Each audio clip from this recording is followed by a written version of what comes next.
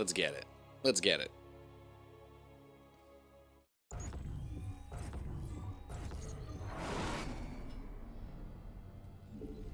What's going?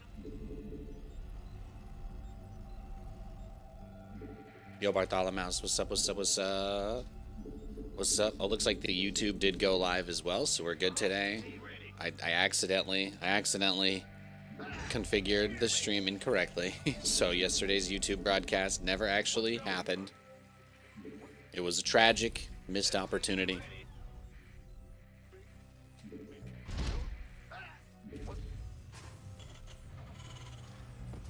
I'm glad it's working today, though.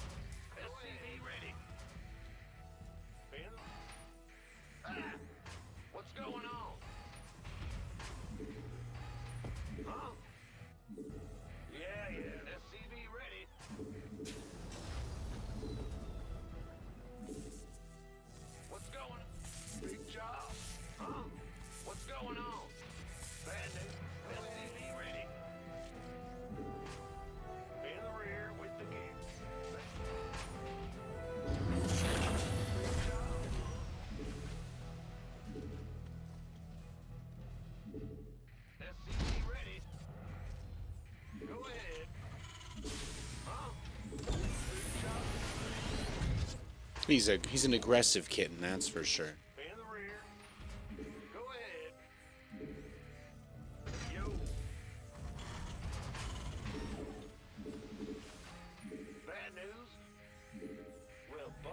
Whatever it takes, bro. Take your time. Command center upgrade complete.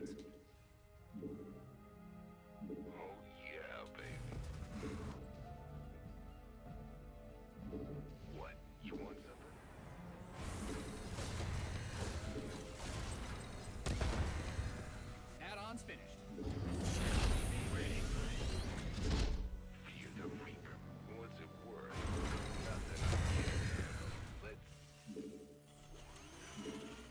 Alright, so we've got the Cyclone on the way. We've got Magfield researching. The starport is under construction, so all we need to do, as soon as the starport is done, we get the drop. We go bring the Cyclones across the map, put on some pressure, see if we can't get some damage done. We found the probe, cleaned him off the map, so that's good for us as well.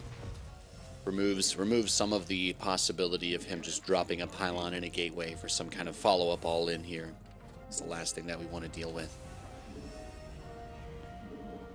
We've got everything lined up now.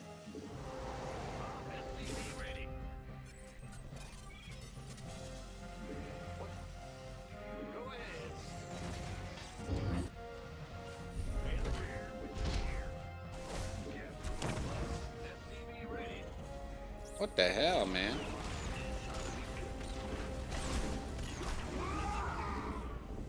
This guy's crazy. This guy's crazy.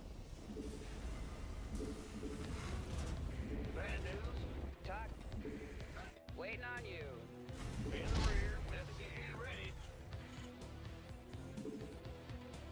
Add-on done. Swap away.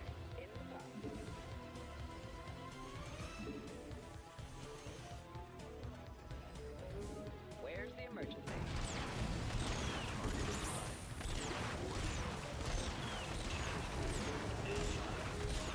Waiting on you.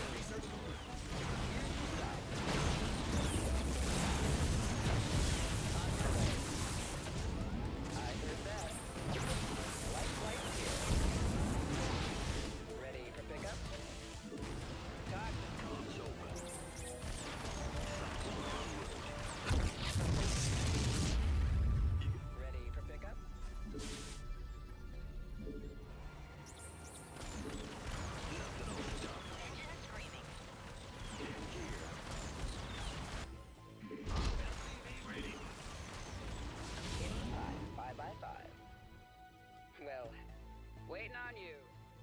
to me. Woo! Now what? Waiting on you. Your command center's got some new toys.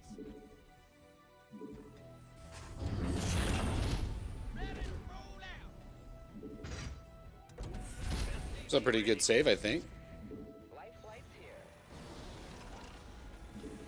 Your research has concluded. Go ahead. SCV ready. Engine screaming. Good job.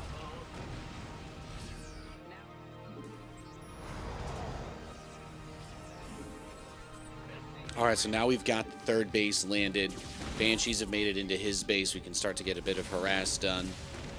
That timing didn't work out really as I was hoping here. Oh, he went into Phoenix. Okay, okay. SCV ready. SCV ready. He just went straight into Phoenix, so it's a good sign. SCV ready. Go ahead. SCV ready.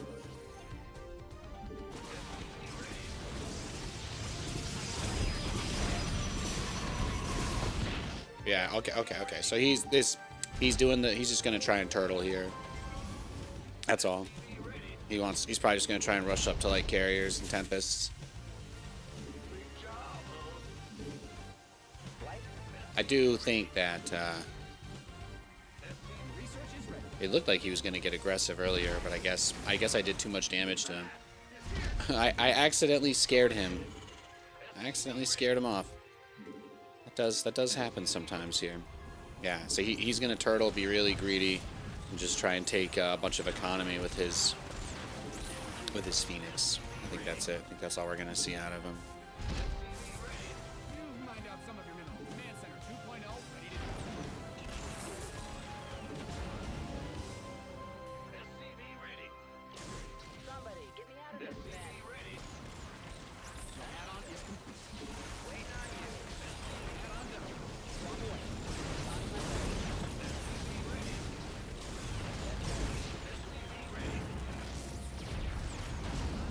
Life flight's here. SCV ready.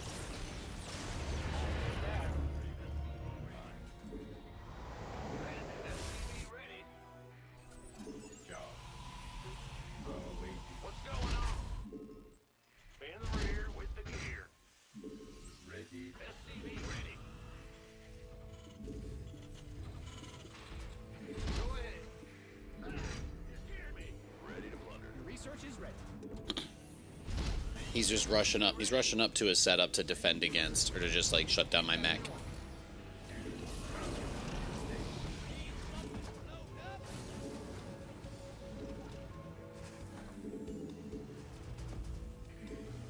So one of the best ways to deal with that is just going to be, we just have to power up, get all of our tech out as fast as possible. But he won't really be able to like really push us. But he might be watching. He might be watching on the stream. So we'll just have to play this carefully, go for the max out. And I think if we do well enough, he'll just all in us because he'll realize that he might lose. I think that's the move here. But as soon as he realizes there's a chance he could lose this game, he'll probably go for a big push. It's my expectation.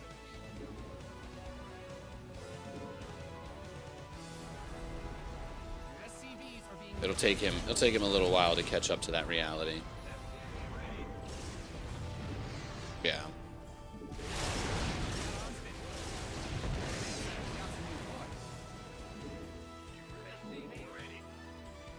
Yeah, that's fine, bro.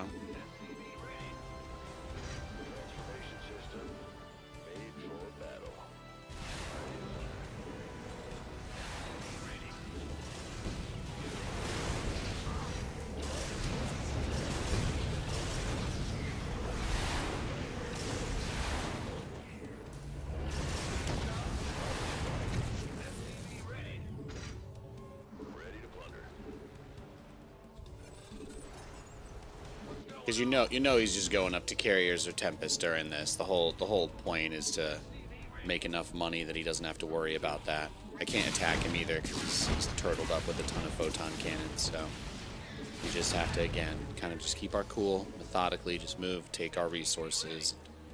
This is just going to be one of those situations where the goal is to get to that 150, 160 army supply count and see if we can't get out on the map and make something happen. I did make some adjustments today to the vertical format of the broadcast as well, so it should look a little bit tighter for the StarCraft stuff. Should be a little bit easier to read. Should be a bit easier to read. Oh yeah, that's the only other thing I'm going to need there, right?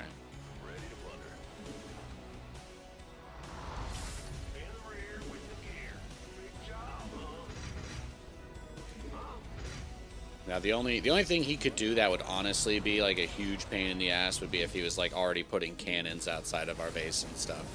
That would be like really annoying. I don't know that he's doing that though, so.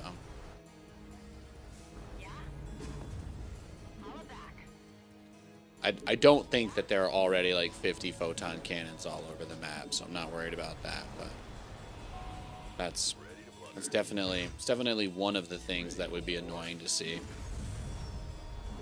Transformation systems prime.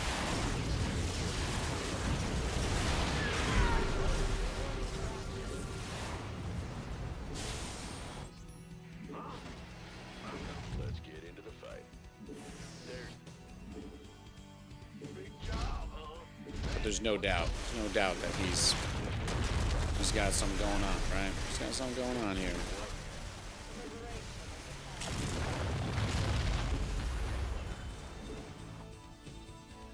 Reporting for action. Research complete. I do like squeezing out a bunch of liberators. We're about to have +2, so that's going to be huge. Let's see, what is he? It's carriers? Okay. We'll need a few more. Yeah, he's gonna start setting up outside of our base. I was gonna say carriers are gonna be a pain in the ass to deal with. But since I think this guy is griefing us, I think the best thing to do right now is we just push and move and just see what's what. But the last thing I want to do is play a 45-minute game with a guy that's, you know, trolling. So let's not do that. Let's not and say we didn't, shall we? Let's not and say we didn't. We can still force him to fight us on our own terms, but we're losing. We're running out of time for that. Yeah, he doesn't actually have Field Dreams photon cannon set up here yet, so we're okay.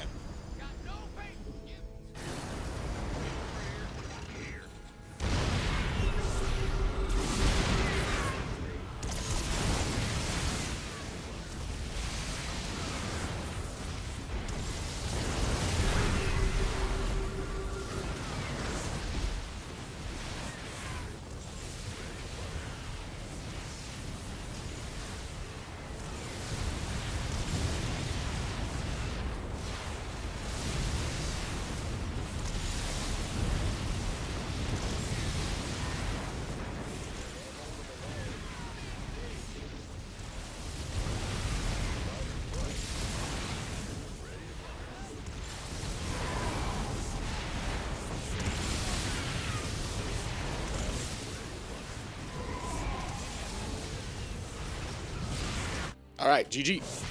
I was pretty sure that guy was trolling us, so easy dodge. Probably his first game of the day. Yeah, that's what I thought. Let's go next. The fact that he blind countered our build and then did nothing but build photon cannons, like his goal was to make the game last an hour long. I was like, that's not how we're starting the show today, guys. I appreciate the hype. I appreciate the love. I'm gonna one base all in him this game. I'm just gonna one base him so we don't have to deal with that again. I should have realized with the probe dancing he was trolling. But we'll just one base him this game so we don't have to do another one of those.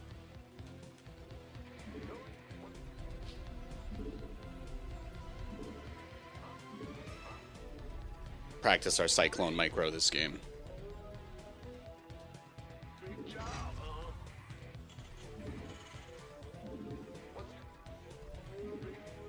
Been watching Nathanias about as long as your marriage. Nice.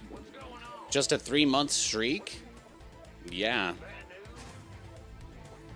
I don't know how to put it into words. You know, sometimes people come into my chat and they're like, Nathan, how am I only watching your stream for 3 months in a row? And I'm like, I've been talking about how I took a year off, like almost every day.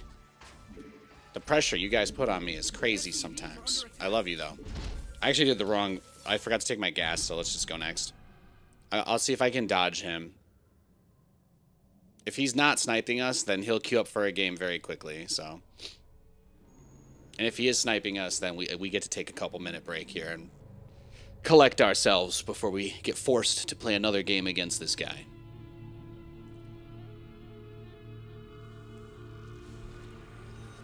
Got a nice evening planned ahead of us, though. You guys got anything going on? Your Thursday or Friday? Tomorrow, Katie has off, so we're doing Buffalo Wild Wings. Gonna go have a super tall beer, some wings.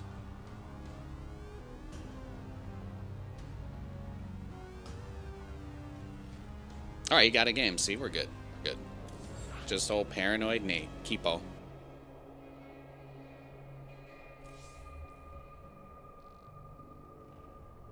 Yeah, nobody can have more than a 3-month watch streak because I wasn't streaming for like almost a whole year.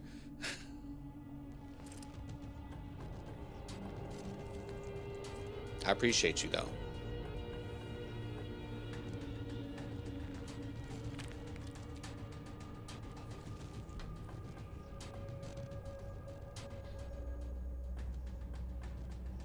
You're literally telling your wife you haven't been there in so long that you need to go. We get the wild herd. You get the $4 wild herd. Just a big clean Kolsch. I think we've got we last time we were there, we redeemed trivia points for wings. Katie and I played that Buffalo Wild Wings trivia on the app. Grandmaster Zerg. See, this was a little more the speed I was looking for. This is a little bit more the speed I was looking for. So we've got a high-level Zerg opponent to go up against this game. That should hopefully make things a little bit more interesting. Yeah, we go sit there, play a couple songs on the jukebox, you know. It's good times. It's good times. Put on a little bit of Cannons, put on a little bit of Fleetwood Mac. Just hang out. Usually there's something of some variety to look at.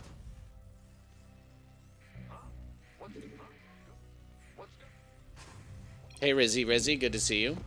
You added Choose Love. That one has actually been there since I put the ticker up. But thank you for noticing. I actually slowed the ticker down a little bit today, so it's gonna rotate. It's gonna rotate at a slower pace. So I'm guessing that's why you were able to see it this time. That makes me happy. Actually, I cut the speed of the ticker in half today. I haven't made any other changes to it though in a little bit. I did add actually 3 things about the patch to the ticker though. I did add 3 things about the patch to the ticker. Those are the only additions in the last like week or two. I put that Thor's push the units, the Liberators work with rapid fire, and Storm is lasts longer but lower DPS. So I'm trying to experiment with the kinds of information that I put there. I think it's also always important to try to put something there that's just fun or a thank you kind of a thing. But I spent a good little bit of time working on the overlays today, so I think the shorts overlay for the SC2 should look a lot better. The resources are a little bit cleaner. The resources should look a lot cleaner on the display. Yeah, I'm never taking that penne thing off. That's going to be there forever. It's going to be there forever. If someone's like, Nate, I'll tip you like $5,000 to get rid of that, then I'll probably do that. But otherwise, it's going to be there until Olive Garden starts offering penne. That's just the way it is. It's not negotiable. There's nothing in God's green earth that will change that.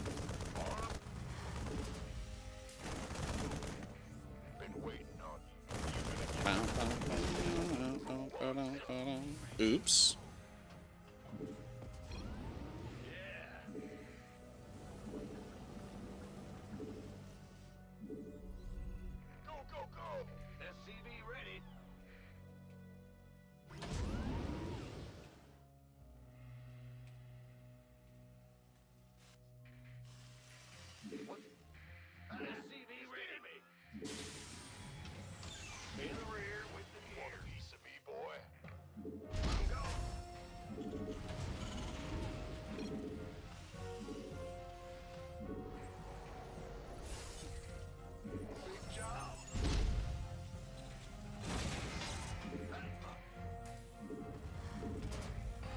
I just assume that quality penne is slightly more expensive than whatever other pastas they prefer to serve. That's my headcanon. It keeps the blame squarely in their court. You know, Olive Garden, if they wanted to offer penne, they could. It's not a matter of capability. So that's you know, it's between them and God. They can figure it out. I'm just here to complain. I'm just here to make sure that there's a wheel squeaking. All right, you know what they say. If there's no squeak, there's no grease. No squeak, no grease. Sometimes we gotta squeak just because.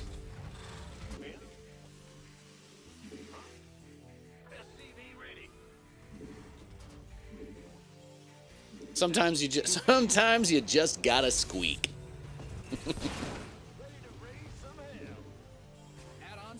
You guys know what I'm talking about. I mean, truly, I think what I'm learning about this strategy and the way that I've been playing this is that while I can't always get what I want with the Hellions, imagine if I just took the strongest components of each side of this, and instead of going like, oh, Liberators into Thors, like I could just go Liberator and Tank, try to make myself bulletproof against everything, and then switch into that. But I do think that there's some ancillary risks to that.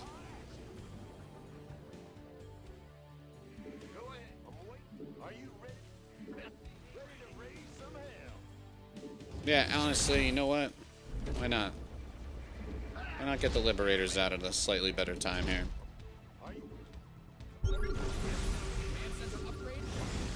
Oh. Roaches. I just think we're overthinking it, don't think it over.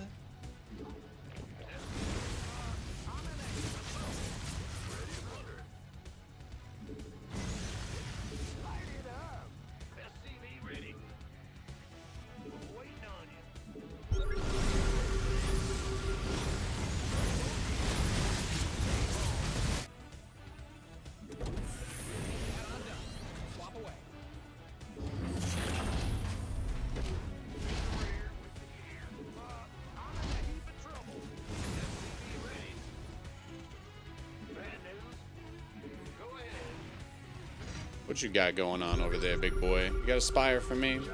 Looks like the answer is no.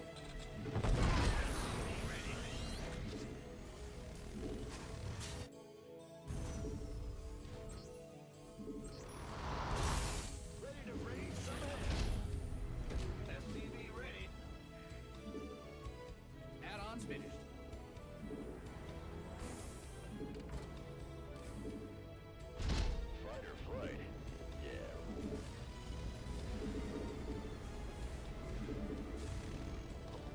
If I just start opening with Liberators again more, I'll be generally fine against people who go Mutas. That's kind of where my thought process is headed. I mean, this is obviously one of the worst maps for Terran probably in the game. But I think in general that would be a pretty strong way to play the matchup. Like just being able to put myself in a position to have answers. To have answers to problems. Like, look at this. He's just got his, like, random guys here.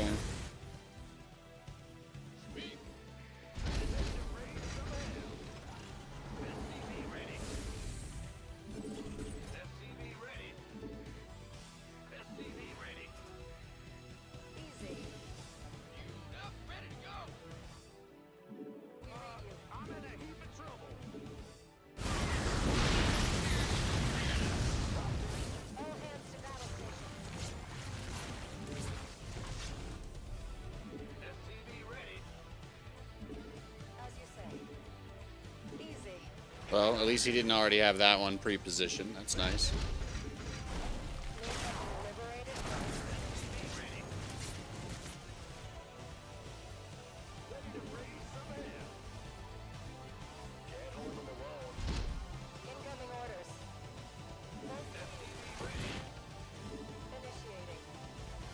Like the stream lurkers? Oh, thank you. Yeah, yeah. Hey, we're like 20 subs away. We're like less than 20 subs away from 10,000 on my YouTube channel, okay? Throw a brother a sub, all right? For the dream. How many people out there trying to make StarCraft content good quality, you know? I appreciate it very much. Thank you. I got people in my YouTube chat pumping me up. I love it. Appreciate you guys big time. For real though.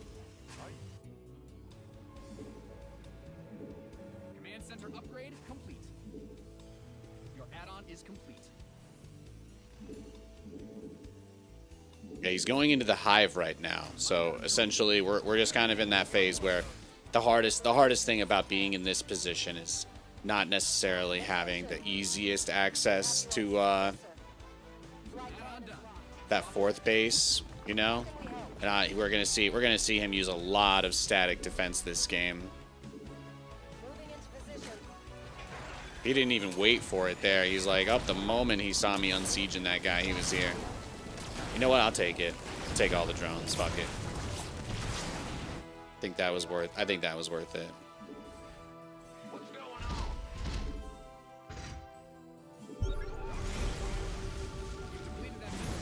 on? Nice. But he did make a bunch of static defense for me, so.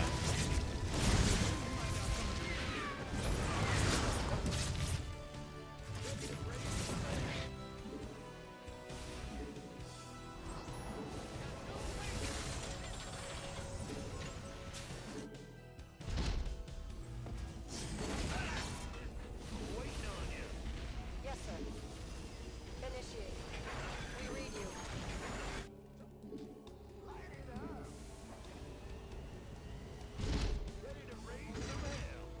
We're just on to that part now where we get the max out, Liberator Thor, and we just go push.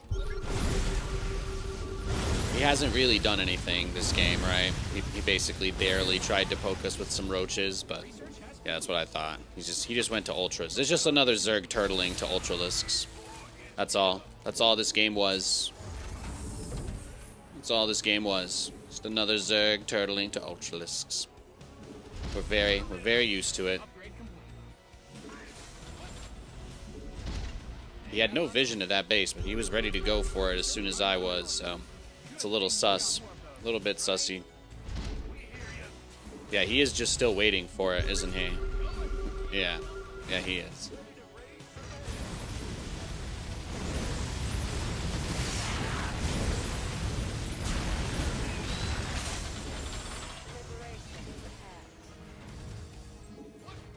Are you ready for this?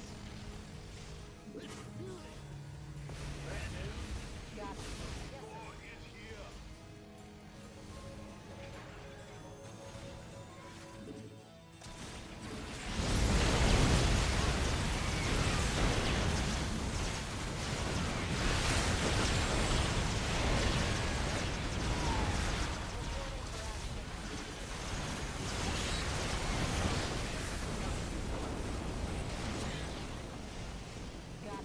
Yeah, that's what I thought. What's going on? Ooh!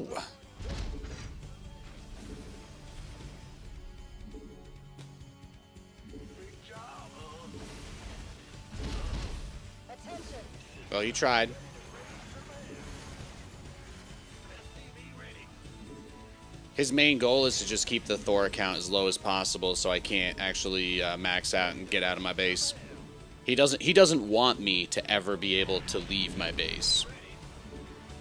That's a very important part of what he's doing in this game. Very big part of it is just posturing that. Yeah, he's sending guys to catch my flank units too here. He doesn't leave anything out on the map. He just kind of clicks on my stuff and sends it there. Is what I'm seeing in this game.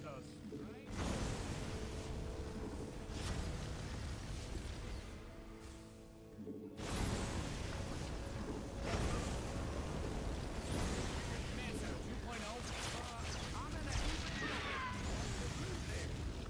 We can make this guy dance with us at least. You've depleted that mineral. Dance for me, kitten.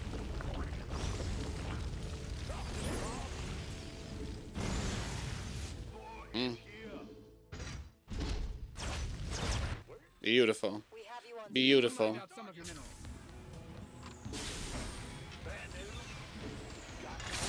But we're almost maxed out, so this is essentially going to be our one chance. We're gonna get one opportunity to try and do something this game. Swap away. We read you.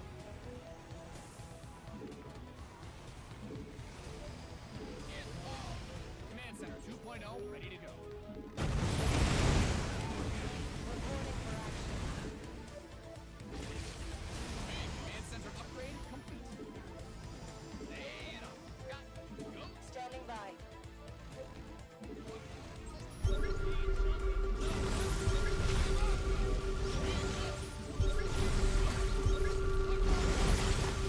That's it. Yes, sir. We have you on. Find out a mineral field. Good thing you've got more of those. Yeah, this is his plan. Parasitic bomb spam is his plan. We read you.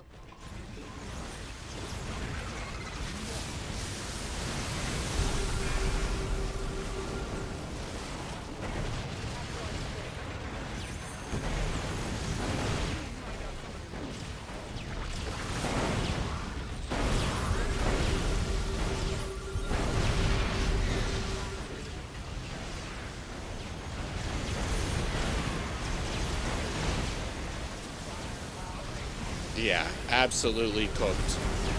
Absolutely cooked. My style smokes turtle zerg. My style smokes turtle zerg. Basically, like, they spend all this time putting on all this armor, and then you just go for, like, one stab straight between the plates. And that's pretty much it. That's pretty much it. But we managed to get right in there between the chinks of the armor and absolutely smashed him. Wiped him like a boogie. Get it? Good day, Nate. Hey, Carlino. ARPGs. I think the closest thing to that is probably the raid stuff I was doing.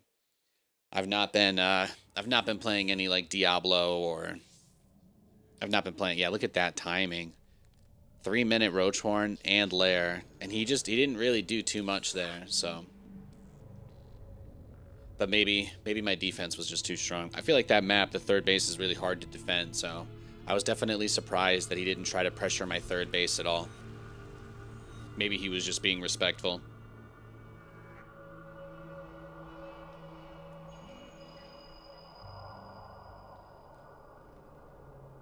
Take either one. I will take either one.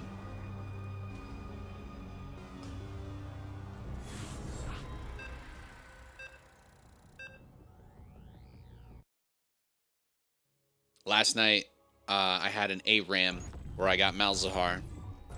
It went about as well as you can imagine. Story begins. I also had a game where Katie and I both got S's.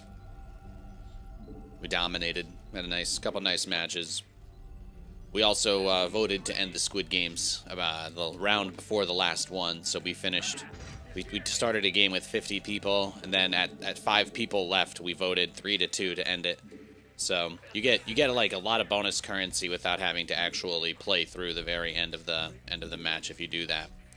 So we just, you push everybody out of the game about as early as you can, and then once it's like 4 or 5 people left, we like Katie and I don't like having to lose one of each other, in those final rounds, so that we just vote and then play another one. Yeah, Carlino. You're an old-time SC and SC2 player. Just wanted to say I enjoy watching you play. Thank you, Nauticus. I appreciate that. I enjoy playing the game. So thank you for sharing. Thank you for sharing kind words. I've been playing StarCraft for 2/3 of my life now, so I get it. I'm right there with you.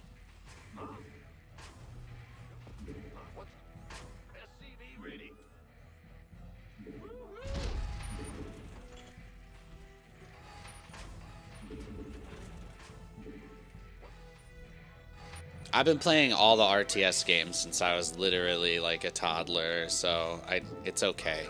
I actually know Red Alert. I played it on the PlayStation 1. You're good. You're good. You're safe here. You're safe here. I don't have a problem with old people.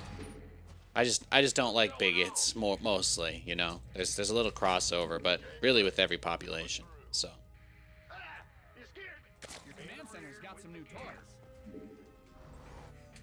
By the numbers, boy. as long as you're not an asshole, I think we'll be okay. Red Alert is a great game though. Hell's March or whatever, right? The soundtrack in Red Alert was crazy. It's crazy. Sure.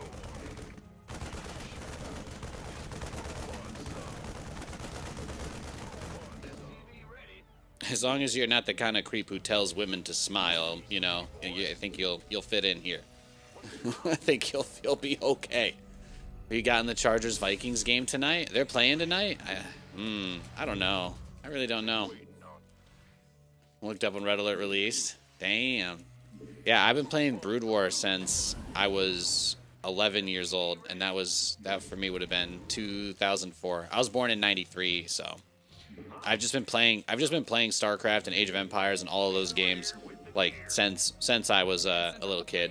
I didn't get into StarCraft until I was 11, but I had Age of Empires Gold on our like compact Presario PC. I was playing that probably when I was like 6 or 7 years old.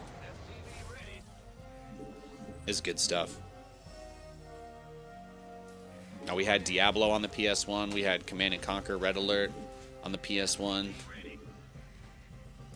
Played a bunch of that stuff. Like that aesthetic with the little truck guys going through the snow. You know what I'm talking about. That might even just be like the first mission or something, but like it's like iconic. It's iconic. The aesthetic for those games was next level. That on done. They really were though. They really were.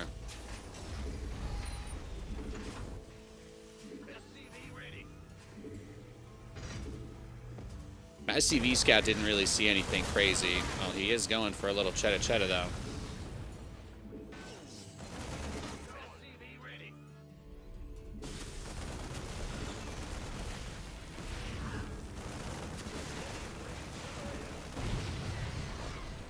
Just gotta focus the weak one, right?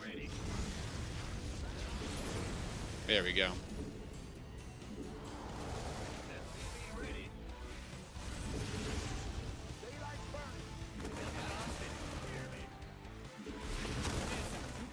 Ready to go.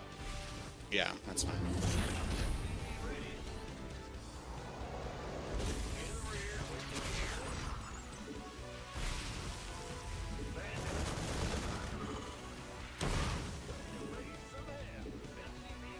That's just this guy's plan. He's just gonna sit here and troll the edge of my base.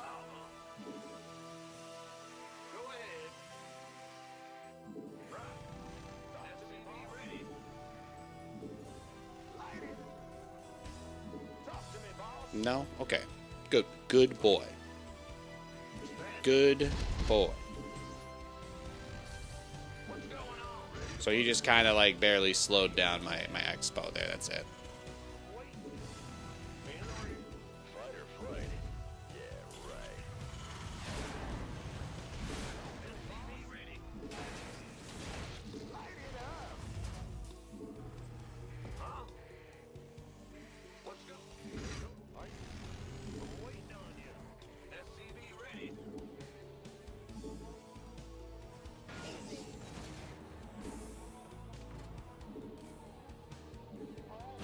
Man, he's got a bunch of spore crawlers up already. You guys think he's paying? It's the Nathanias tax, right? He thinks I'm going battle cruisers because of my username. He just blindly thinks I'm going battle cruisers. If I had to guess.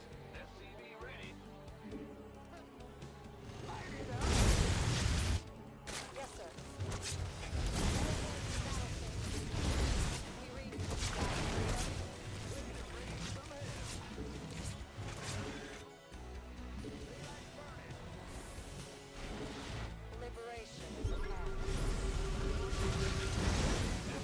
Yeah, this guy has a shit ton of static defense already up. He's turtling really hard now. Okay, well, that is the way a lot of people like to play StarCraft nowadays, especially Zerg, so we'll just deal with it. Of course. Easy. Ready to raise some hell.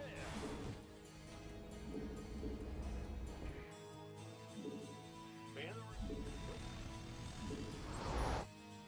the rear. It's exactly what the Zerg Turtle strat is. He did kind of open up with those Ravagers, so I can give him like 3% grace. Could give him like 3% grace.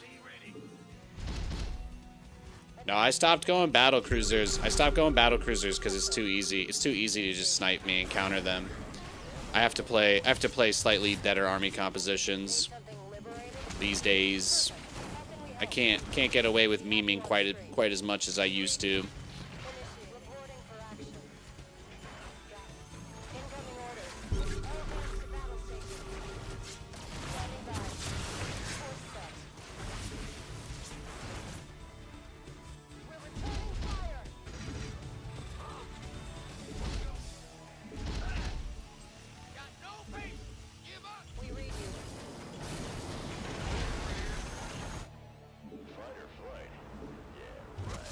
Yeah, this guy is trying so hard to catch all my stuff out on the map, too. It's one of those games, guys. One of those. One of those.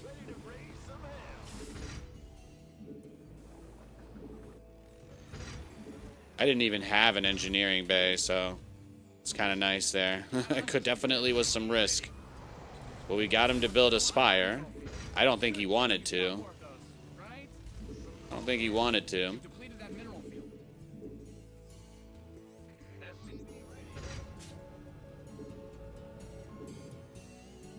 Yeah, he's just had his stuff ready to catch us no matter where we go. Even though he doesn't have any units out on the map either. It's just one of those guys. Just one of those games.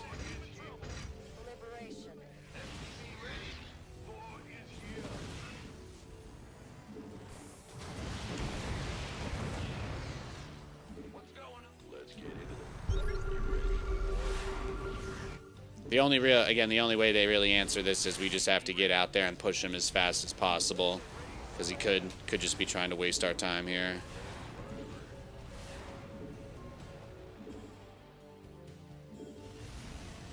Man the rear with the...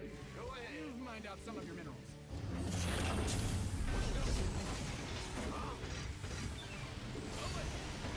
Good job, huh? Does he have anything here? No. He's not gonna do anything until I take the base, right? He's just gonna click on it as soon as I actually take it. That's probably what's about to happen. So let's do it then. Let's do it.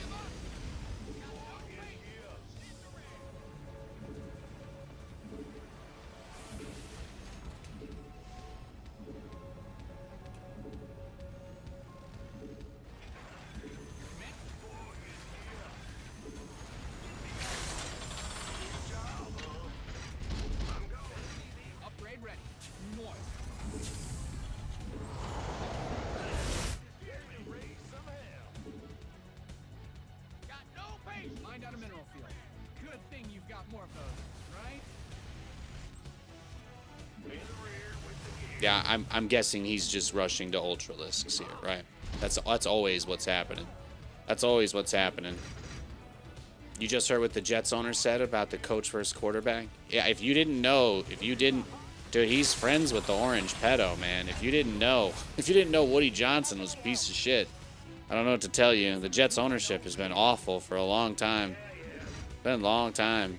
I don't think there's any fans of this team that like the owner. He's a real piece of shit.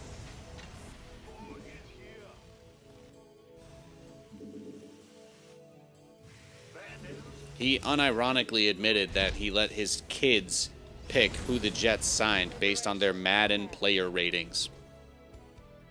Not kidding. That's real, verifiable information. He's just an absolute garbage owner. Just another dude grifting fans who are desperate for some validation. That's all. Just another grifter. It's another reason I don't get too invested in the seasons. But you guys would all be really upset if your team is lost, right? So I understand. I understand when people tune in expecting me to share the same level of feelings that you would have. But I just, yeah, just don't. Jets fans have been abused by horrible ownership for a long time. In fact, the last time our team was really good was right before Johnson bought the team. Then they petered out the rest of what we had in the 90s and basically got lucky. Basically got lucky that Mark Sanchez was the first quarterback that was half decent on our team in 20 years. That's about it. Not crazy about him, though.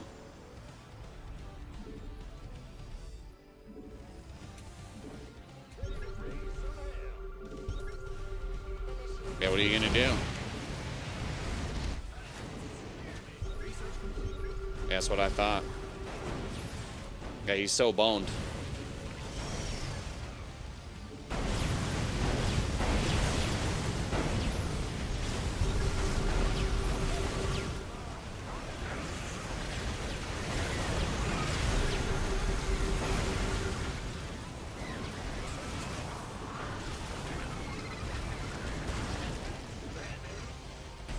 No, his whole plan here is just nothing other than using, like, probably neural parasite, right?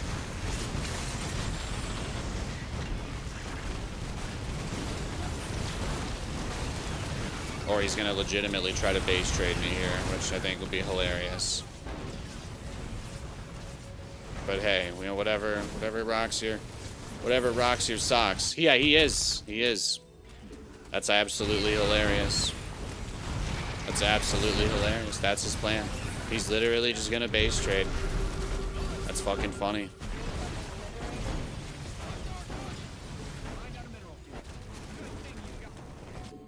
Workers win.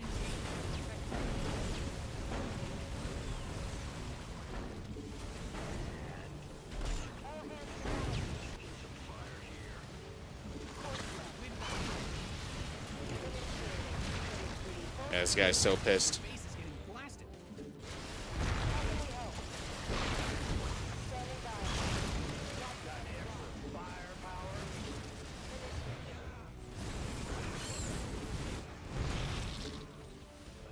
What's going on? Yes, sir.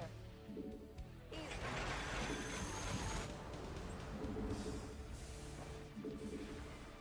You've mined Go up ahead. signals. Build a base to Go ahead, bro. Incoming. SCVs didn't sign up to fight. Give up. Your base is under siege. Careful, though. I'm coming for you. I'm coming for you. I'm coming for you. Mm-hmm.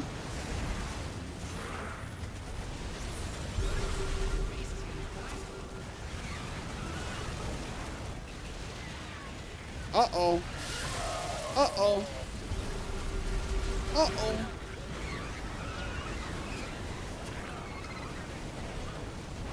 Beautiful.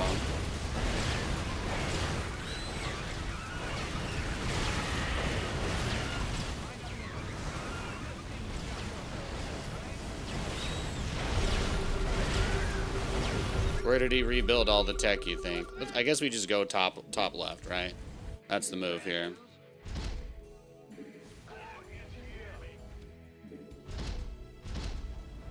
What's going on?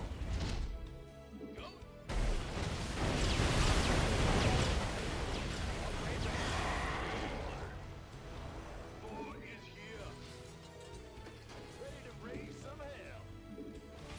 Yeah, that's what I thought. Go ahead. Go ahead. Waste my time, bitch. Waste my time. Waste it. See what happens. See what happens. Watch hours of your life tick away. Yeah, that's right. That's right. Watch hours of your life tick away from me, baby. Just from me. I love it.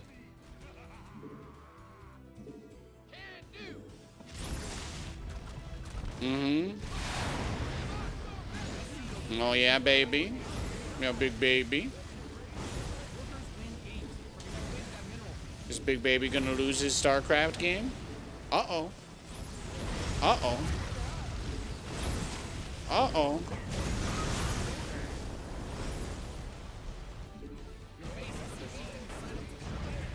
Yeah? This guy wanted to give my stream some really good content, so he decided to make bases on every corner of the map and let me pop him like fucking Dr. Pimple Popper or whatever. That's what just happened. I built a base in his base. See, this right here is like, he basically did exactly what... he was like, I can't beat this army, I'll just run away from it, and then assume that he'll just never come back to fight me. You know, he must have legitimately convinced himself that I was unironically going to just run my whole army around while he destroyed my entire base. No, I don't think that was going to happen. I don't think that was going to happen. Trying to take me on a wild goose chase. Look, this guy, the last game, the last Zerg built his Roach Warren at 3 minutes. This Zerg built his Roach Warren at 2 minutes. The 2-minute Roach Warren. He rushed 3 Ravagers, went straight to Mutas. Psychopath. That's not true. He didn't go Mutas immediately, did he? Am I misremembering this game already? I saw the Spire and I felt God in this Chili's, so I got a little bit anxious there.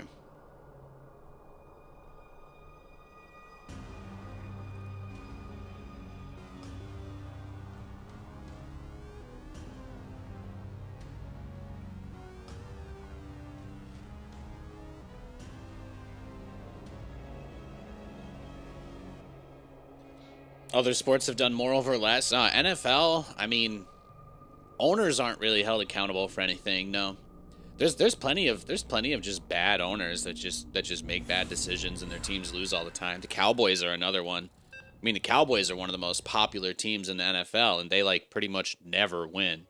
So, you know, they're quite bad. The Grumpy Kitten guy sniped us again. This is the 3rd time we've played this guy today. 3rd time we've played this guy. He's hanging off my nuts like a koala bear in a tree. It's time to kick things off. Do you have a charity you want to shout out, Grumpy Kitten? You want to use your platform for good, or are you just here to annoy all of us? I picked St. Jude's Children's Hospital. What about you? Come on, Kitten. It's because I beat him with Mass Viking the other day. I broke him. Now I gotta play him. Now I gotta play him for half my stream, so he can get out his anger. It's tough. It's tough life. It's a tough life. I think the last time the NFL went after one of the owners was, I think Snyder, right? More or less. That was about it. But you know, the Washington football team was in a really bad place. Outside of the drama around their name, what like the biggest thing as someone who actually watches football is that I'll never forget seeing a part of the stadium physically collapse like mid-game. Crazy. There was like a part where one of the tunnel entrances or some shit started to fall apart over some players while they were walking underneath. I think it was like Jalen Hurts or somebody actually got hit by debris during a game.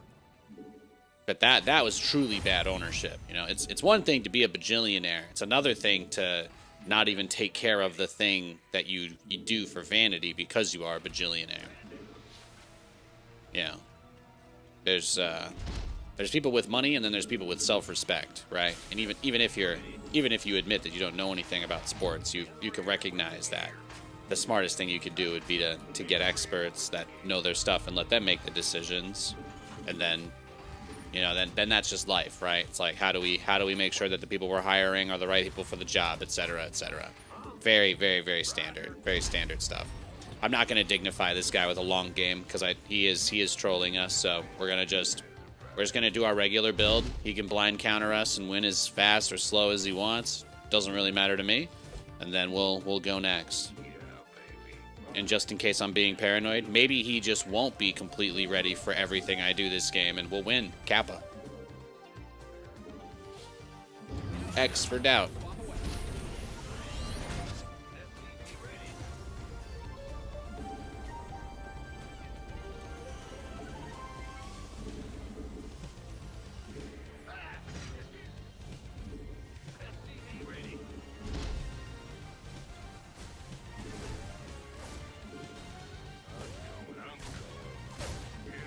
How long of a delay do I do? I don't do delay for these streams. I don't do delay for these streams.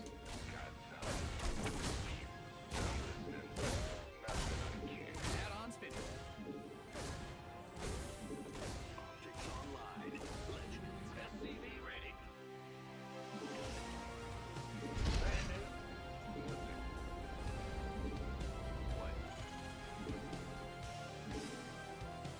I like talking to chat too much and getting to see your guys' reactions to my sick plays in real time. We do have a lot of people that stream snipe us, but I don't think that all of our games are like that, so it's just usually really obvious when it is. That's all. No scout, right? Multiple rematches. The guy doesn't say good luck, have fun. Guy doesn't say GG if I beat him. They're all, you know, it's pretty clear set of symptoms.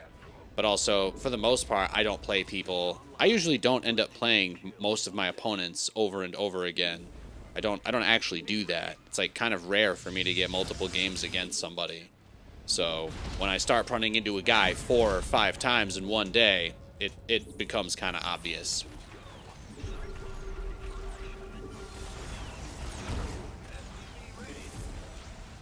Research has completed.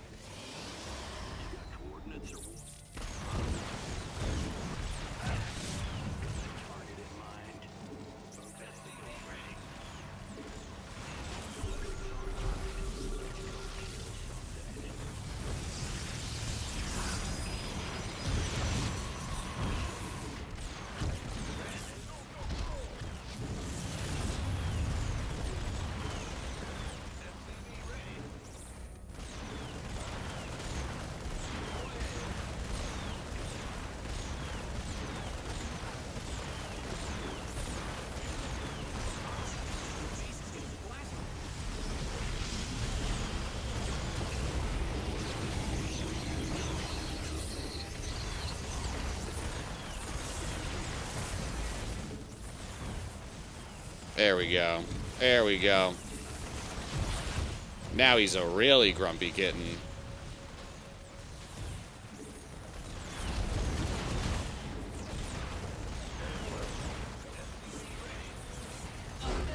Oh, wow, he said GG. Incredible. Incredible. Well, that felt nice. Revenge is a dish best served cold.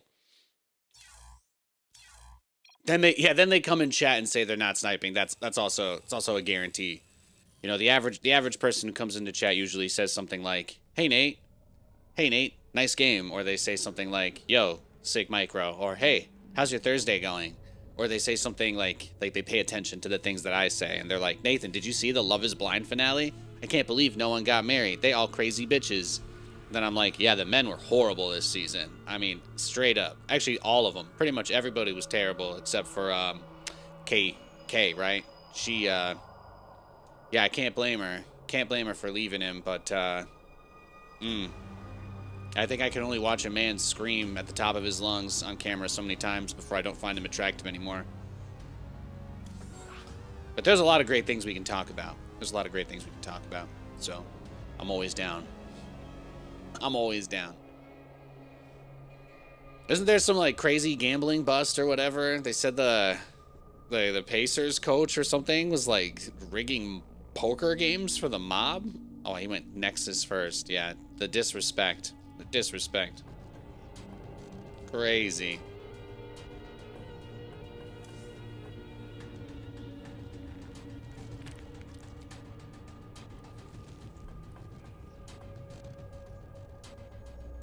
That said, it is hypothetically possible that there's just nobody playing StarCraft at the moment. And that's how I run into the same guy 4 or 5 times. Hey, Lord Canny. Nate, you see the Love Is Blind finale? Dude, I did. I can't believe no one got married. This was one of the worst seasons ever. Oh, man. Joe and Joseph and Megan just... Oh my gosh, everything about everybody. There was no love in the club. Yeah, there was no love in the club. Yeah, yeah, Dr. Muff, the grift. It's the grift that keeps on grifting. Some people will have absolutely nothing, be debt up to their eyeballs, but when that man holds out his hands, they take whatever scraps they can find and hand them right over.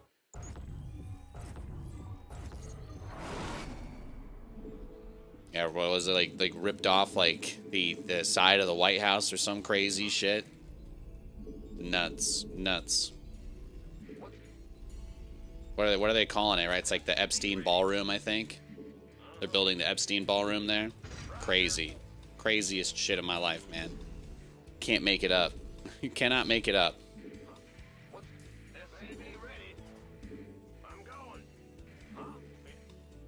I'm pretty sure that's the name. Pretty sure that's what they're going with. Of course, always do your own fact checking. Hey Robird, welcome to the stream. Not splitting the SCV question mark. I'm not sure I understand. I don't try to like hyper optimize every second of the game. I kind of just like playing StarCraft and talking to chat. That's my vibe.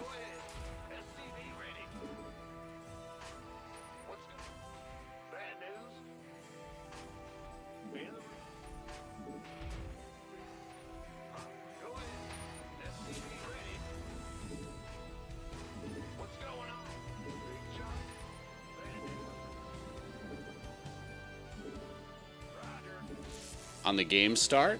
What do you mean? At the start of the game, like the SCVs, they all go mine by themselves. You don't have to tell them to do anything. You don't have to tell the SCVs to do anything. That's like the best part. Straight up.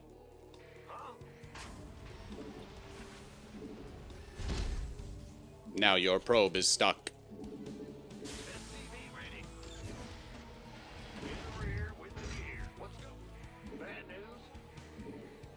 Some pros split two SCVs to an extremity at the start. Some pros. So you're talking about a handful of people who make a living playing the game do this. Well, I feel like you've answered your own question. I'm absolutely not a professional StarCraft player. There you go. I don't need to do any of that shit.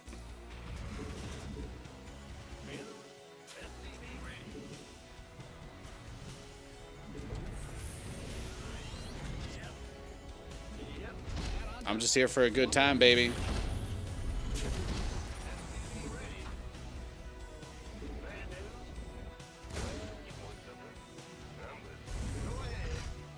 Oh, he's scared. He's scared. Look, he's rushing that shield battery. He doesn't want to lose anything to me. See, we got revenge for our dead SCV already. Beautiful. Double revenge. Oh, he pulled all of his probes, too. Doesn't get better than that. Doesn't get better than that. You don't get that one. Sorry, bro. Chacho. In your dreams, queen. In your dreams. The greatest.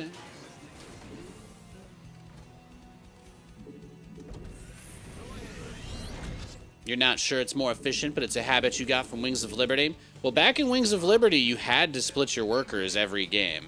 So, that back then I was like a super tryhard because I was like 18 years old. Actually, I was 17 years old when Wings of Liberty came out. Back then, I was trying to be a competitive player. So, I would have done that stuff way back when. But if you haven't played since Wings of Liberty, you should probably know that you don't have to tell your workers to mine at the start of the game. They do it automatically. Fun fact. Hey, Landau. It's a historical building. Yeah, they don't care, man. They don't care. That's what I was saying. They're putting up the Epstein Ballroom. It's a monument to tyranny. People not being held accountable for their horrible actions. That's what it is.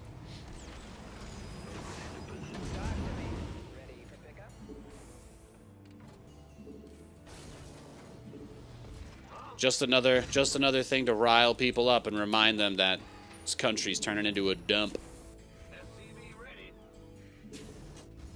Waiting on you.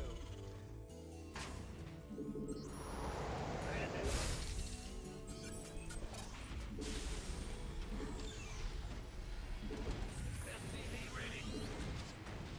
Light. In the rear. Gotcha. Go ahead. Queued up, ready to go. SCV ready. Huh? Pretty nice damage at the start of the game here. Not too shabby. Not too shabby. Command center upgrade. Got no. No, they're not. I'm pretty sure they're supposed to like get congressional approval. There's like a whole process for renovations for that.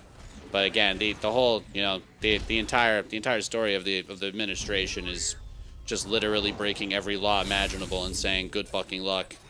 There's no enforcement, so nothing's gonna happen.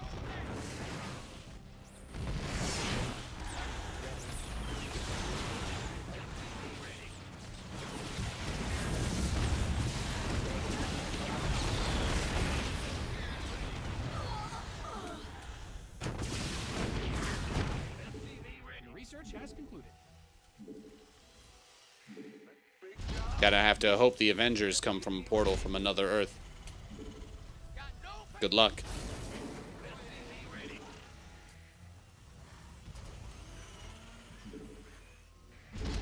SCV ready. Show me. I got my ears on. SCV ready. Now we were looking at pictures of that though. That like destroyed side of the White House. Fucking crazy, man. Crazy.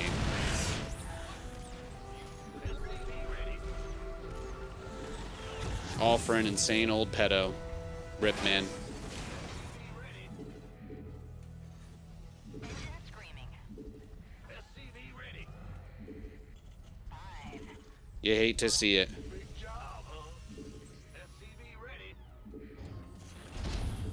What's going on? We held this guy's prism attack pretty nicely. Call the ball. SCV ready. SCV ready. Roger. SCV ready. SCV ready. Well, let's see how much stuff he's got ready for this. SCV ready. Your Yeah, research he's locked in on it, huh?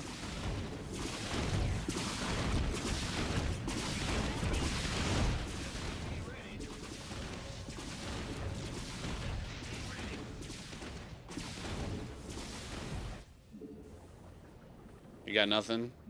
You got anything else for me, big boy? got a mineral field. Good thing you've got more of those.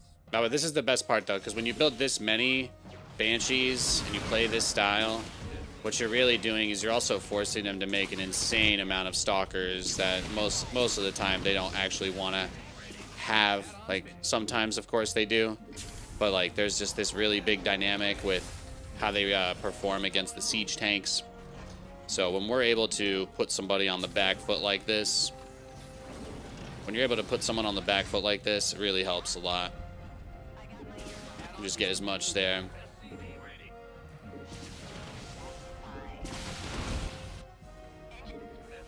ready. Receiving. You've depleted that mineral field. SCV ready.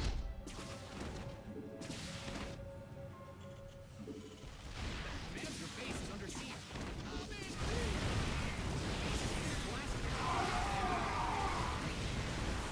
Command center 2.0.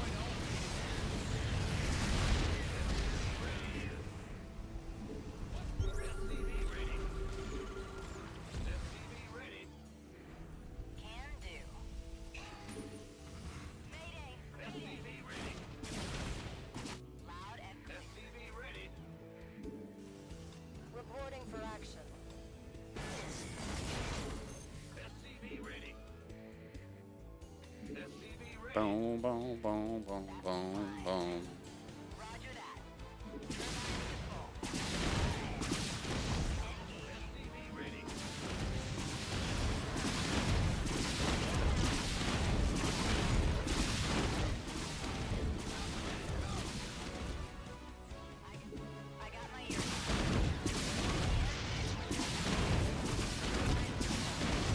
so much Banshee harass.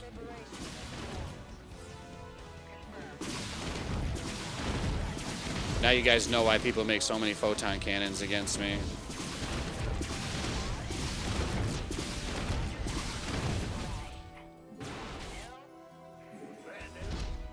Now you know.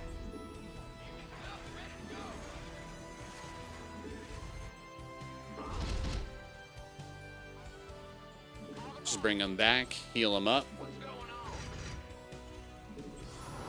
I think we're in a good spot, though. Yeah, StarCraft 2 on Steam would be great. I would love that, man. I would absolutely love that.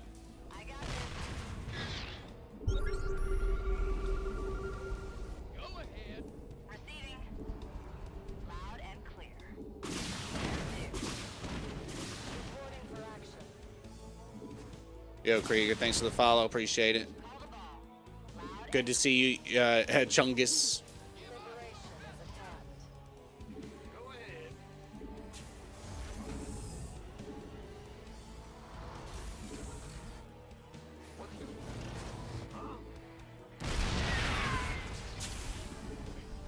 We have you on How would it be different on Steam? If you don't know what Steam is, I probably can't help you. But Steam is the largest online gaming platform, so it's kind of self-explanatory. Why wouldn't you want your game to be on the largest platform that exists? I don't mean to be condescending, but like, do you know what Steam is? Do you know that Steam is like the biggest PC game distributor that exists? There's more people who play games on Steam than any other PC platform. If you didn't know, now you know. But yeah. There's a lot of people that want StarCraft 2 to come out on Steam because it would most likely mean that there's a significant increase in the amount of people that would actually be playing the game. So you'd have better queues, you'd have public APIs that Steam uses for things like player count, so we wouldn't have to ask questions or guess about how many people are playing the game actively. Overwatch is on Steam. And there are some things they don't have, like the number of people that are actually playing the game on Battle.net. They don't get those numbers. That's not a part of the Steam numbers that get displayed. So that's like one other side of it. But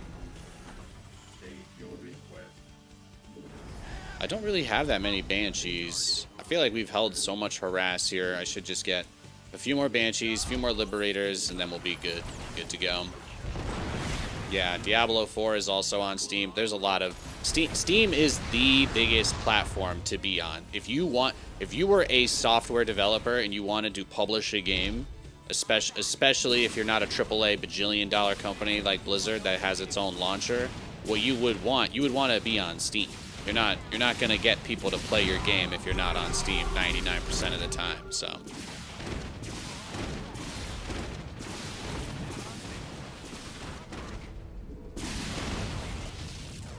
I was reading an article about how 5,000 games on Steam got published last year, and like 90% of them didn't make back the $100 fee to list a game on Steam.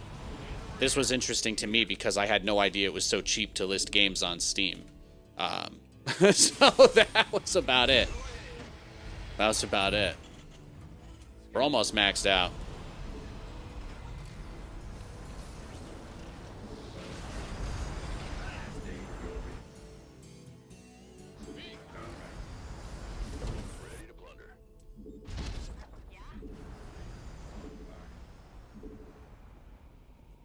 Command center upgrade complete. Ready to plunder. Bandit.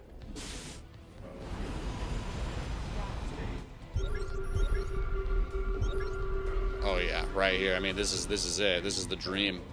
This is the dream. It's all I need.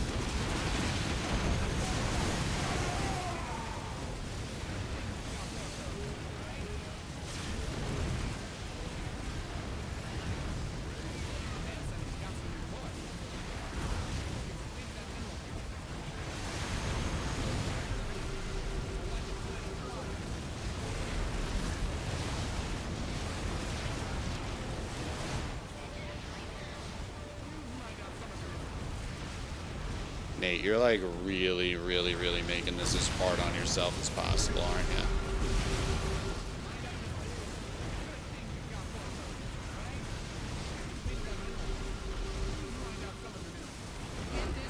Beautiful. Beautiful. Look at that. Carriers, man, they're not as good as they used to be, that's for sure. Steam powers the world via turbines. Yeah, right. And what is it, like nuclear power plants? All they actually do is produce steam as well, just at like a crazy different level of efficiency, right? Steam is important, guys. Steam is important. I was reading. Let me tell you, I was reading about lava rocks and why you can make a hair straightener out of lava rocks, because lava rocks are so dense and lack pores that it's almost impossible for moisture to get inside of them. That way, there's no water in the inside of the rock that can heat up and expand and cause the rock to explode, which is why you can find lava rock hair straighteners. I know this because I bought my wife a lava rock hair straightener because it looked awesome. And I also use it. So, there you go. Thank you, Johnny Roger, for the 35-month sub. Appreciate you. That Sky Terran strat actually seems strong. I think it is. I think it is. I've only been playing this for like a week or two, so. Did you see that I'm Not Human game, one-man game, and he sold 500,000? That's what I'm saying, dude. I was talking to Katie about that because I'm like, the way that game functions, you could put that whole entire thing together. Obviously, he might be an artist himself, but I'm like, that's the kind of thing that people could put. You could generate assets for a game like that and whip something like that up on your own. That's not like, as far as the mechanics of the game, it's mostly just flipping through like JPEGs, right? And then there's just certain things that change based on states. Like it's such a simple game from like a complexity standpoint, but it's like so well done. Like he has such a good concept, you know. He has such a good concept. But no, my wife and I played the crap out of that. The No, I'm Not a Human. It's fantastic. We get thirst traps about the pale man who wears other people's skin on TikTok. So I'm right there with you. I'm right there with you. I've seen some fire edits of the game. But yeah, no, I'm Not a Human is a great game, and I actually played through it myself the other day, like last week. That's what Katie and I will just be playing our ARAMs. We'll be doing our evening Fortnite, and then one of us will just be like, let's just do a run. Let's just do a run. Let's just go.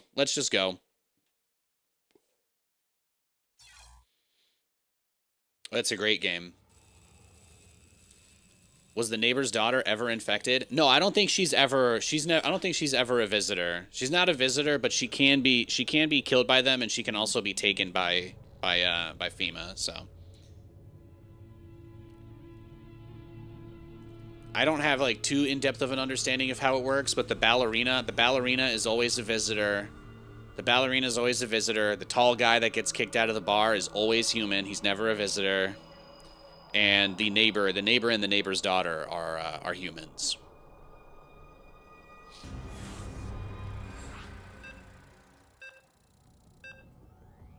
But it's a great game. It's fun. It's, again, not very deep. It's mostly just about, it's like, you know, it's all about the vibe when you look outside of your character's window in the middle of the night and see a shirtless figure standing in your yard holding a severed head, just staring at you, and he doesn't move. You know, that's... Ooh. The first time I saw the man outside the window, I was man, we were fucking scared. That game has a vibe. It has such a vibe to it. Sometimes this is a very rare, Nathan.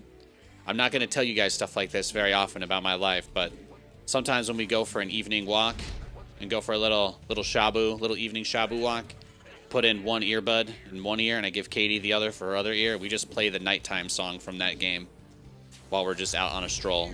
Just straight up Giga vibes. The soundtrack to that game is fantastic. We just like walking around listening to that in the dark. Well, it's not that dark. I mean, our walking path is lit, thankfully. But you get what I'm trying to say. You get what I'm trying to say. You know, I'm not going to give you insights like that very often, okay? That's very personal. But that game is like, we really loved it. We really connected with it. Do I find myself checking my eyes and fingernails? No. No.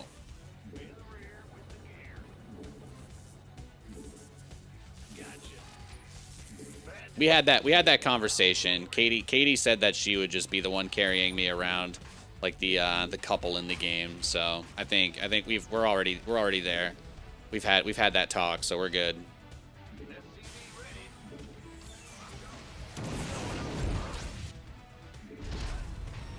A worker for a worker seems fair.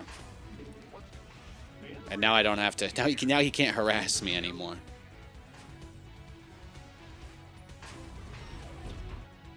But yeah, the vertical overlay for the stream today. I did try to make some improvements to it. I don't know if anybody has any feedback, but by all means, feel free to drop it in the Discord or in the chat. If it looks better or worse than how it was set up yesterday. I did try really hard to key out the resources from the background so that the resources are not hard to read. But obviously, I'm basically pulling them straight out of the game, so it's not an exact science there. So if it looks better, I would love to hear that feedback. If it looks worse, I would love to hear that.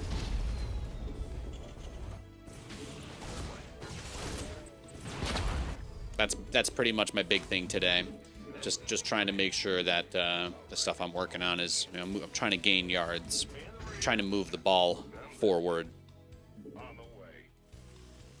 With gas from SCV ready.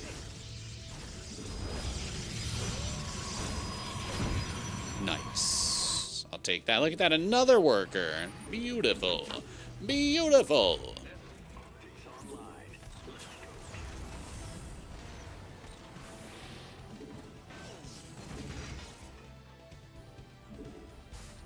Beautiful. SCV ready. Certainly.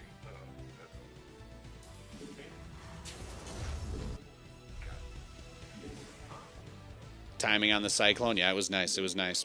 Yeah, outside of the aforementioned crazy stuff, trying to keep track of what's going on these days is an endless nightmare for sure. But we've got some nice plans. Like I think I've told you guys, with Katie's weekends. Katie's weekends are actually Thursday, Friday at the moment. She's been doing very, very well. She actually picked up some more hours, and they're not nighttime ones as much anymore. She's getting moved towards the busy day shifts, so it's very, very nice. So she's off today. She's down seeing her family, and tomorrow, like I said, tomorrow is Buffalo Wild Wings date. Tomorrow is Wild Herd date. Man, this guy was just right there for it, huh? Let's just go next. Not sure, but it looks the same or better. Good. If you can't tell, that means the first one was still pretty good too. I'm fine with that. Yeah, he went Cybercore first. He was just gonna, yeah. You said she does accounting type work? No. She works at a brewery. But when I met my wife, she was managing a brewery in another city in Washington. But then she had just left that position around the time that I started talking to her, and she came down to Los Angeles. We went to Vegas, then we came back up to Washington, and we ended up moving around a couple of different places. But no, she and I both worked for a remote business process outsourcing company. I was the IT guy. She was a client success coordinator, so she was doing a lot of meeting with multi-million-dollar clients basically, and arranging their usage of the services of the company that we were working for, more or less. So she's done stuff like that, and she's had, she, in that position, she was training new employees on our processes and getting in on a bunch of that different kind of stuff. So yeah, she was just working on all of that. So you're rich? I wish. I just hustle, man. I was born low enough on the totem pole in this country to know how to work my ass off. That's all it is. And she's just amazing. You drink 45 beers off the assembly line and I'm the a-hole? Yeah. Well, the beer they have is really, really good. They're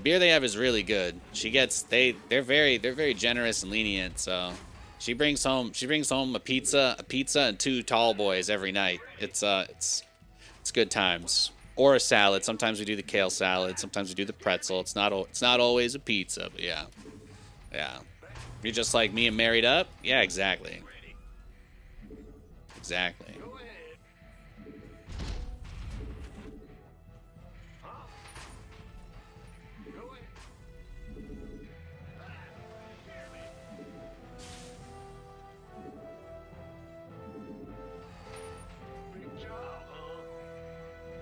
Little TVZ. Little barcode zergy boy. He is a barcode, right? So that means as soon as we get the vibe that he's trying to waste our time, we're just going to dip. There's a high likelihood he's going to try and do something basically kind of silly for no real reason other than to troll us. That's what we expect from barcodes. They're usually giga trolls.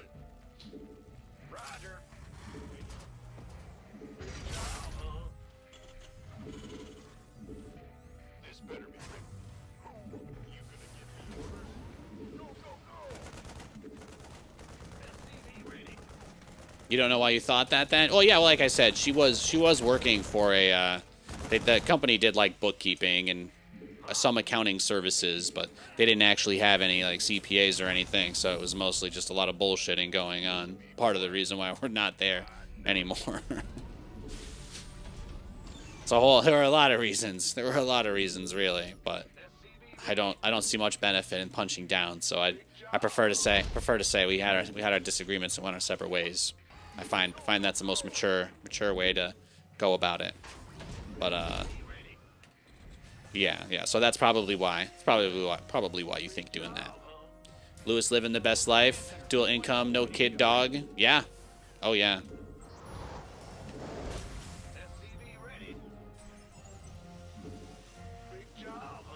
Well, you know, he's got it very good. Lewis and Kiki both have it pretty well. They're both pretty happy critters we've got. Add-on done. Swap away.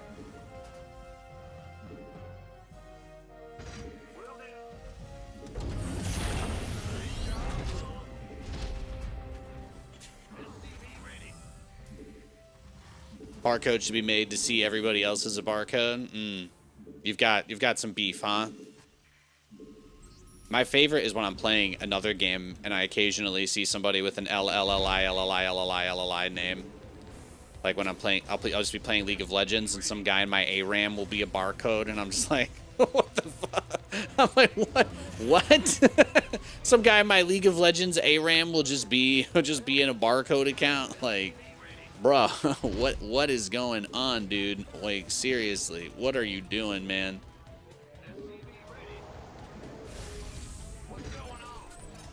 We playing Fortnite, I pop somebody in the dome with a shotty, I hit the gritty on him, and all I see is Nathanias eliminated, LLI, and I'm like, even in this game? Barcodes who only play co-op? Really? Man, StarCraft players and their ego. It's really a game for people who love to say the word me. Me. Everything's about me. Everything has to be about me. My opponents don't matter. The game doesn't matter. Me. Some people are crazy. There's a lot of them in StarCraft.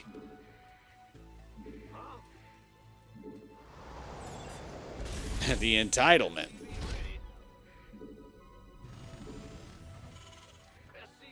The game has so much prestige, people disassociate it and apply it to themselves. You hate to see it.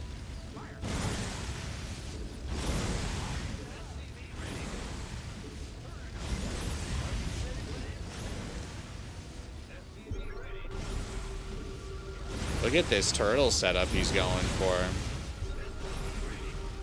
Look at this. Look at that spore. Spores around the world.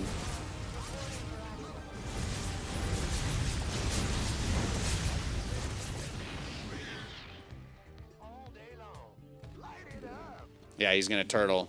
He's gonna turtle as well. Need something liberated? How can we help? We read you.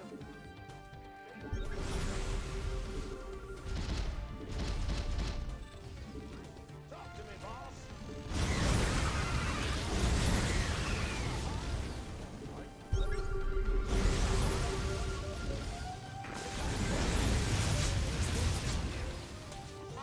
Commander.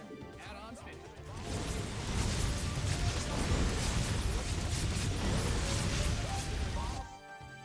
All right, well, let's just get it then. It's time. All hands to battle station. It's time to find out what his game plan is. Yeah, there's the hive already. That's exactly what we thought.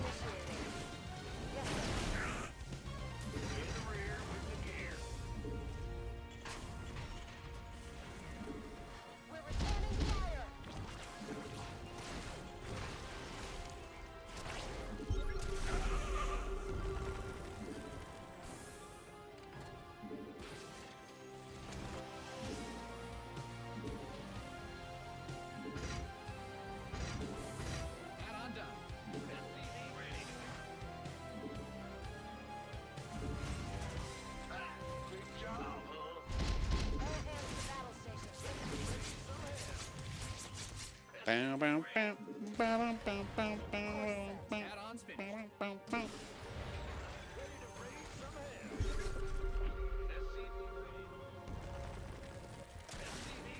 Pew. Liberation is at hand. Okay, see, the biggest thing getting me right now is the supply, which is fine. That's ideally, supply is the biggest thing that we need. It means we've got everything else. Reporting for action.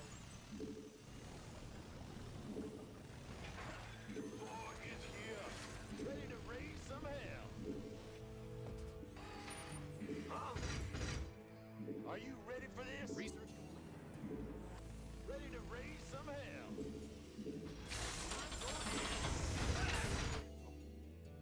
Light it up.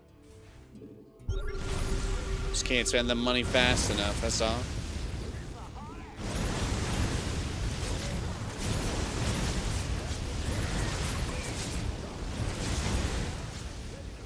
research is ready.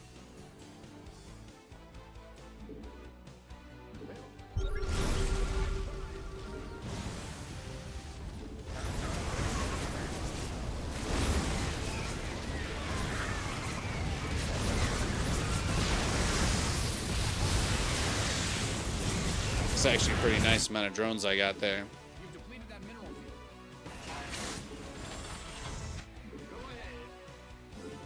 We just have to assume he's just rushing to Ultralisks. That's what else? What else would he be doing right now?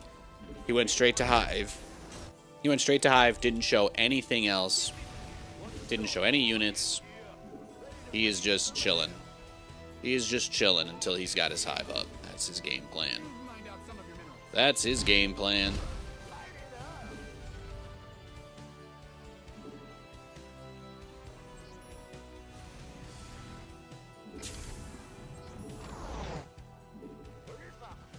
Upgrade complete. Reporting for action. Pedal to the metal. Right? I'm waiting. Talk to me, boss. Light it up.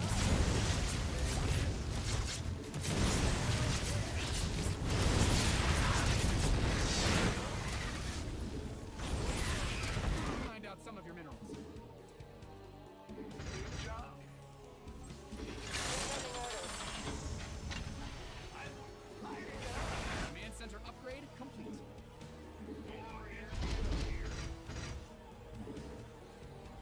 Bad news. I'm waiting on you.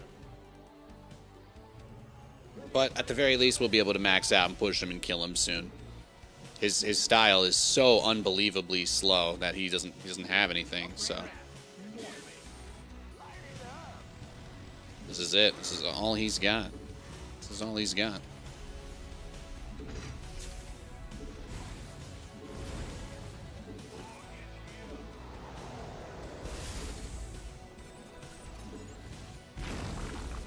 He even let me kill that one. That's nice of him. In the rear with the gear. Your command center's got some new What toys. are we at? 65 SCVs? Kind of a perfect amount. I say we clean up a little bit more creep, and we're almost ready to go kill him.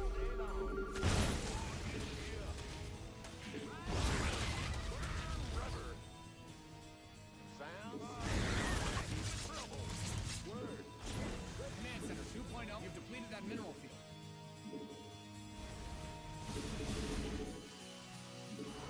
Big job, huh? Find out a mineral. All we need to do is make sure we have enough scans that we can deal with him. That's basically it.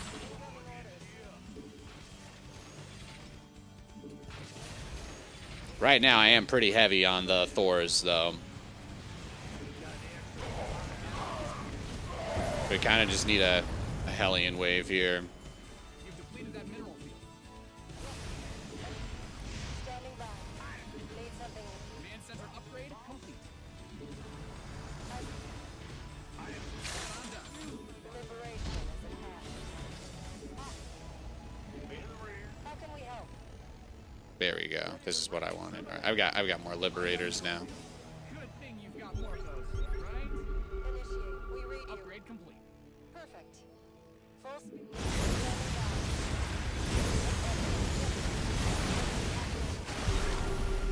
How can we help?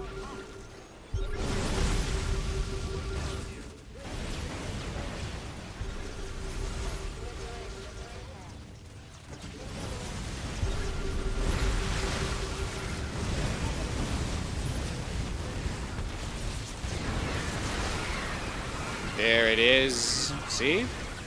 This is the beauty of this, right? Doesn't matter what his blinding clouds. Just target the Ultralisks with the Liberators.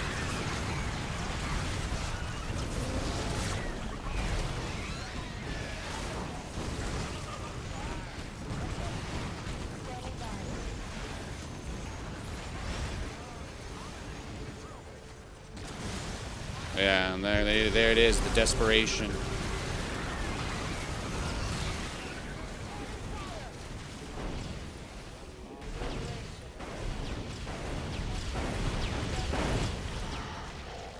Incoming order.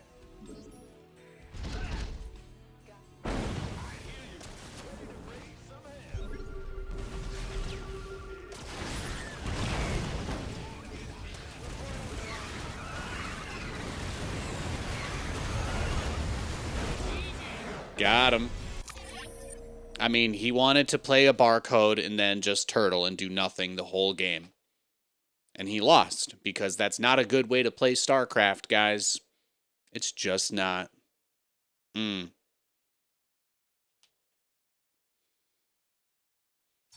GG, let's see. Resources lost. He actually did kill some stuff. I mean, there was only one fight, so there's not too much to say. I threw away a lot of Hellions. 50 drone kills, though, is nice. That's not bad at all. I'll take that. I'll take that.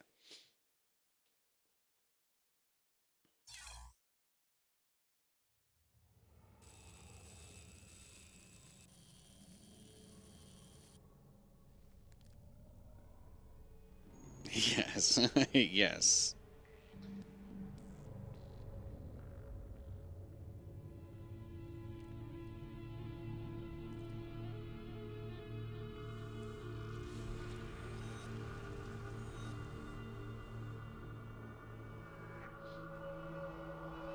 All right, let's go next. Oh, did I click the replay button there? I misclicked it. Sorry, guys. Let's get it. Let's get it. Next matchup. Next man up. Let's go. Let's go. Let's go. It's Thursday, okay? It's Thursday. We've got work to do. It's Thursday and we've got work to do. I've played these games before. I've played these games before.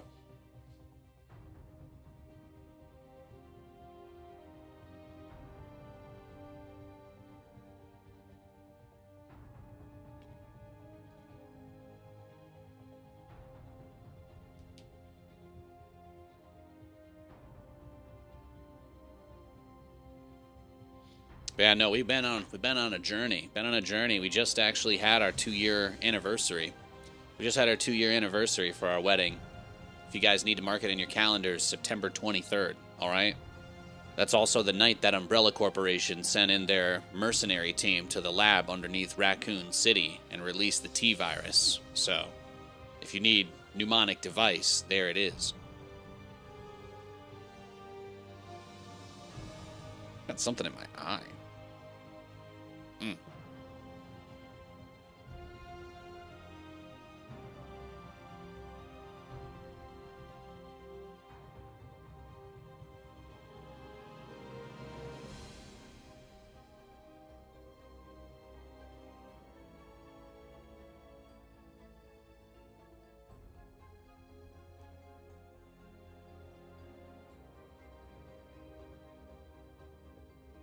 And we were talking about the horror movie stuff yesterday. We played one duo. We did one duo 0 build last night, and Katie and I we got killed by a team of Art the Clown. It was, and then he hit the gritty on me. So just needed to get that off my chest. We were talking about Art the Clown yesterday. Hey Wolf. Welcome. Hope you're doing well. Hope you're feeling swell. Okay, we've got a Terran versus Terran. Little TVT action. You are kind of new to StarCraft 2 and you love it. Hey, it's a great game. It's definitely one of the definitive all-time strategy games. If you ask me, it's the best RTS ever made. I've played more StarCraft 2 than any other video game I have ever played. So I can certainly attest to it. It's a difficult game. It's got its rough parts. It's got its nice parts. There's a super diehard, crazy hardcore community that has, you know, a lot of very high standards, shall we say. So there's, you know, it can be intimidating to get into a game like StarCraft. Especially if you look at any of like the social media for the game before you play it. You know, there's people get mad playing this game. It really can bring out the worst in people if you have like an addictive personality, because people go crazy for their MMR. But it's an amazing game. It really is. Always got to throw shots at the community. Yeah, I do. Yeah, I do, man. I'll say it right now, okay? Every place where people talk about StarCraft should have some level of moderation so that new people who want to play the game and come in don't see people screaming at each other. The fact that most places where you can discuss StarCraft believe in free speech, whereby people just shit on each other and hurl insults all the time, that's one of the worst things about StarCraft, in my opinion. I actually don't think there's many places to have a productive discussion about the game.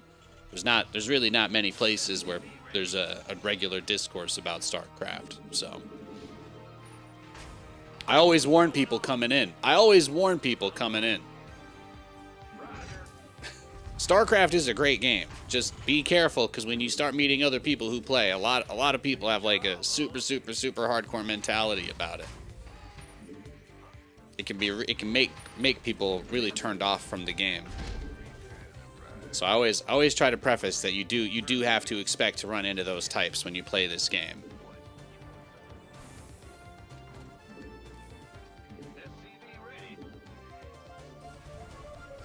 It is hard, but you've learned the macro. You played it for like 2 weeks. Nice, Wolf. Well, welcome to StarCraft. Did you have a preferred faction? Do you like Terran? Do you like Protoss? I mean, you're in my stream, so maybe you like Terran, but I feel I might as well put it on the floor. He's got his Reaper in my base. I was looking for a proxy there, but maybe my timing here wasn't ideal. If I could get his Reaper for just a mule, that would be incredible. There we go. Beautiful. Well, he didn't delay the starport. I mean, the mule mined like half of its life, so it wasn't a full wash, right? It wasn't really that too bad of a waste. You're a Zerg main? Nice. Yeah, but most places where StarCraft is discussed, like SC Reddit does not have moderation rules. There's nothing gets deleted there, you know. People post hate threads about people in StarCraft that have never had a day of drama and have dedicated like decades of their life to the game. So that's kind of, you know, when I think about spaces like that, yeah. I wish StarCraft players were a little nicer to each other. That's on my wish list. I do say it all the time, though. You want to know why? Because it's something that should change. I'm happy to be the guy. I'm happy to be the only person that talks about it. If that's the case. I have no issue with that. Ready for dust off. Heading out.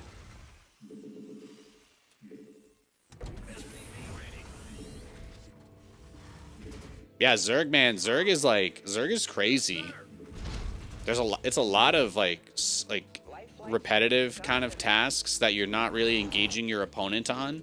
So for me, like, I always find that makes it hard to focus. Like, I don't really like the going around and the super intense creep spread stuff. Like, I've always kind of been like, on that. All right, he shut my build down, so let's go next. You haven't played against players much more versus AI to learn the controls. I think that's a great idea. But yeah, if you guys, you know, there's a lot of people, I think if you stay in like a bubble of what you're used to, sometimes you'll fall into the trap of just saying that everybody else has the same problems as you. But I have generally found that I've been able to have lots of great discussions on lots of platforms, or at least just read people's discussions and not really see them be super negative in many other games. So every other game scene that I follow. League of Legends Reddit is pretty fantastic, personally. It's a lot of cool stuff there. People are passionate about the game, post their work. On StarCraft, you see a little bit of that, but it's mostly people just yelling at each other about how they know better than everybody else. So it's just a little sad. That kind of stuff doesn't really fly in any other place where people talk about video games. All right, let's go. We got a Terran versus Protoss. Exactly.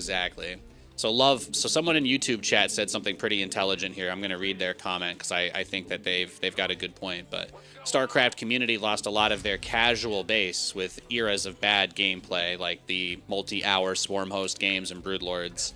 So basically, that plus you just have to think about it, right? Most people don't latch on to one game for the rest of their lives. Even I have got like. Something that I regularly get trolled on, if I turn on my stream and play a game that isn't StarCraft, like, even though someone will say they wouldn't want to watch me play another game, they will come here just to tell me that, like, StarCraft is better than every other game and I'm an idiot, you know? You get a lot, like, that is a lot of who's left, because most normal people see behavior like that and they're like, get me out of here. So... The average person doesn't want to be in a room with a dude who brings up balance in every conversation at the dinner table. You know what I mean? So, I think because it's a 1v1 game, it draws antisocial loner types more that don't know how to communicate. So, which is another reason why lots of StarCraft fans hate on team games. But team games are great. Team games are great. But yeah, most of the people left are super opinionated about whatever it is they believe in as far as the game goes. That's very true. It's a reason why a lot of the discussions are super toxic and argumentative. But the game is great. I love playing the game. And for what it's worth, Blizzard started updating the game again for the first time in years. Literally years since Blizzard has been involved with StarCraft. So the fact that they've started to update the game again, the fact that they're doing StarCraft crossovers and other games like Hearthstone and Diablo, those are things to me that say, as a fan of StarCraft, and as someone who's not really interested in the drama or really a part of it, I just kind of get to enjoy hopefully seeing more other people come back to the game and we can build a new little bubble of people that aren't assholes to each other. That's my goal. Notice how we're still allowed to swear and be adults and have a little bit of fun here and there. Doesn't have to be some super sanitized, boring, toxic positivity, blah blah blah, etc. But we can all agree here that if we disagree with each other, we don't have to go out of our ways to throw ad hominems or anything like that. But people playing StarCraft get very fired up. Looks like this guy proxied a gateway outside of our base. I'm not entirely sure where, but I think we'll just go next because I think he just wants this over with. So let's do it. I'm gonna guess second gateway outside my base, right? 2 gates? Yeah, 2 gates. That's fair. Is that the only game he's played today? Yes. Well, he hasn't played in 5 hours. Well, he played 4 hours ago. Did he play somebody else a bunch? Oh, he played the boogie guy. All right. No, I don't do coaching. No, my angle with this game is I just like to play it, enjoy it. I craft new strategies, especially since the game is being updated again. I've actually worked on a couple of new unit compositions that have been very successful for me recently. So the type of content that you can expect here is a lot of casual gameplay. I'm going to play a lot of I play a lot of 1v1s. I don't let people drag me into super frustrating, drawn out games. If people cheese me and they're trying super hard to kill me, I usually just leave. I just don't, I'm not really here to stress out. I like exploring the game of StarCraft and just playing it and having fun. That's what I like to do.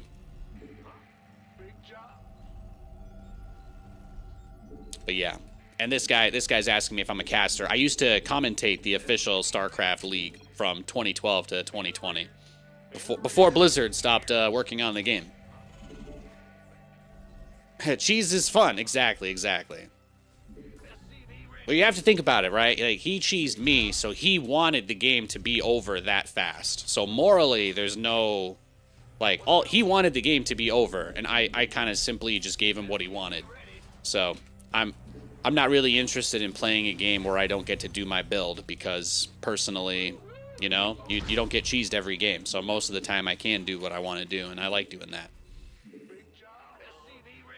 I have a ranked account that's Grandmaster, and I do have a Grandmaster ladder account, but I don't play on that every day because I do run into a lot of fans on the ladder who want to play against me, or people like this who recognize me. You know, sometimes they'll pull up the stream, and I'm just kind of I'm the kind of guy that's been hurt before, so I don't like having to even think about the possibility that I'm taking a game really seriously and my opponent is just trying to grief me or troll me or something like that. So when I'm here streaming, what I want to do is talk shop. I love talking about the game. I love talking about the history of the game. I love talking about strategy.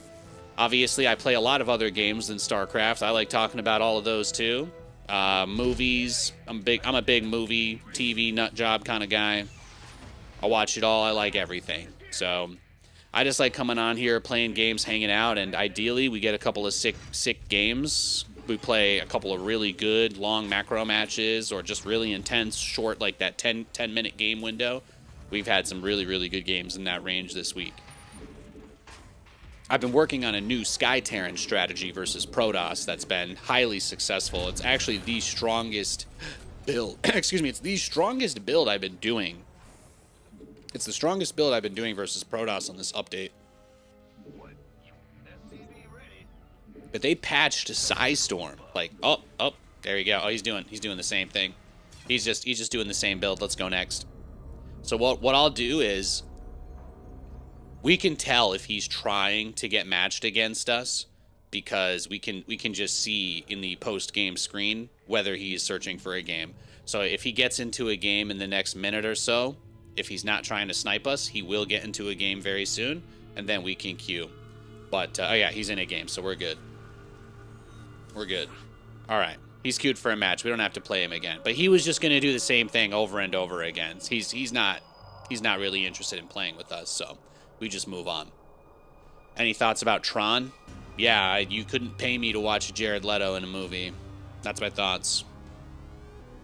I bought the light cycle emote though for Fortnite, so I've got a Tron bike for my Fortnite character. That's my thoughts.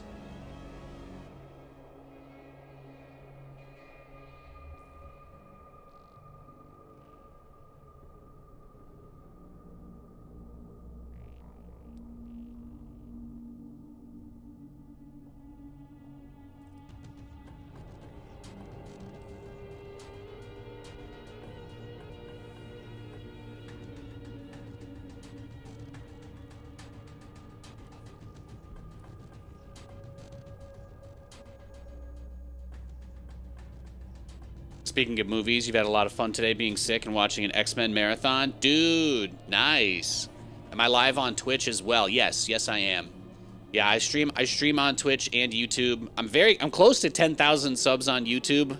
We're up like 200 plus in the last month after my YouTube's kind of been dead for a while, so they made it so that we can stream to the shorts feed. So I've been doing that, but they don't have a combined thing, you know.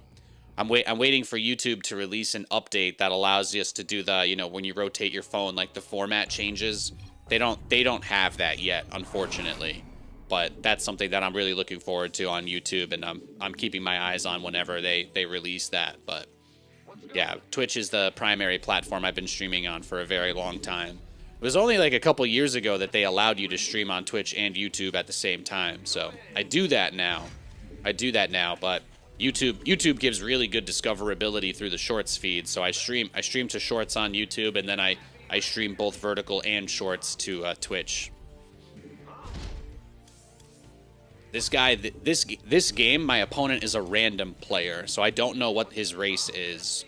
Typically, it takes too long to cross the map with a worker before you would know whether or not you need to build a gas first, because gas first is the only viable strategy in Terran versus Terran. You have to open Reapers. Otherwise, you're guaranteed to die to Reapers. So Marines just can't fight them early on at all. So I like to go gas first, barracks. I like to go gas first into the barracks, and then take the second gas, send the SCV out to scout. But he could be Zerg, he could be Protoss, he could be Terran. But doing it this way kind of keeps me safe, because it's only a 30% chance that he's Zerg, and this build is very good versus both Protoss and Terran. And it's not bad against Zerg. It's just not optimal. So I like having a Swiss Army knife build for when I'm playing against random players. You'd like to watch a video of Jared Leto returning a kickoff in an NFL game? Yeah, I could watch that. As long as it's real, you know. No WWE here, okay? I don't want that. Man's gonna need an ice bath after, ideally. Got any favorite marathon movie series you are into? My wife and I have been rewatching The Walking Dead. That's just like, I don't know why, but that's just always some good comfort food. Rick Grimes and Shane are just both incredible, and we've been going through that a little bit. I haven't watched any movies recently. Okay, he is a Zerg, so I don't think I've watched too many movies lately though. We are maybe gonna see Roofman. I think we wanted to see Roofman tomorrow, but it's not playing in theaters and after today. Today's the last day for it. So we kind of missed out on that. I was definitely hopeful we would get to see that, but I think the next movie I'm interested in is Running Man, because it's being directed and written by Edgar Wright, who is my favorite director, my favorite film director personally. I really like all of his movies. I've watched Hot Fuzz a million times. I've watched Shaun of the Dead probably a dozen or 24 times, and I've seen Scott Pilgrim vs. the World probably a dozen times. So he's one of my favorite directors and writers in any movies. He also did Baby Driver and Last Night at Soho. Tragically, it's a Glenn Powell movie. You know, I can't say that he really makes me feel anything, but I'm happy that Edgar Wright is continuing to make movies. That alone, you know, that's something that brings me joy. So, am I just like screwed here? Huh? This supply block's killing me. It's killing me. Yeah, we might be cooked. I'm just gonna go next. I'm sorry, guys. I got supply blocked. I couldn't build my medevac or my second Cyclone. I had the worst possible build versus a Zerg player, so we'll just go next game. When you mentioned overlay earlier, you meant for YouTube? Yes. You can also see the vertical feed of the stream is on YouTube and Twitch. So if you watch the stream on the iOS app of Twitch, you should see it in the same format that it's on the YouTube. Looks fun. Yeah, exactly. It does look. It looks like it's just gonna be an action movie. It's like the ultimate stereotypical action movie, but the people making it are pretty wild. You know, I think they're very creative and interesting types, and I've enjoyed all the films that I've seen them make before. So that's like, you know, a huge deal for me. All right, we got TVT. There you go. I'm getting glazed on the ladder over here by my opponent.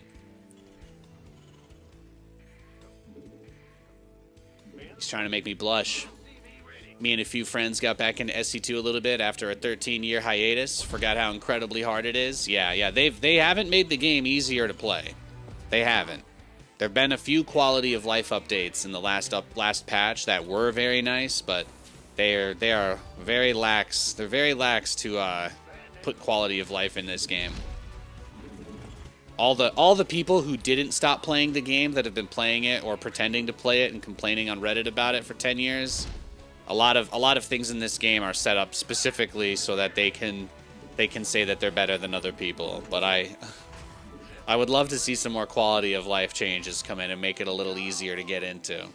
I feel StarCraft 2 is such a hard game. There's some areas that they could try to clean up a little bit. All right, so I sent my SCV outside my base. I was just trying to see if he was proxying me, if he was going to build like Reapers or Marauders, but it looks like we are good.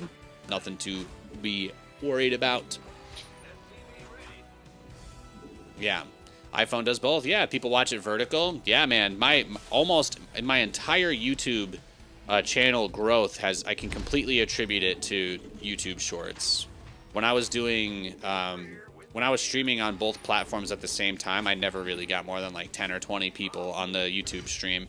And then I started doing it in Shorts, and basically anybody just swiping on their phone looking at YouTube videos can get served my stream. So it's a much easier way for me to get my content in front of people and hopefully impress them and put on a good show and have a clean overlay that displays relevant information from the game. That's what I want, right? I want you to tune in and be like, damn, this guy put some effort in. This looks nice. I want to sit here and hang out for a little. That's my dream anyway. That's how I know I'm doing a good job. But yeah, it's been crazy. It's been crazy. The growth that I've been getting from streaming on YouTube and just that vertical format has been bigger than anything. It's done better than Twitch. It's done better than my regular videos. It's been really, really explosive, actually, in a great way. So just another thing that I'm very, very grateful for. Yeah, he's playing pretty defensive, conservative setup here. He's not doing too much. He made multiple Reapers, but he's just sitting in his base. He's not gonna scout or look at anything I do. I'm gonna guess he probably will save the Reapers until I leave with my drop. Usually people that are talkative and not scouting, they're usually watching the stream, trying to see if I say anything about them. Because, you know, I'm a big hotshot StarCraft commentator, so this could be one of those guys. This could be one of those guys. I don't expect him to do anything until I'm out on the map. Oh, wow, this is nice. Well, there you go. Color me surprised. I appreciate that. I appreciate that very much. I'd rather he send this in while I still have units at home. That's very nice of him.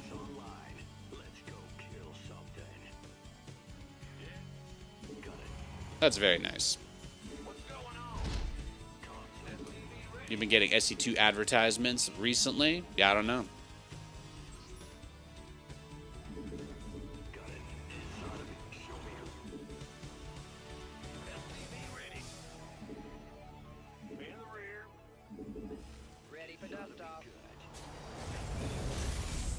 Way back when, before Blizzard got bought by Microsoft, internally, for the people that were working on the game, we had conversations with Blizzard where they more or less talked through everything that was going to happen and how it would go down.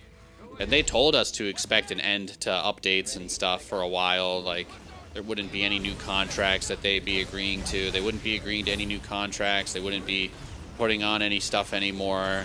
They were going to have to wait a while so that all the stuff with the Microsoft acquisition could go through. Because Blizzard got bought by Microsoft a couple years back now.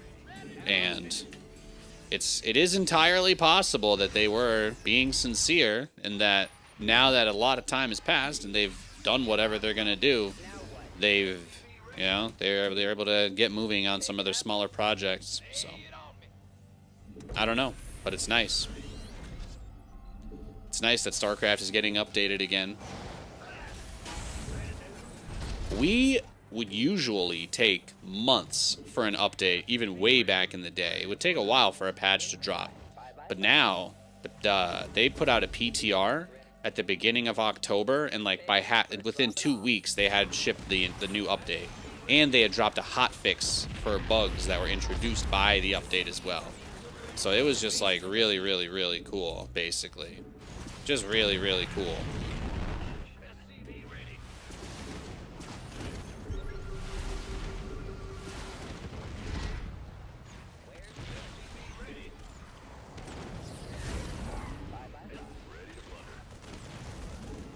Understood. Picking up or dropping off. On my...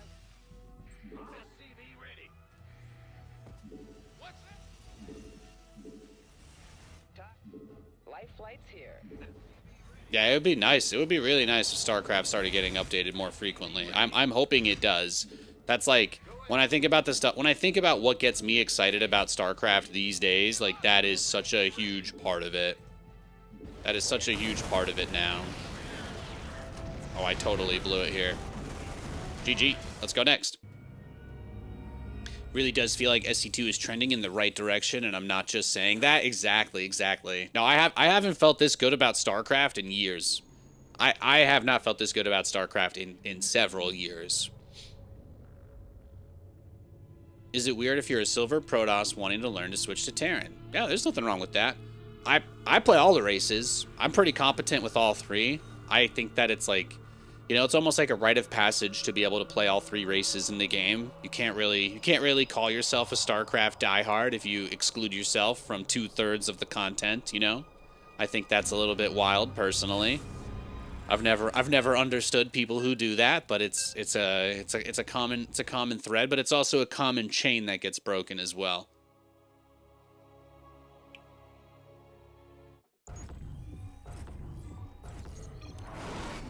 All right, we got a Protoss. Quest for glory begins. We got a Protoss player this game. Unfortunately, oh, you sad boy, sad Emperor in the chat, guys. This guy legitimately thinks the only reason StarCraft is getting updated is because other games did not succeed. What a shame. What a shame. Anyway, anyway, it's pretty awesome that StarCraft is getting updated again. That's the dream.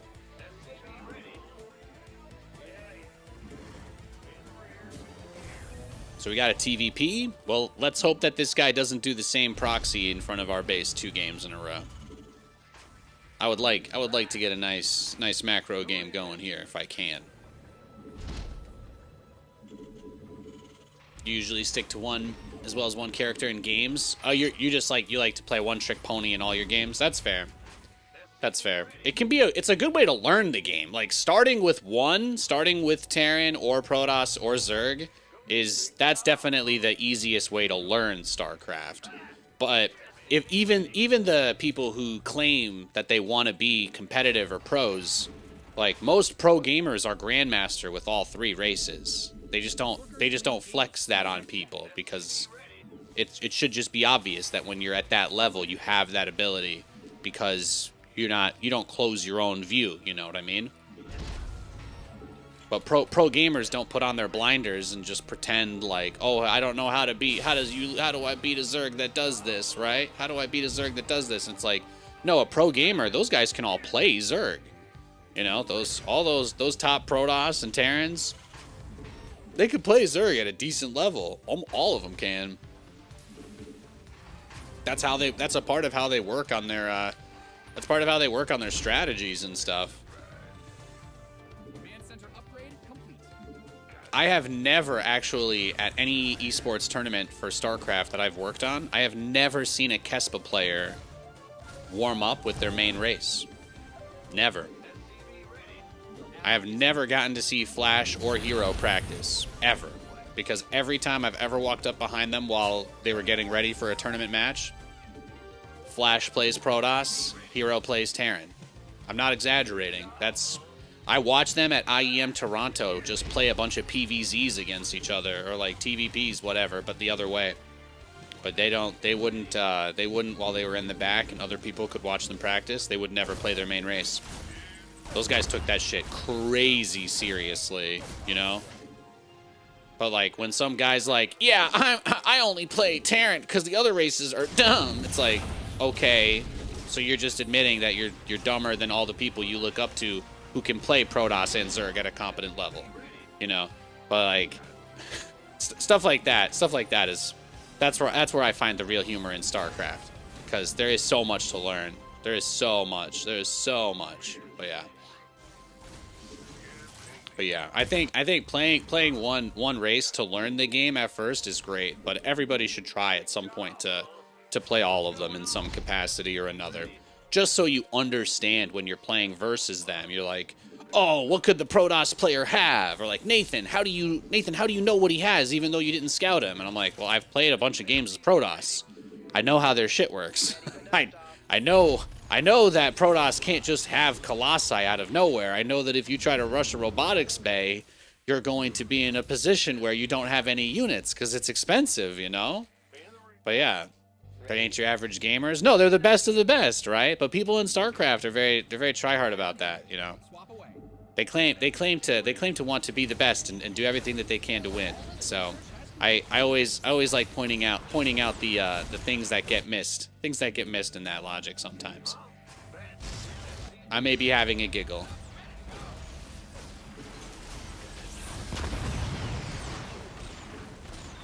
So I'm just putting on some crazy pressure right now with this build. This is one of my favorite things to do. Cyclone drop, and then I transition into Banshees, and we go full on Sky Terran. But he is trying to get Blink right now. And what I want to do is basically keep my units just far away enough that I can deny it. So he's going to be in this awkward spot, and maybe it'll finish in time. I don't know 100%. I think he did just finish his blink. I think it just finished.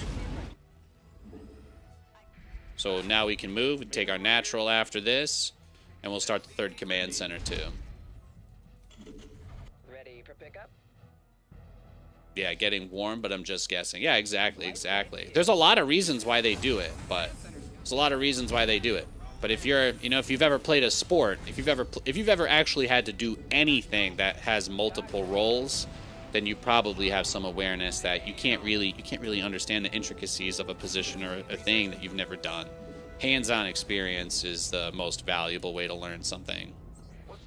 As someone who's been a grandmaster at StarCraft for 10 years, I'm giving you some very good advice right now if you want to get better at StarCraft. You got to work against your biases. It's very easy to fall into the tribalism trap of StarCraft, where you say, "Oh, I'm a Terran, so I'm never gonna do this or that." It's very easy to do that, but don't do it, man. Don't do it. If you want to be good at the game, you got to understand the whole,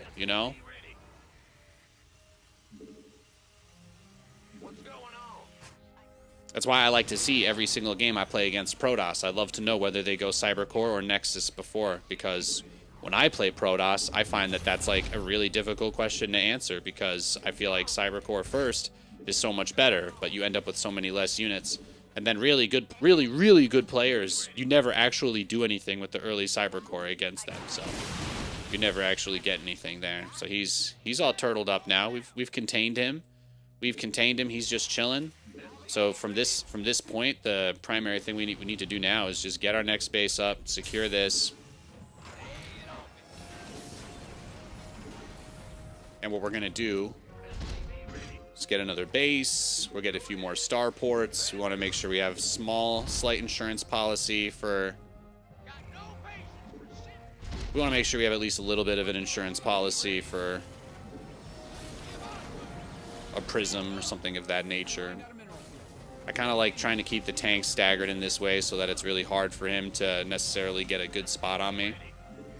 He's using Hallucinated Phoenix to scout my base and see what I'm up to.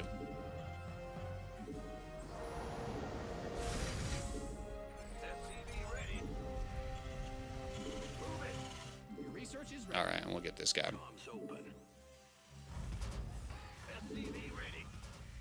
One thing is for sure, picking another race lets me put on their shoes to see what they hate me doing. Exactly. The biggest thing that I learned from playing Terran versus Protoss, from the Protoss side, if you play Protoss as Protoss against Terran, the number one thing I learned doing that was just how annoying Liberators and Widow Mines are. No matter what you think about Protoss and Mines and Liberators, it's a million times worse than it seems. It's like such a pain in the ass. Like I gained such a respect and understanding for Protoss. By the way, he's trying to just catch my Banshee out in the middle of the map. That's kind of nuts.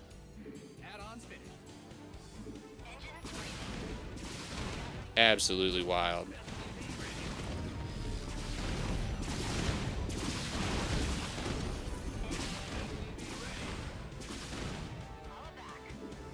Yeah, I'll take him.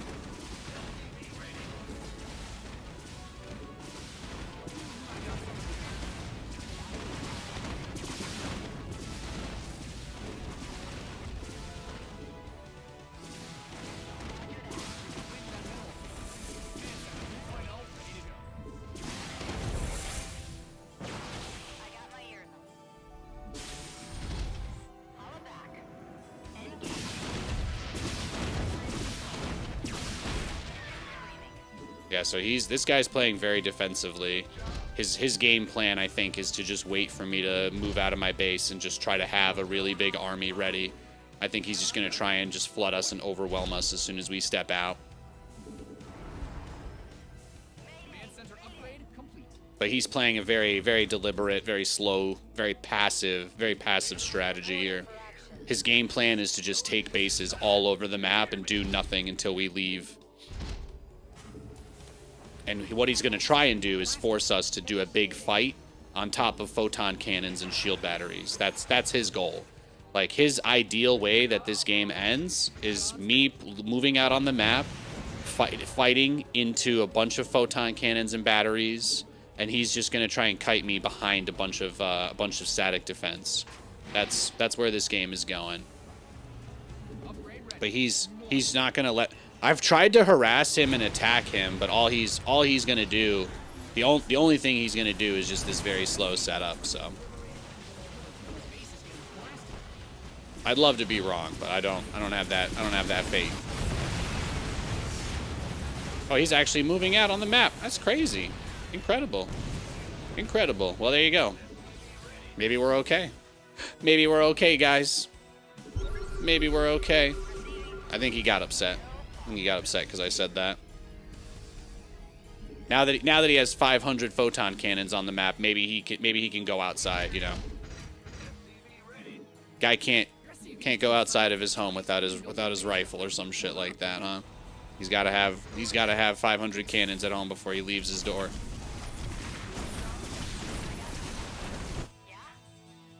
Let's see how many cannons he's got here.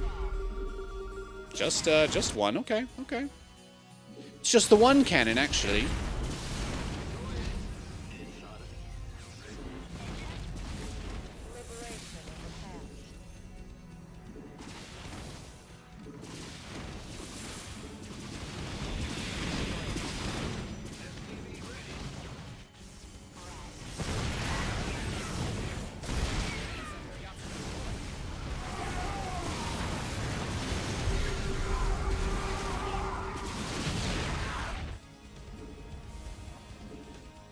All right, now we just keep building up.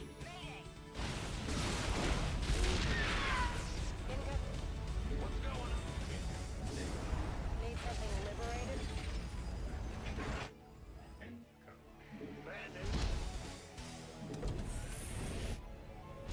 Yeah, but he won't. He's not gonna let me leave my base that easily here. The Psy Storm, he's probably hoping to again get a big protracted fight over static defense.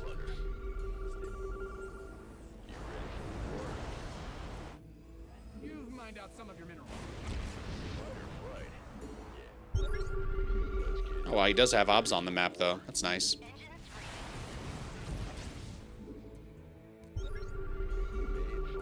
I'll take that.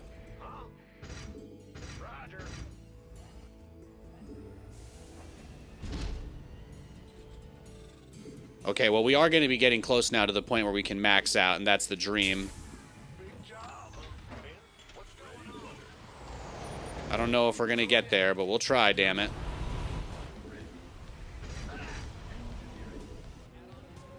Your base is under siege.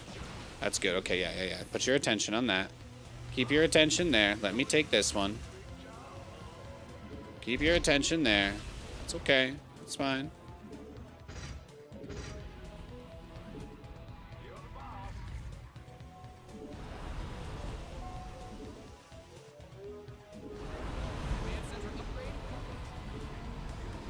Alright, I've got enough Ravens to shut down a lot of his units. I've got +2 attacks, so my Liberators will demolish anything that stand in their zones. So we're starting to get to a good point now. We're almost maxed out, and then we can go attack him. I am not gonna sit maxed out and just wait. Once we hit 200 supply, that means go. And we shall. Go, we shall. I just figured he'd put observers in the same spots again, so this was actually kind of nice. I killed an obs and a... You notice how I said go, and he suddenly comes out and he's putting out the stasis traps. He's got his supervision going here. He doesn't want to be caught unawares. How many Liberators do I have? I just need like a few more, and I think we're ready to go. That's the last thing to spend my supply on.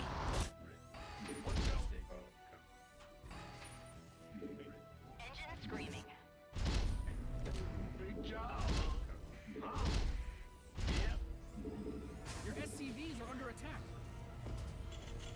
Hazard depleted. I would love to be Banshee harassing him still this game, but he's got nothing but photon cannons all over the map, so... It's just the reality of our situation. It's the reality of our circumstance.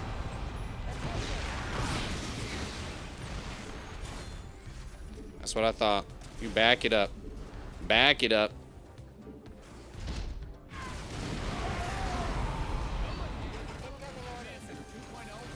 Here we go.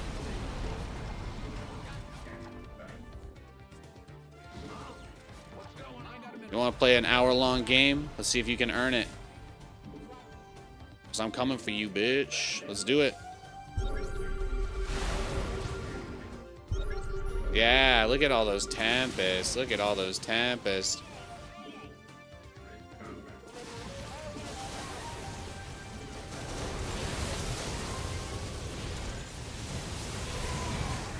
Yeah, this, like I said, this was his goal, right? Nothing but photon cannons. Nothing but photon cannons the whole way.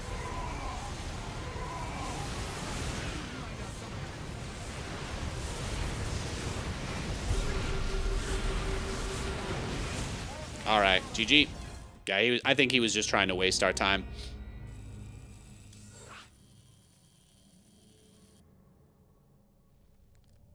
Forgot to ask, do you do custom 1v1s? No. I just play unranked ladder and just kind of feel it out and see what happens, you know?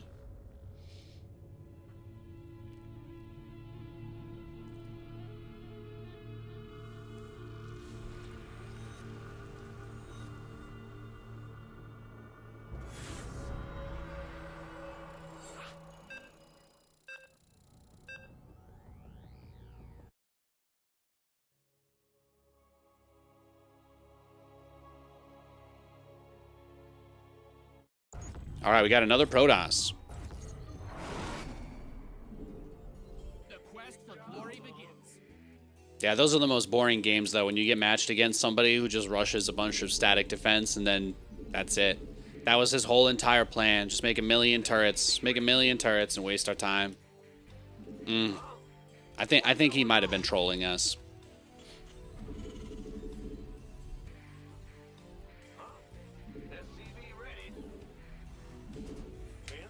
Yeah, I've been Grandmaster for about 10 years. I don't play ranked games on stream, though.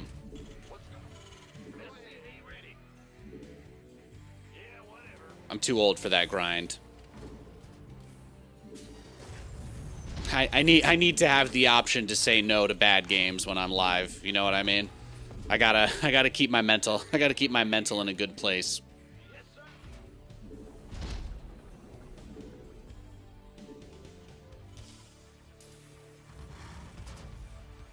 Swarm hosts? I played some great. We get some great matchups against people that build swarm hosts lately.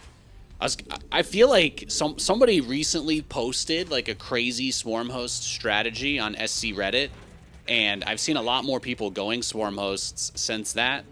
But I don't think swarm hosts are particularly strong. So we've had some actually kind of interesting games, because I think I played for the first time a few people that were actually like really good Zerg players doing this build for like, maybe they weren't super experienced with it, but we had, I don't know if it was on Wednesday or Tuesday, but we had some crazy games. We had some crazy games against Swarm Host players, so it was wild. Absolutely wild.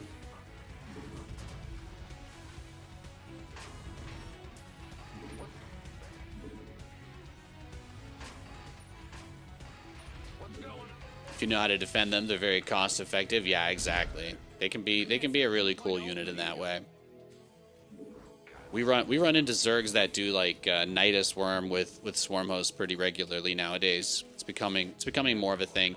Like lair-based Zerg strategies have also increased in popularity recently because they made it easier. They made it easier to get Mutalisks out, right? They gave the Spire a faster build time. They made it cheaper. So a lot of Zerg players feel like they have a few more lair-based options now than they did before. So usually a fast lair meant that you were just going to get hit with roach speed, or they were rushing Hive. But that's like the Zerg meta right now. Yeah, the Swarmhost guy's a recurring guest on the show, exactly. Yeah, you'll see. If we get matched against Lax Bro, I usually play him once a stream. I usually play him once a show. You know, you can always tell.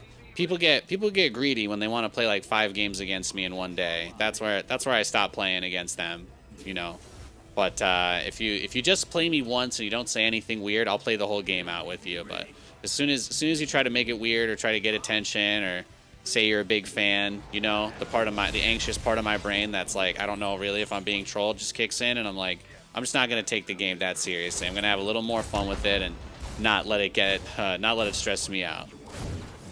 The last thing I want to do is let some guy get in my head that's just trying to mess with me. You know what I mean? It's better to walk away. Better to walk away from those situations. But when I just get somebody once a stream and it's always a pretty solid game and they're not rude, I don't know or care if that guy ever snipes me. He's respectful enough. I would never notice. I would never notice and I would never care. He's a friendly dude, and that's really all I ask for. It's good games. I just want to play good games. That's it. Put your units out on the map. Poke my third base. Try to drop me. All that good stuff. I love it. I'm here for it. Add-ons finished. Research complete. Confirmed. Yeah, it looks like this guy is just rushing Blink. So this is just going to be very gateway-heavy Protoss style. Your main strat is to harass with the worm and burrow banes if he comes to kill them. Do you use burrowed banelings to protect your swarm host? That's sick, bro. I love that. What's going on? Sure thing. TV ready. I love that. Well, thank you for watching my stream today. It's rare I get to actually have conversations about strategy with people who play the game, so this is quite nice.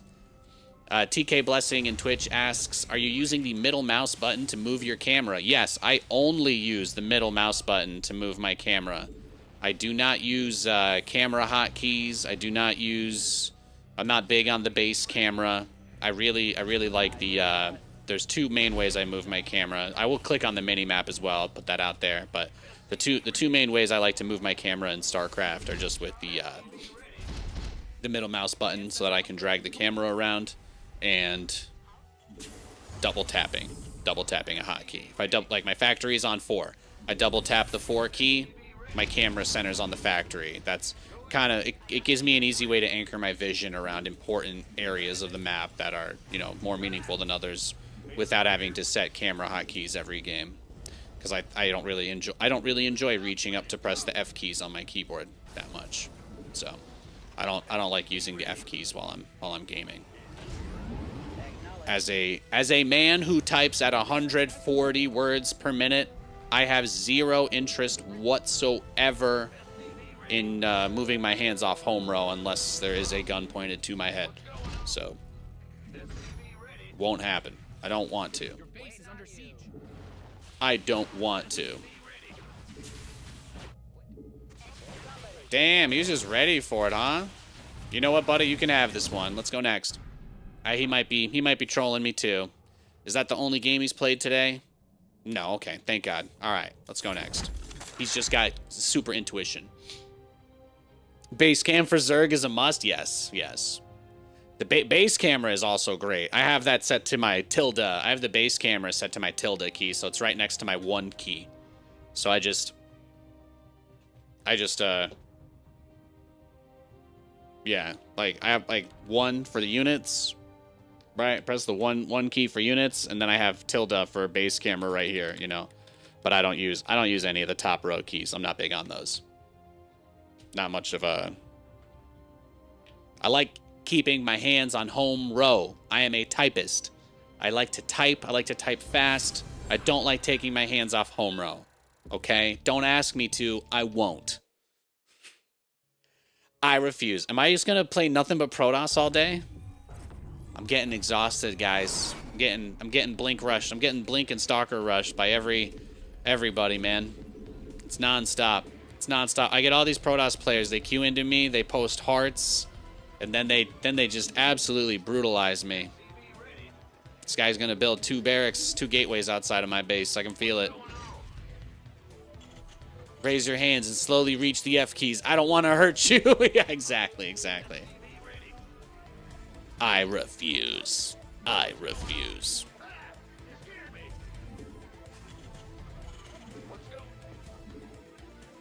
I'm getting griefed by the Protoss conglomerate today. It's nothing but TVP the whole way down. That's what I get for beating those Zerg players earlier. They all logged off. Ugh.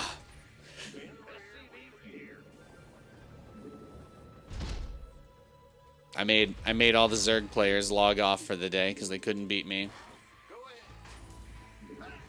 Is 110 APM good? APM isn't something to really worry about, honestly. It's a super inflated stat. One of the reasons why I love my configuration is you'll always see my APM at crazy high numbers. It's another great reminder that APM is completely meaningless.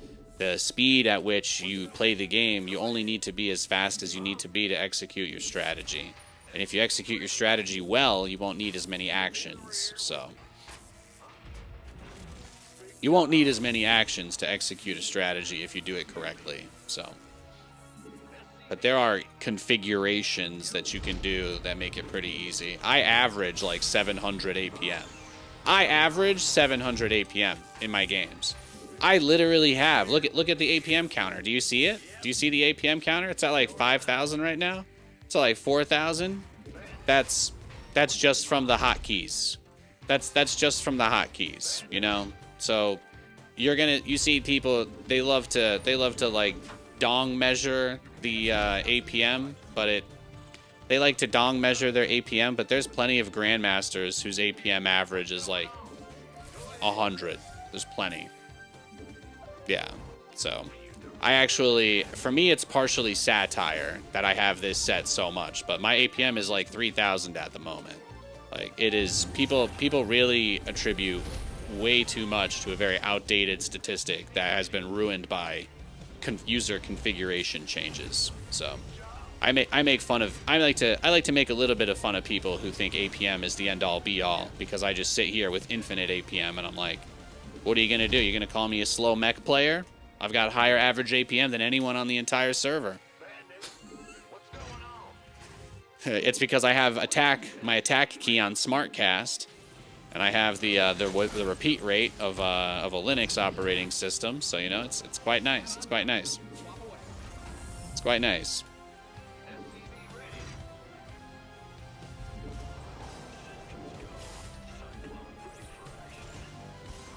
Is it rapid fire or auto hotkey? I don't use auto hotkey for anything. It's just rapid fire. That's all.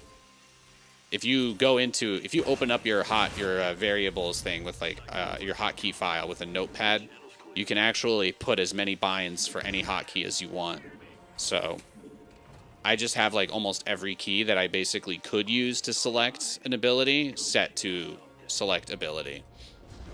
This way, if I hold down A, my guys auto attack, right? If I hold down W, they just start patrolling on their own, right? Etc., etc. So, but since we're only going to get put versus Protoss today, Protoss players that try to talk to me, I'm going to start getting more aggressive. We're just going to start one base cheesing them. This way, since they're all better than me, I don't have to worry about whether or not, you know, we're going to win or lose. We just let whatever's going to happen, and that's that.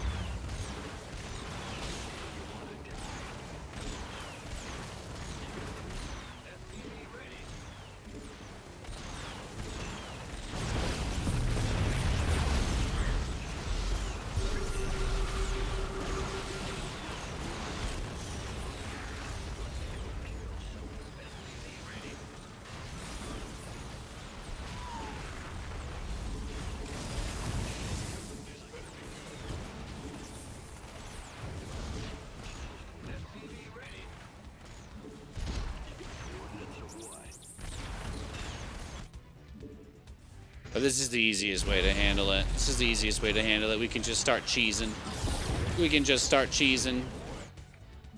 Where are the Terran players on the ladder? Where are the Zerg players on the ladder? I do enjoy TVP, but if you guys are going to proxy gate me every game and not let me do my build, then I am going to try to find other people to play with.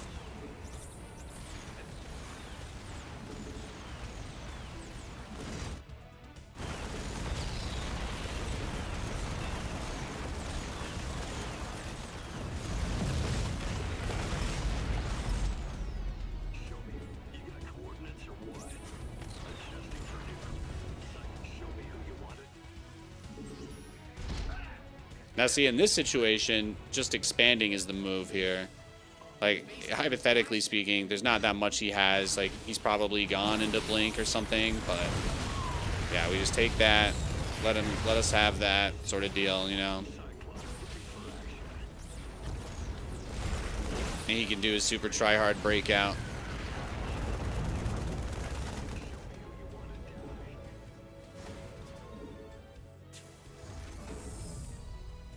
And then we just double expand. But you see, he's down a base, right? And we're not. So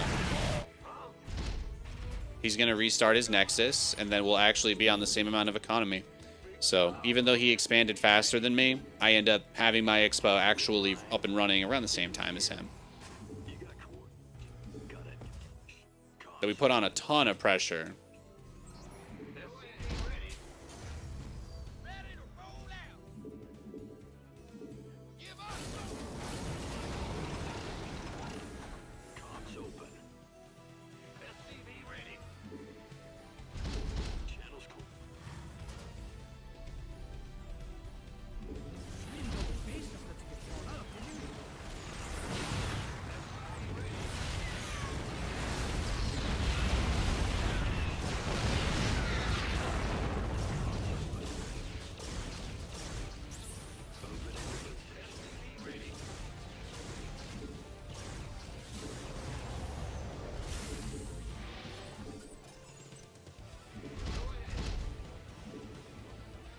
You've depleted that mineral field.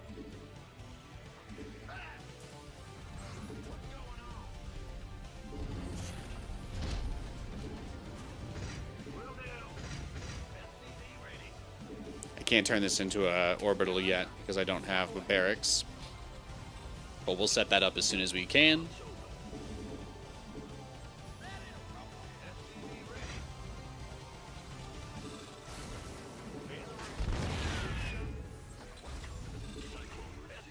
Look at him microing his heart out on his hallucinated Phoenix. He's like, you don't want to try to kill it, really? Nah. Nah, you can have it. That's all you. That's all you, Pookie. That's all you. You mined out some of your minerals. SCVs are under attack.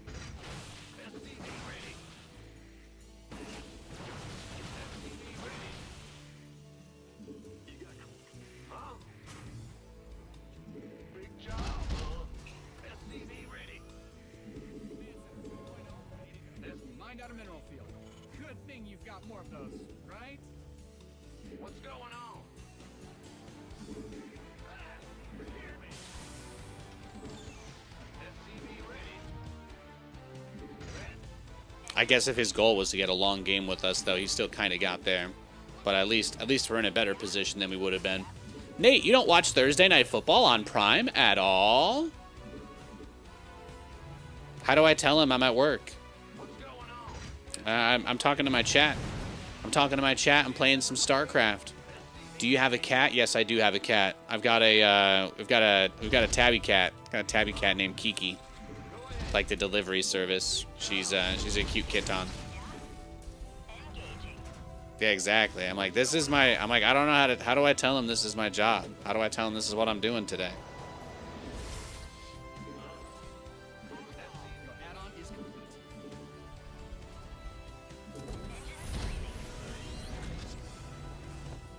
I got my ear You scared me.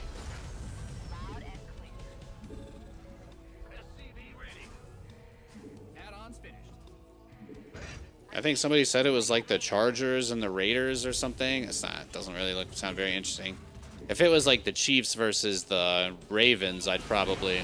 Oh yeah, he's not gonna let us do anything. Let's just go next. I think he's wasting our time. You have 6 cats and 3 dogs. That's crazy, man. We're just getting nonstop games against Protoss players that are just absolutely bodying us after not playing on their accounts for days. Vikings Chargers, nice. Why are you playing video games instead of baking a lasagna for your cat? I already made her 2 lasagnas today. We don't have another oven. I don't have another oven. Please don't send me to jail.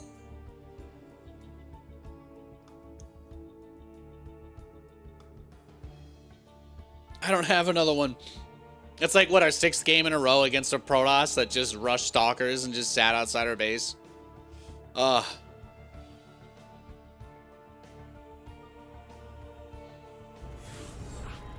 This middle portion of the stream is always so rough. The last like 2 or so hours, it'll get better though. We'll be in a better spot. Yeah, Vikings Chargers doesn't sound very exciting to me. I think maybe if you have like someone in your fantasy team or if you bet on it, but that's not. I don't think I'd give up my my opportunity to come on here and do my thing. I'm sure if anything worthwhile happens, I'll see it on the highlights at Buffalo Wild Wings tomorrow. Hell, they'll probably be playing the game on the TV there tomorrow. I'll watch it then. Easy. When does the World Series start? I feel like we're there, right?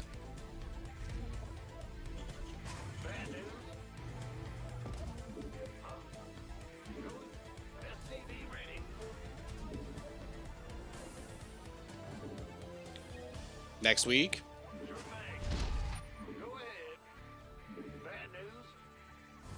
Tomorrow night? Right on. So you are the Nathanias. Nice. There you go. There you go, guys. Everybody wants to talk to me today. Everyone wants to talk to me today. Mm-hmm. Hell yeah. This guy's username is some straight up hate speech. So I'm not going to engage him any further, but I will send him the GLGL and let him know that I'm me.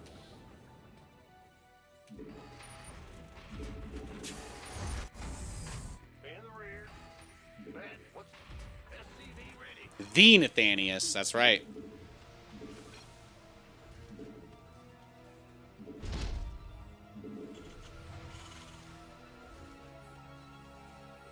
I'm not doing that. Yeah, cringe AF, bro. Cringe AF. Let's go next. This is what happens when you're a popular StarCraft commentator. You know, people, they want to play against you. They want to see if they can. I think his goal is to try and get me to like freak out or something. He wants to like, you know, just get me to be rude. I don't know, but misery loves company, and when misery comes for you, the only correct move is to walk away. It's the only correct move. Misery loves company. I cannot imagine being so hateful that I dedicate something I do for fun towards hating other people. If I can't understand that, then there's no way I'm going to be able to convince him he's wrong either. So it's best to walk away. If I get matched against him again, I'll just block him in chat so we don't have to talk to him. But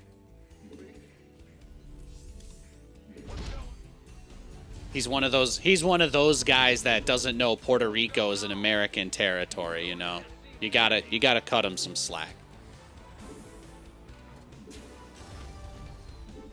He doesn't know Puerto Ricans have US passports. Shh, he doesn't know.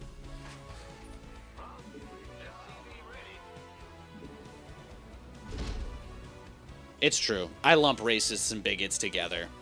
Silly me. That might be my worst trait.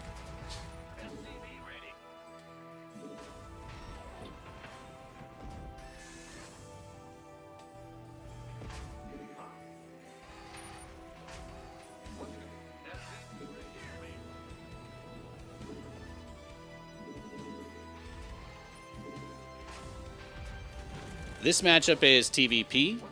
I think I played this guy like once in the last week and a half, so. Come now, you've got traits that dwarf that one. Oh, being I like to think I've got a good set of traits. I appreciate that. I try. You know, the cool thing about being human is that you'll never be perfect, right? So it really is all about what you're willing to put your money where your mouth is on, right?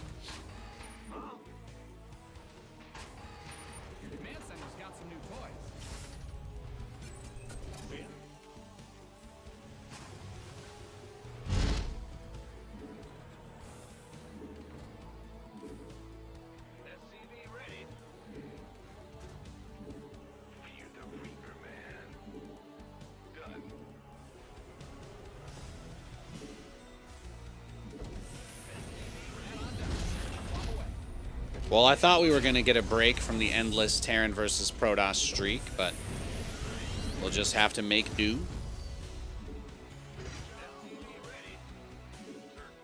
I'm just going to keep looking around with the Reaper for like a proxy robo. That's usually the one thing that super shuts this down. It's usually the one thing that super shuts this down.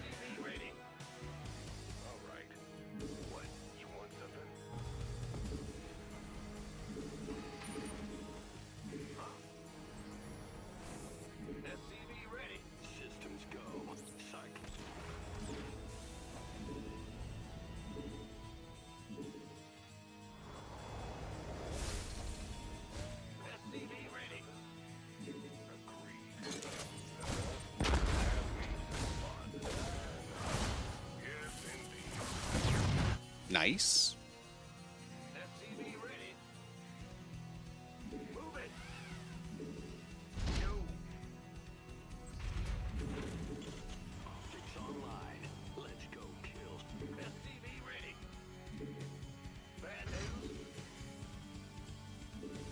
Ready for dust off.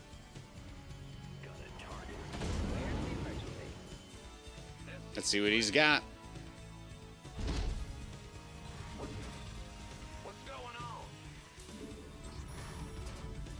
Huh. My phone just gave me one of those like photo reminder things. It's actually a picture of this poster we had for WCS finals. Add-ons bid.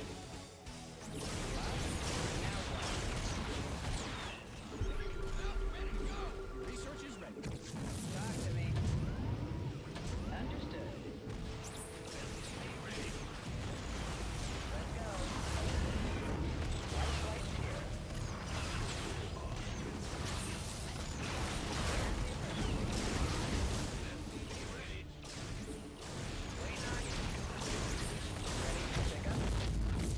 Beautiful. Beautiful.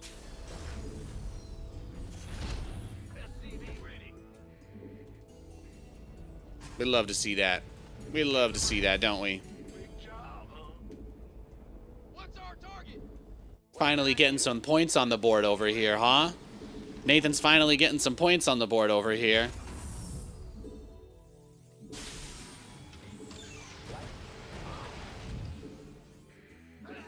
We confirmed that he started with a Stargate, so we know that he's already thinking about our late game air stuff.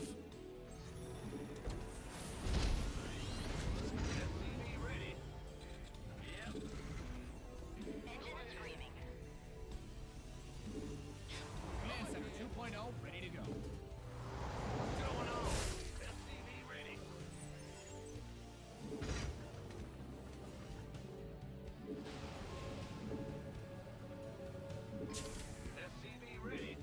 And that's the idea. We want to move up, take that third as fast as we can. His harassment potential has been completely gutted since, obviously, we killed like 2 Phoenix and I think we got 2 Phoenix, what? It's 2 Phoenix, a Stalker, and an Adept, something like that. It was pretty good damage. So the idea is that we secure the economy, we get the third base up, and that's what allows us to get enough gas to go up to 3 starports while we're getting upgrades. It's a big component of it. Now this will be tricky because I imagine that, you know, rumor is spreading about Nathanias' new overpowered TVP style. Because that's probably why I'm running into so many Protoss players today. They're trying to figure out how to beat it. So right now they've kind of just been having early counters set up for it today. But if they don't get me super early, things usually work out. So I'm kind of expecting him to just be waiting for this, which is why I'm escorting it across.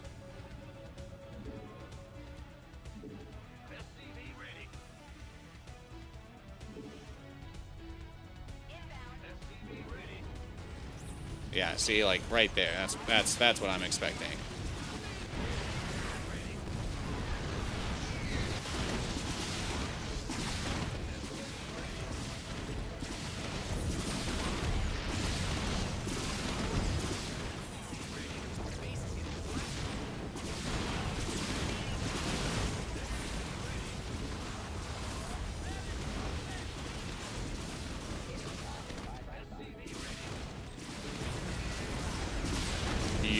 full.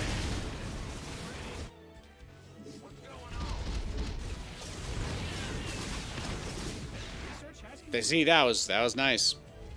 That was nice. So at this point, we just get everything else set up. We don't really need to do too much else.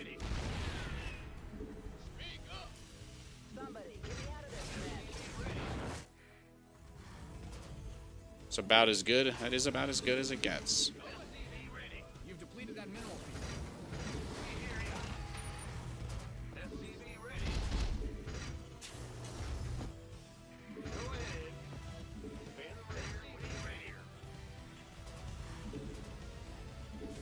He didn't have a shield battery in the natural mineral line.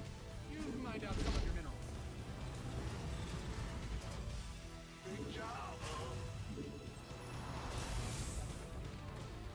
So we've got all 5 starports up and running now. We'll be going into the plus weapons. At +2, stalkers get 1 shot or 2 shot by liberators.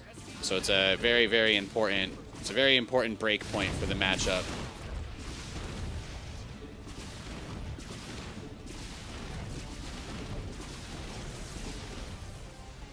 Now what I did this time was I separated the aura. I separated them. So.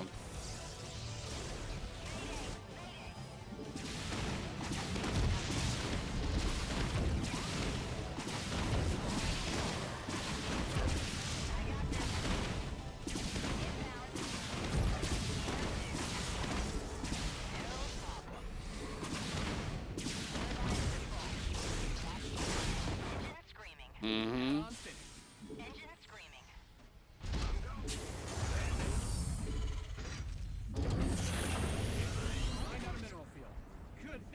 More of those, right? Well, Nate, we're at the point now where I think we just probably just max out here and we're okay. Add-on is complete. I think we're at that point. You've depleted that mineral field. Got to spend our money. Your command center's got some Spend our money. Get a 4th base if we can. But first, number one priority right now is just spend the money that we're bringing in right now. Maybe get 1 more starport here. I think we can. I think we can swing it. And we'll just see how active and out on the map he really is. We'll find out.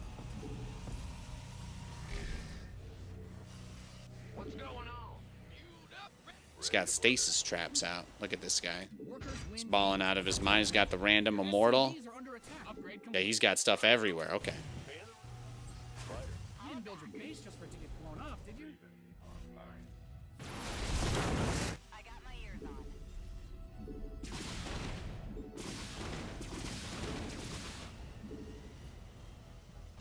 Ready to plunder.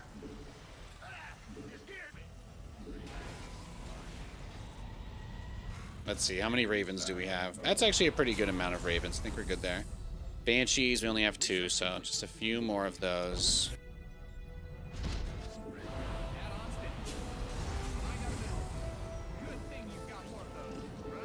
But thank you for the compliments on the micro this game. I love playing these styles. It's really hard when they rush the Stargate. Like this guy did it. The last 2 guys did it. A lot of Protoss started rushing Stargates against me now. I guess they're tired. They're tired of losing. So I've got to adjust as well. I got to prepare. Notice there's no obs out here.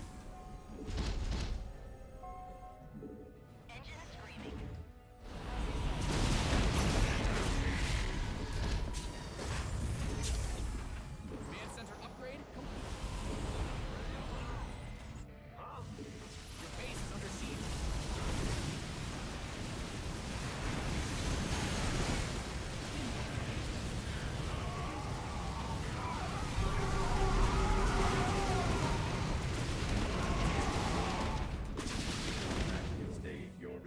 Yeah, he just threw away his whole army for nothing.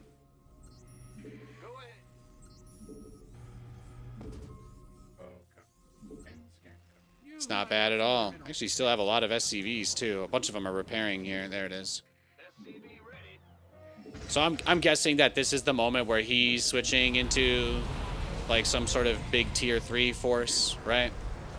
That's like the most logical thing I can see here, is that he's freeing up supply. I still need +2 ship weapons for my liberators are at full power, so.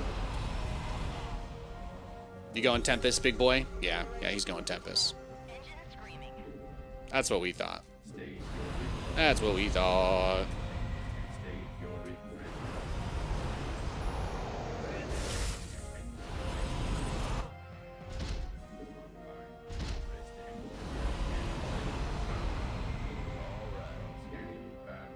But like, there's certain other tells too, like the fact that I was gonna say he doesn't. There's no revelation tags the whole game, and then he just finally does it. Okay. SCVs didn't sign up to fight. Ready to blunder.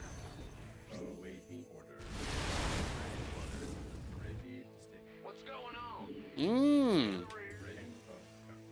Go ahead. Very passive, right? Very passive. Let's see. Let's see if we can go hit him now. This is gonna be it. I don't have all day to spend with you, unfortunately, sir. But if I did, I wouldn't, because I want to play some Zergs. All right?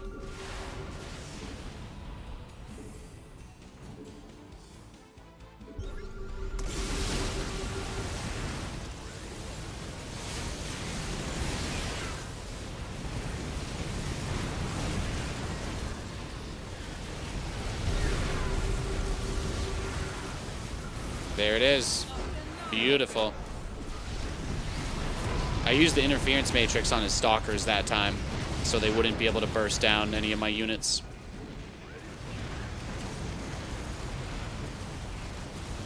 Oh, I didn't even get the Viking upgrade. Oof. They're landing at normal speed.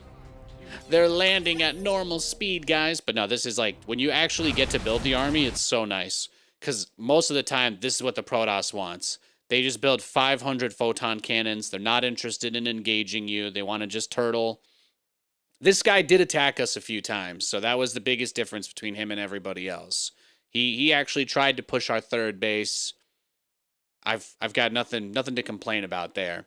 So we come in here and get into the fight, though, and you can see army supply. We look at the supply, it's very similar. But he's got about 20 more workers than me. So the army supply is actually tilted. I've got a lot more fighting units than he does. And I think that this is what helps, because I'm bringing my army down now, and he's got everything coming over to that spot, so he knows this is where we're going. But this army is just not enough, because I come up, and there's not that many Tempests, right? But I siege all the Liberators on top of him, and the tanks are kind of covering the only other place he could go into. But Interference Matrix works on a lot of different units in the Protoss army. So like when you can get into this kind of situation right here, there's a lot. There's a lot on the screen right now. Slow it down. But you can see I'm able to get rid of, what units do I hit? Because I have this on rapid fire, so I just hold down the R key and just drag my mouse over, and the Ravens just use the interference matrix on a bunch of different guys. So I take out, it looks like 3 or 4 of his stalkers maybe I hit, and then 2 of his Archons, or at least 1 Archon, and 1 of his Tempests. So those units can't blink, they can't attack, all they can do is walk around. So then I also have the Liberators, and this is really just what makes it so good, is because you have a few Banshees still mixed in. You have Banshees and Liberators, and then your opponent can't really focus on the air units. And by the time the fight is reaching the point where you don't have to worry about those air units anymore, boom, you land the Vikings, and they're just incredible versus all the Protoss mech. So, it was just a nice game. This is what we're trying to do most of the time. I won't lie, though. When I saw the Void Ray coming out of his base, when my drop arrived in there, I'm like, why is this guy building a random Void Ray in the middle of his base? I was a little caught off guard there, but it did not end up being an ESU. It did not plan on end up being an issue. So let's go next. Let's go next. Copium Dopium. How many games have you played today? Yeah, he's on the grind. He's been going for hours. Look at this man. 7 hours ago, 6 hours ago, 5 hours, 4, 3, 2, 1. This guy has been laddering for 8 hours. So he's... Oh, he played Special. Huh. Damn. That was his first game of the day was against Special, and he played it... What? At 8 a.m.? Crazy. Yeah, he's on a grind.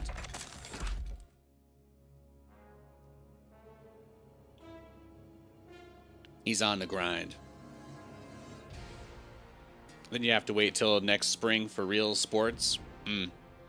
What sport do you consider to qualify as quote unquote real? I would say I watch a real sport, but I'm not sure that the Jets count. I don't know. I don't know about that.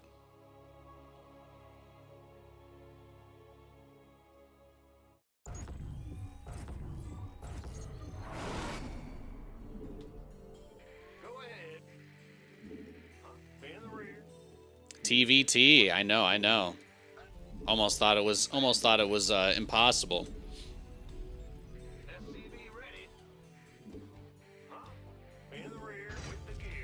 You thought there were no other Terran players left. What's going on? We've been playing nothing but Terran versus Protoss the entire stream. I was getting a little exhausted.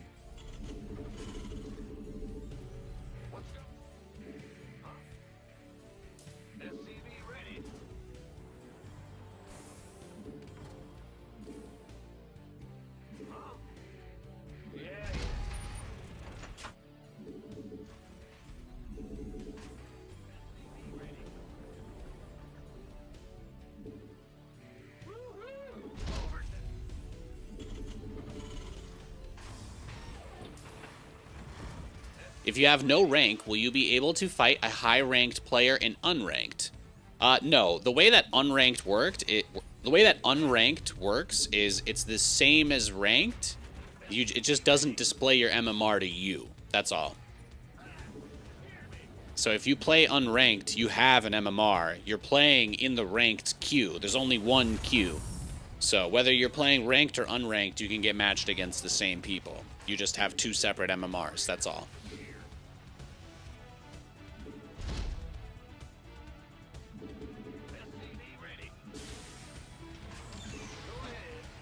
I get accused of smurfing because I play unranked, and I get matched versus Diamond League players pretty regularly too, but I think that that's a symptom of just how many people are actually searching for a game. So I think you're still going to run into whoever's on and searching at the same time as you, but my this account is getting matched against players based on my performance.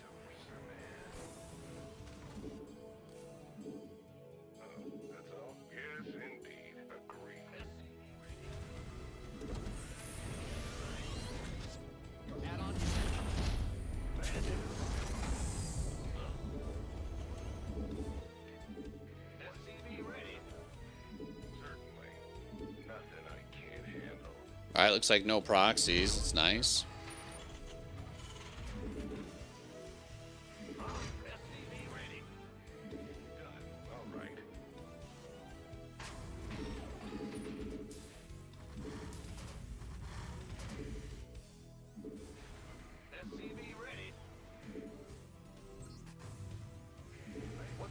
Systems go. Cyclone ready for action.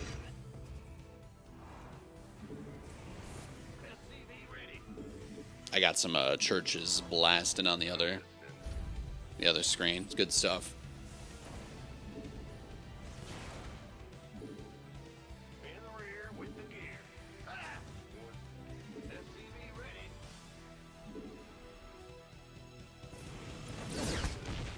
The window mine. All right, well, we're going to go move our drop across the map. If he shuts it down, we'll just leave. This guy usually does try to drag people into crazy, long, drawn-out games, so I'll go put on some pressure, and if he's turtled up enough to take no damage from us, then we'll just go next. This way we don't have to get into a super stressful match. TVT is hard enough as it is.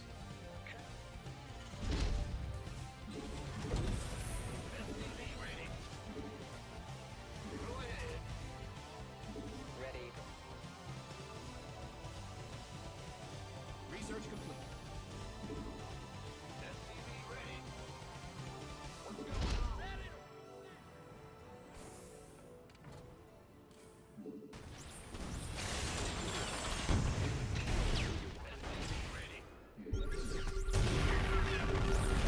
Oh yeah, no, you're good.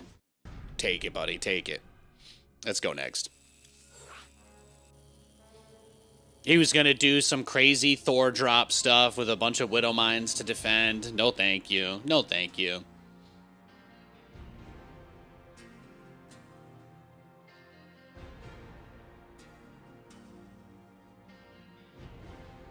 Yeah, there was a pretty interesting interview about the Pokemon card thing that I've been looking into.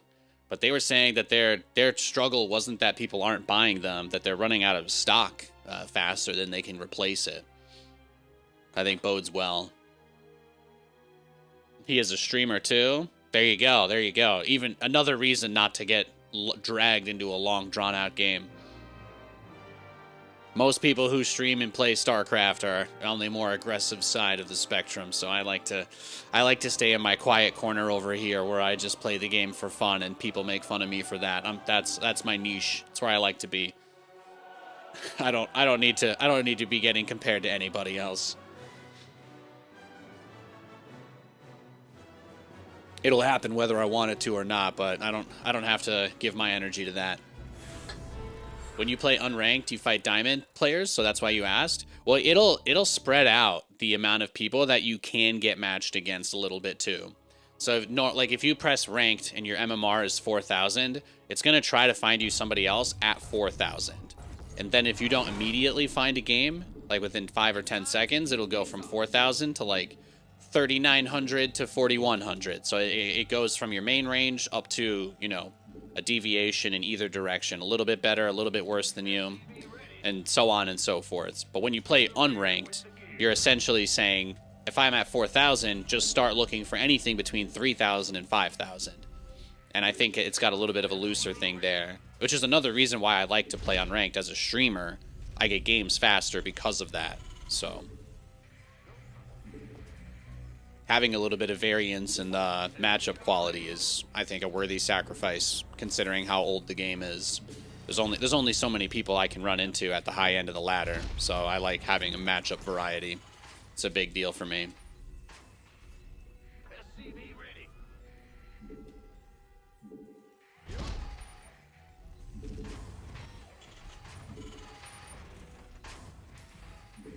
And also, welcome to the stream for the first time, Yash. It's first time talking in chat. Well met.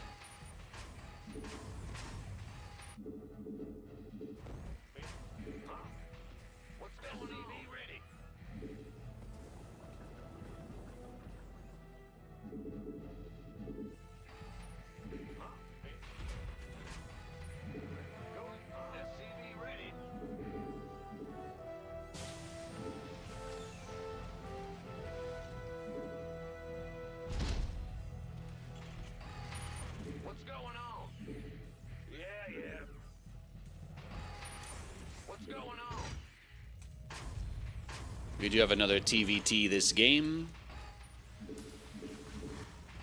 Command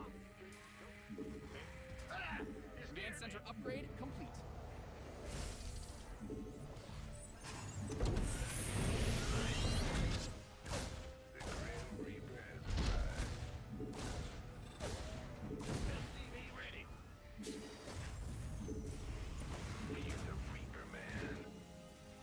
Just gonna keep my Reaper at the top of the base over here. Woo! Yo, thanks, Ragnarok. Nice to see these fun new builds. Thank you, Ragnarok. I appreciate that very much, sir. Thank you, thank you. Thank you for the support. I'm just out here to have fun, guys. Game's 15 years old, you know? I love that it's getting updated. We can still make new builds. We can still do new stuff. That's what it's all about. Pioneering new strategies, new compositions. It's the dream. Truly. Oh, he proxied us. All right, let's go next. GG. He just put 2 Marauders outside of our base. There's not much we can do there.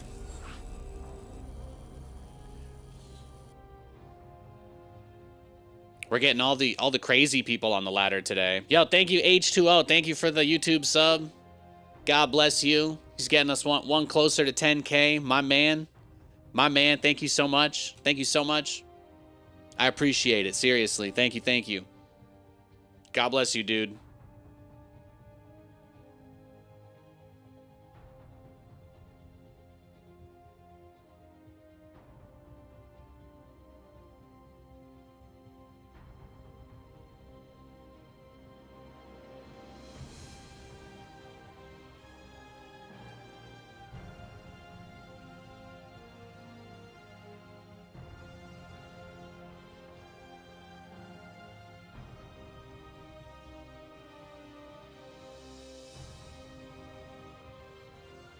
Just keeping up with the misses.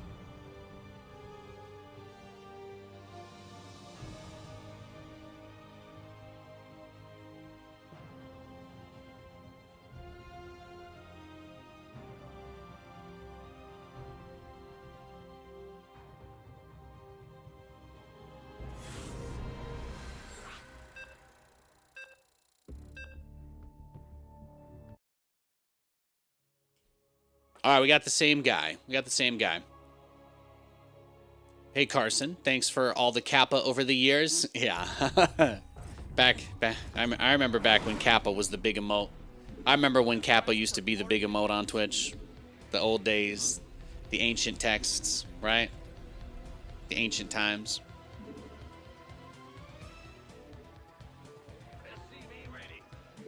I guess we're going to have to scout for the proxy this game, guys. We've got to try hard here.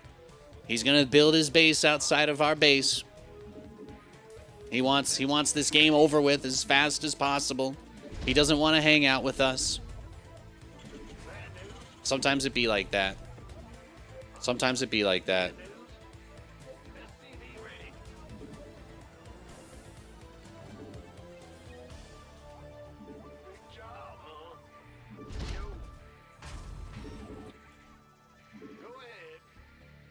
Justin TV, yeah, man, it's a long time back. It's a long time ago. My original contract with for streaming was with Justin TV. This feels like a lifetime ago.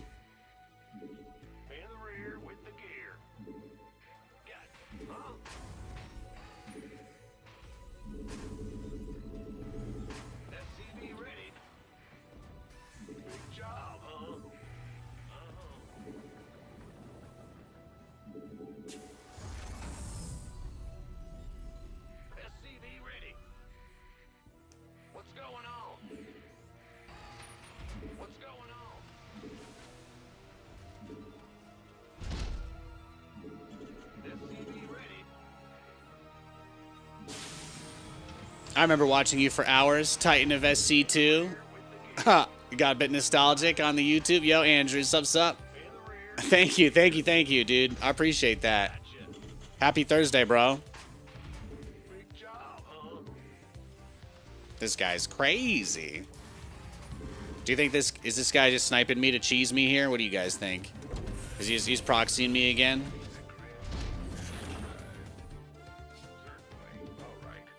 This is what he does on Thursday. He just goes and proxy racks his streamers. We'll find out soon enough. We'll find out. It's like 2012 again? Hell yeah.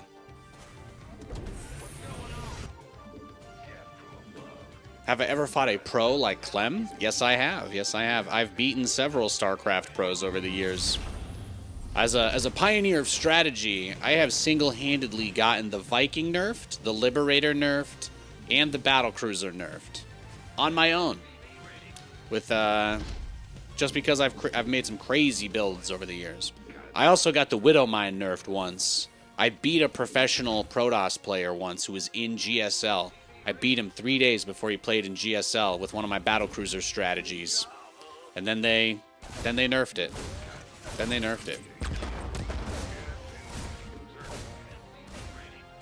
He just came to meet my guy out in the middle of nowhere.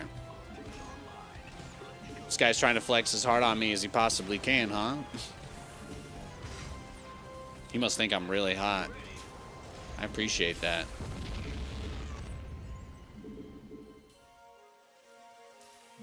I appreciate you, Nate. Just saying. Thank you. Thank you for the kind words. You guys know there's no Hunmun without the fans, okay? There's no Hunmun without the fans. Remember that. Even this guy I'm playing right now, he doesn't realize it, but he's helping me seal the Hunmun right now. Ready for dust off. He gives us all a good villain to raise our voices for.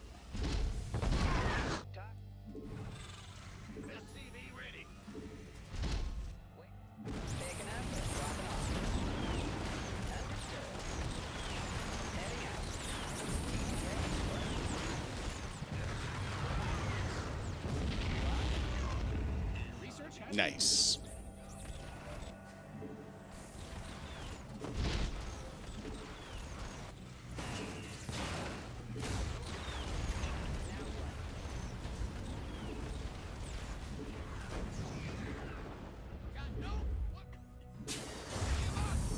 You always love coming back to StarCraft for the camping, since the game is basically your childhood PC game. Dude, hell yeah.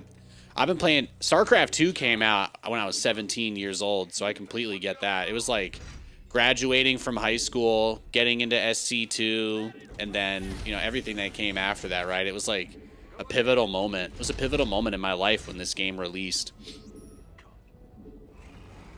Cyclone receiving. Go ahead. SCV ready. Lay it on me. We had just like moved again too. But I had my own room again at that point, so that was nice. I just played StarCraft for like 6 hours the night it came out when we got back from that midnight pickup. That was some good times, man. Some real good times.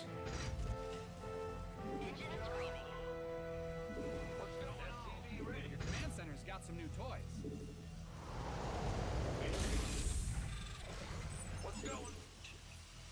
Well, since he sent his Reaper to meet mine in the corner of the map out of nowhere, I am gonna assume that this guy's got our, you know, he's locked in, quote unquote.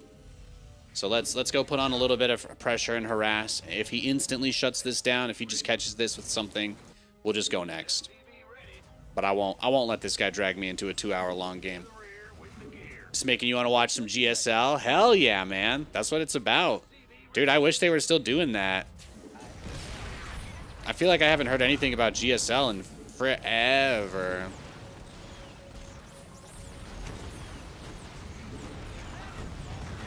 There you go, GG. Let's go next. Back then, it still had a large population. Yeah, man, that was my favorite. Was way back in the day when we got to play against different people all the time. You know, this guy hasn't actually played any StarCraft today. He got on. He's only played 2 games against me, and he had 1 game against a Zerg player, but that's it. So this guy's, I'm just gonna keep running into this guy, and he's gonna keep trying to proxy me, right? Right. So let's see. I'll queue one more time, but if we get him again immediately, like if he's searching for a game right now, then all we should need hypothetically is to wait like 10 or 15 seconds, and then we can play someone who won't proxy us or click on our stuff in the corner of the map. But yeah, man, I've been.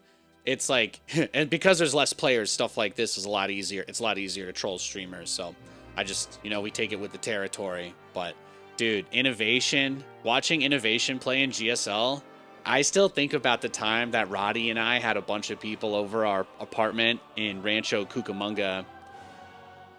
When Roddy and I had our apartment in Rancho Cucamonga, and we had a bunch of StarCraft people over from the SoCal StarCraft group come to our place and watch the GSL finals. Innovation versus what was it? Was it Sioux? Was that Innovation versus Sioux that time? But it was crazy. It went to all 7 games of like Innovation playing great macro games or getting wrecked by like a Roachling all-in, a Roachbane all-in. But that was man, it's like just some crazy awesome memories over the years playing StarCraft and casting it and seeing those games, and just like the hype that everybody would get into talking about those matches, and like the live threads on Team Liquid would be so sick. You can see he's changing his status from busy to available, so he's just kind of trolling us a little bit here. That's fine. We'll queue up anyway. There's a chance we still get somebody else, but just doing that for, you know, I'm validating myself there really more than anything. Were there any custom game modes that stood out for you? My favorite custom maps in StarCraft, Nexus Wars. That's the one that came immediately. Yeah, Sioux or Life. Yeah, I think it was Sioux. I think it was the one against Sioux. It was Innovation versus Sioux, or it was Sioux or like Soul Key. It was one of those top Zerg players, and I just remember that being a really fun night. Having some beers with Roddy and Mr. Bitter on the patio, talking about life. It was so young and naive, huh? I think I was like 21 when that happened. Did I ever play the old custom game from Brood War called Smash TV? No, when I played Brood War, most of the custom games that I played were like the mass all units ones. I did a lot of like stacked photon cannon defense or Sunken D. Sunken D was really good. There was a really good one called Spawn Defense, where you only got resources for units that you killed, and like you kind of it was like a kind of strategical back and forth in that way, you know. And I really liked Diplomacy, Diplo 7.7 in Brood War. I was huge on that. I loved playing Diplomacy. Another couple really good ones. They never really translated this one to StarCraft 2 in the same way, but I loved playing cat and mouse. Like there were two versions of it. Like one of them had a preset map. And then there was one that was just scattered resources and the pylons built instantly and for free. So it was like the puzzle one with the map was like kind of cool. You know, it was maybe more balanced. Never something I was concerned about with video games, really. But playing the cat and mouse map that was just like randomly scattered assimilators all over the place, and it was like find a way, just find a moment where you can put it together. I think the cats were like AI based back then. I'll play this guy, but I'll just mute him before he starts saying weird stuff in the chat. But yeah, cat versus mouse, Nexus Wars, Direct Strike. Direct Strike has been great too. I also really like Hero Wars. Hero Wars was another amazing one. It's like the original MOBA. That was the first MOBA I ever played, was in Brood War. I played as a Dark Templar hero. That was my favorite. Nathan was a Protoss player in Brood War because, well, carriers were awesome. Why, if you can only select 12 units, why not play the race where 12 units can win you every game? That one control group of carriers is enough to beat most armies. So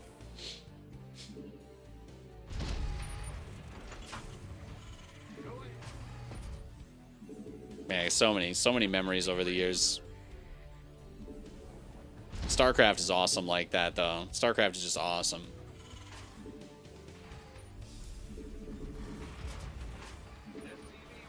Love that stuff. There were so many good games. There was also a really good Resident Evil couple of maps in Brood War 2. One of them was like the city evacuating or something, like defend Raccoon City, and you just have all these outposts all over, and you get more resources the longer that you hold them, essentially. And then at some point, you're of course just like everybody falls back to the RPD, and you've just got all your tiered out stuff. And those were some of my favorite games, was just doing stuff like that. I loved that stuff. The custom game scene in StarCraft was just, I mean, incredible. It was just awesome. Battleship Cruiser, that one had a short peak time, but was fun. Yeah, the Battleship one was that. Yeah, that was for a hot minute. But I think in StarCraft 2, I still play Nexus Wars. I still play Direct Strike. I still play... You know, a really good one in SC2 that I don't have the time for anymore, but when I was a casual, before I started playing StarCraft 2 competitively and like actually trying and playing 1v1, another great custom game I used to play was called Minerals with a Z at the end. And that's basically like the tower defense map. If you guys are looking for a tower defense map, I don't know if a better one's been made, but 10 years ago I was playing Minerals.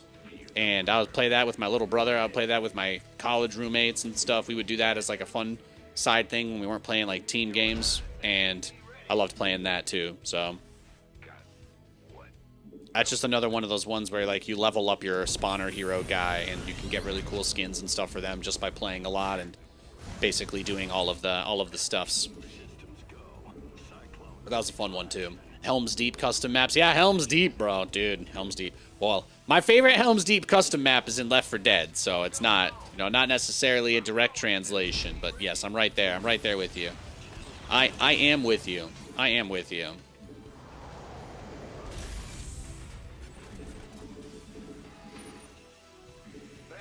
Yeah, Nexus Wars is awesome. Nexus Wars is awesome. Probe versus Zealot. I think I only played like a few rounds of that. But that was good. You know, another meme one I played because of some other streamers in StarCraft. Another custom game I tried that was pretty fun was Doraemon Survivor, which is just somebody plays as some guy chasing everybody around a mansion or something. I don't know if it has some sort of weird backstory, but it's an enjoyable game regardless. But that's another good one too. Basically hide and go seek. Played a lot of that. Oh, and who can forget Rainer Party? You guys you've all played Rainer Party and like Mono Battle. Where I didn't mention the super obvious ones, but Rainer Party, Mono Battles, and Phantom. You guys have all. I'm assuming you've played a game of Phantom in StarCraft 2 before. Now that's some good shit. That's some next level.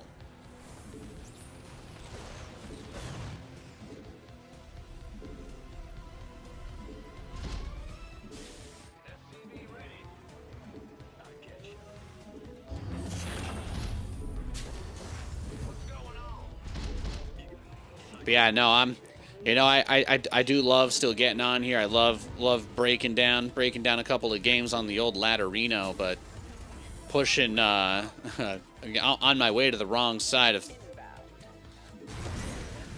on my way to the wrong side of a number on my age, right?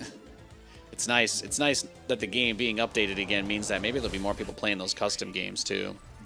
Right now the easiest thing to do is still just queue 1v1s or co-op, but I hope that we get to a point where there's so many people playing StarCraft again that we can kind of build scenes around some of those games and have, you know, people really be into it. Like, that would just be awesome. So I think, you know, it's kind of thing Nathan has on his mind.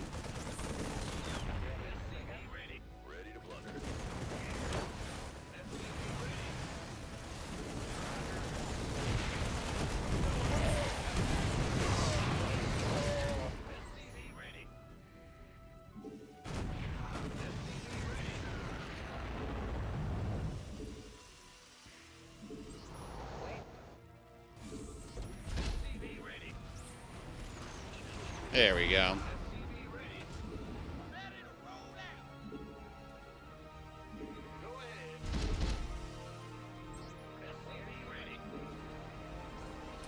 How do we use Microsoft to give us tournaments again? Yeah, that would be the dream.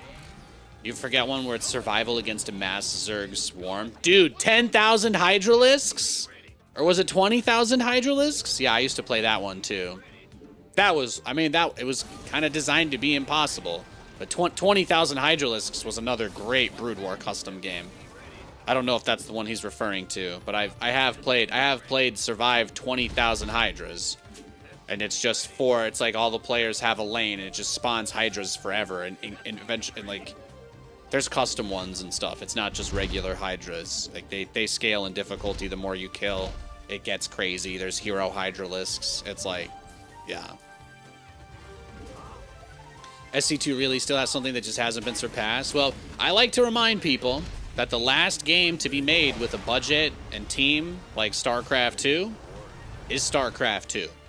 There's nothing that's even come close. Like, the Stormgate people wanted to make a game like StarCraft 2, but they didn't get 7 years to work on it before they had to show people what was in it. You know what I mean? They didn't have to do that. And they didn't. But there's not been any game that's been made on the same scale or budget as SC2. They did such a good job. Everybody else just said, nah, man, we're not even gonna try. That's why there aren't a bunch of fast-paced RTS games that are similar in nature.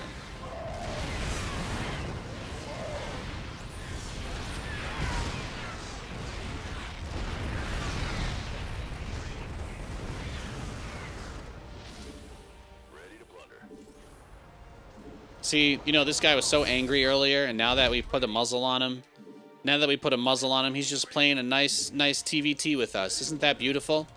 Isn't that beautiful? Once we shut him up, he just started playing the game. We love to see it.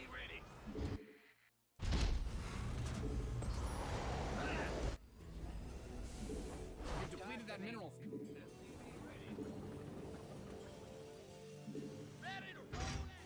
Command and Conquer was fun, dude. Good games, man. Good games.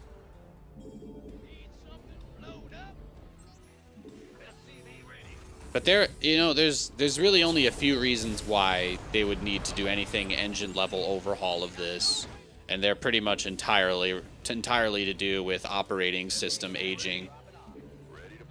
It's entirely to do with just aging operating systems. So The only reason I play StarCraft 2 on Linux is because Windows 11 doesn't properly translate desktop coordinates to older games because they don't use the same model for their graphics.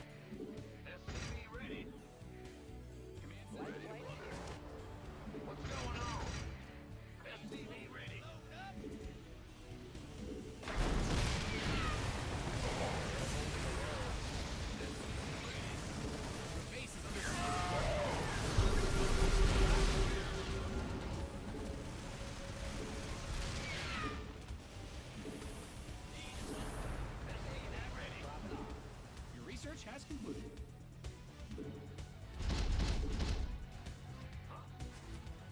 But sometimes, you know, you can it can be tough to get people into a role, to immerse them enough, you know, to get them passionate, get them excited about it. I feel like we're getting there. We're getting there with this man.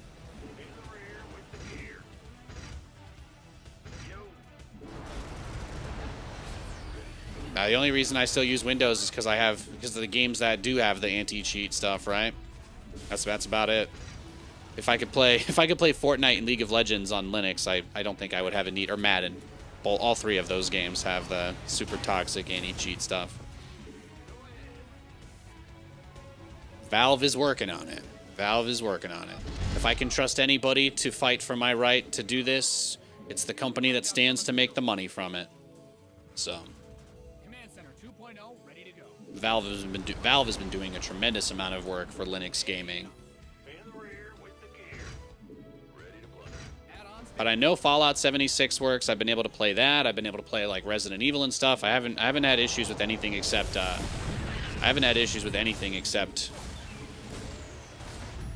the anti-cheat games. That's always that stuff as well.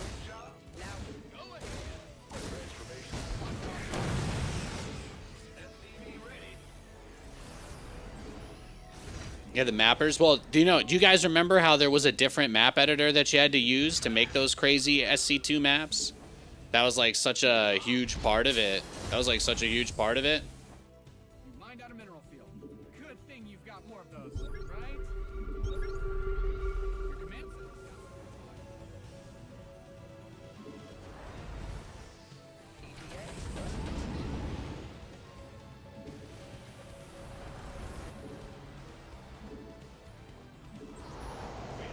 So now we're just at the point where we go into battle cruisers. That's about it. That's about it.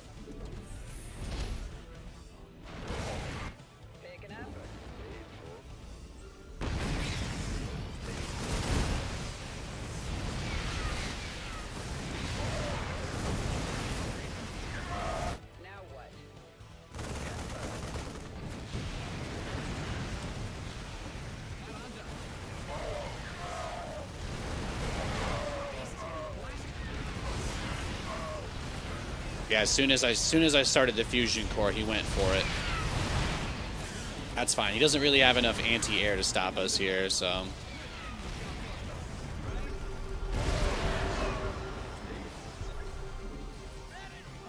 Yeah, you'd love to drop me with this, wouldn't you? I mean, I would.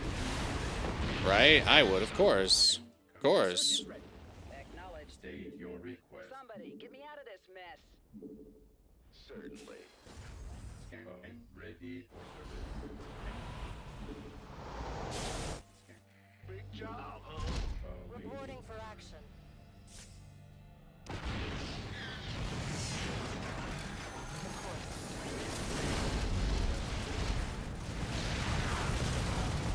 See? Look at that. I got all his tanks. Beautiful.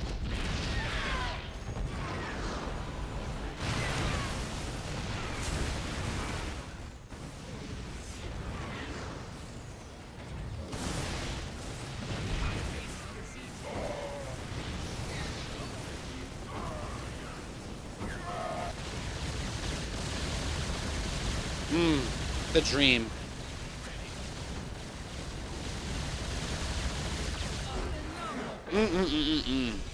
Everybody gangster till circles start appearing on the ground. I know, right? I know, right? Ah, all that work for nothing. Gosh darn it. GG. What a game. What a game. Yeah, he tried to copy my build. He tried to copy my build. He couldn't quite do it though, huh?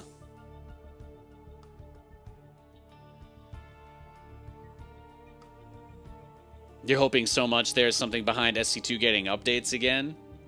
Yeah, I don't know. I don't know, man. Haven't you guys starved enough to be grateful for what you have? We didn't eat for a long time. We were sitting at the table waiting for food for years. We got nothing. I am happy to be able to eat. I'm starting there. I'm starting with being grateful for that. Some of the quality of life changes that they made in this most recent patch are like completely game shifting. Like totally game altering changes in like really positive ways. It's a big deal. The fact that like Thors can push around smaller mech units is huge. I love that. The fact that Liberators can actually siege without like doing this accelerate decelerate thing, I love that. I didn't even realize that was a problem. But like it has been so much nicer playing with those units and getting out and controlling the big armies. It's a lot less unwieldy. Thank you for the follow, Buelism. As a reminder, if you guys are watching on the YouTube, make sure to throw a like there and also a sub. I'm almost at 10,000 subs on YouTube. I would really like to get there. Again, it would be awesome. It's a little personal milestone for me, so I just want to thank you guys for watching. I appreciate it very much. And, of course, everybody watching and following on Twitch. As a reminder, if you're watching on Twitch, you do not get ads if you are subscribed to the stream. This is my gentle way of nudging you and letting you know that. But otherwise, yeah, we're going to keep on cruising. I don't think Kate's going to be back for a little bit, so we've got some time to game, got some time to play. The fact that tanks can't be abducted, I don't know. I haven't had a siege tank get abducted before, so I just don't know what that's like. I have never been one of those Terran players that likes to build a lot of siege tanks, so I just don't. I just don't. Oh my goodness. Oh my god, he just gave out 10 subs. Okay, I wasn't trying to go that hard. Thank you. Oh my gosh. Thank you, Buelism. What the hell? Did they ever let Ultras move other units? Yes, Ultralisks do. Ultralisks push units away. They did it for Ultras, they did it for Thors. Even Siege tanks will push Hellbats now. Siege tanks can push Hellions and Hellbats. It's a big deal. Like, it doesn't seem on the surface to be a huge deal, but when you're playing the game and moving your units around, it just feels like you can actually do what you're trying to do more. Like, I don't know how people can believe that a strategy game, when you don't have the ability to like try to do what you're doing, like that's so important. It's one of my favorite things about the recent update. But they really did a lot of quality of life improvements that greatly improved the usability of units like the Liberator and the Thor and the Viking even. I've been able to play Sky Terran versus Protoss, and that's literally doing better for me than anything else. It's doing better than Bio, it's doing better than Mech. Just play Sky Terran, because Vikings and Liberators are actually decent units now, which is not something I used to really say. I had for quite a while I was hating on those. They both let me down in big ways, but really no more.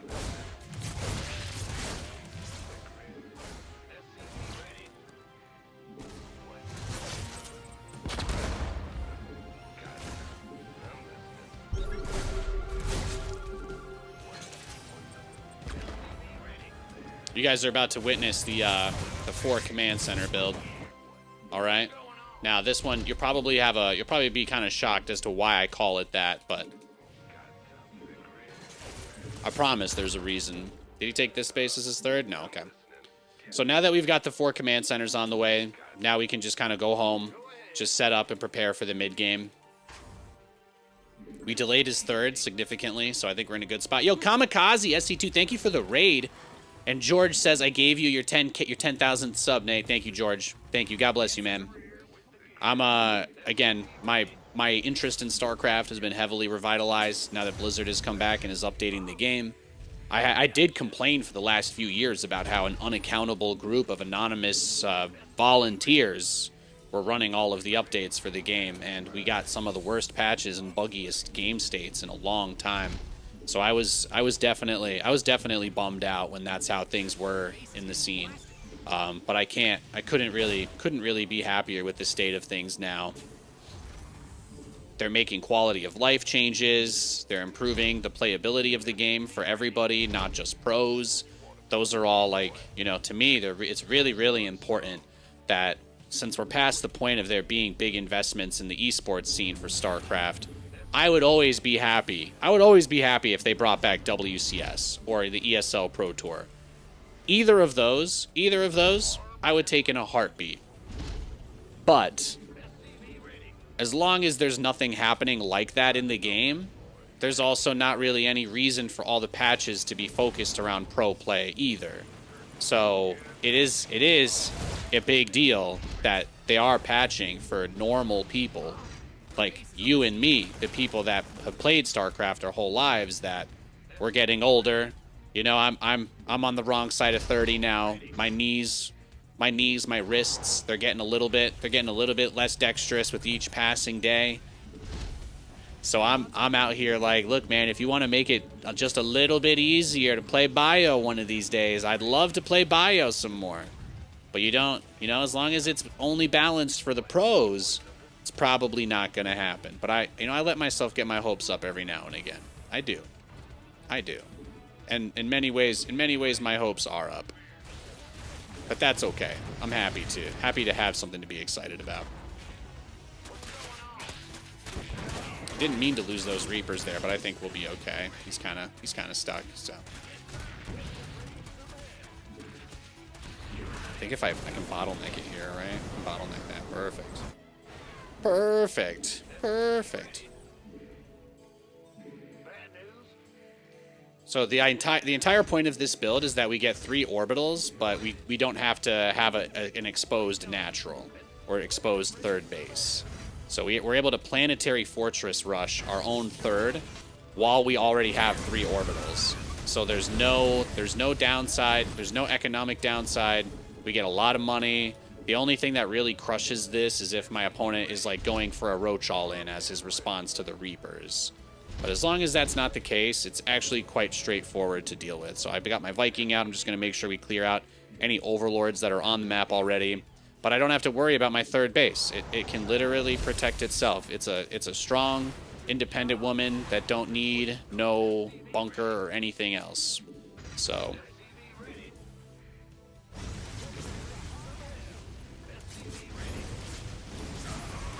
might as well take some of his larvae here if I can. I don't know if he has any units. I don't know if this is bait. Oh, there it is. It is bait. Oh, he's Nidusing me. That's good to know. That's good to know.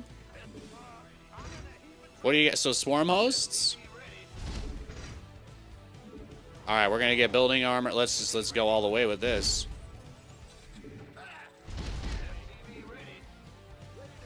Yeah, so there's undoubtedly gonna be some worms popping up.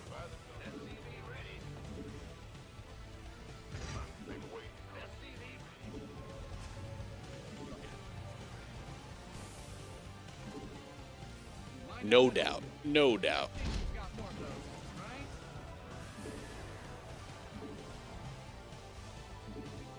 That's a good scout to get, though. It's a good scout. At this point, all I can really do is try and crank out the Liberators so that I have something to zone a little bit with. Take my bases. Maybe get another factory earlier, even. Oh, there it is. There it is.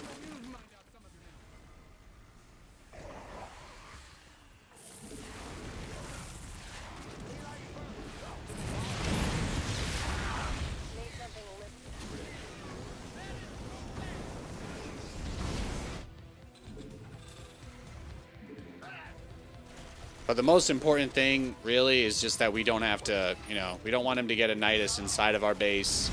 He's gonna very likely just do this and just try and spawn the worms all over the place. And that's okay. That is our expectation.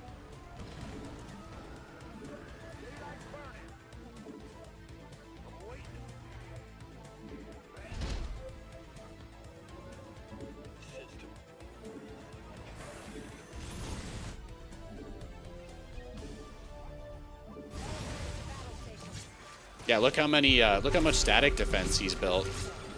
This guy's turtling like crazy. Yes, sir. Course set. Yeah, he's already got a hive too.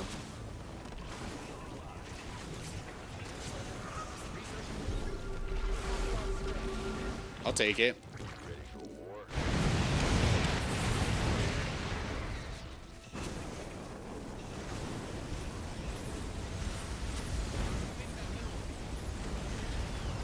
Ready to raise some hell.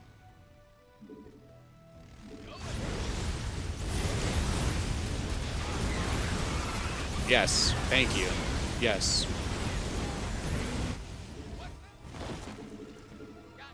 Let's get it. You know what? Let's just push him. YOLO. Right? Why not? Why not?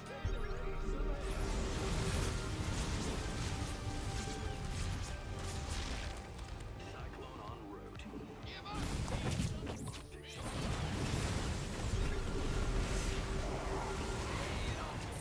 Research has concluded.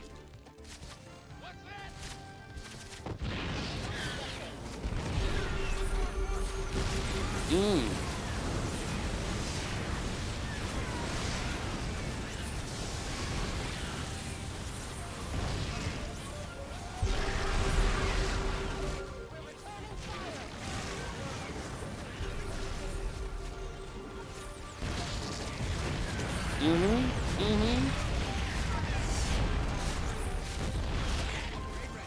Moist.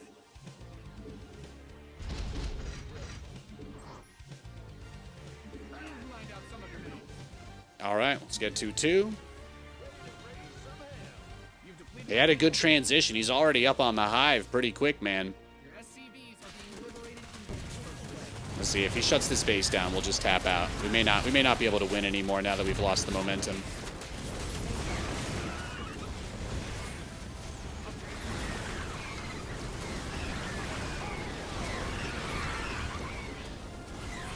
There we go. Okay, we held the base. We don't have to give up yet. We're hanging in there. For a guy that wanted to Nidus rush us and then went straight into Corruptors for our Liberator counter, he's sharp to it. He's sharp to it. Command center upgrade complete. Incoming order. Need something liberated? Ready to raise some hell.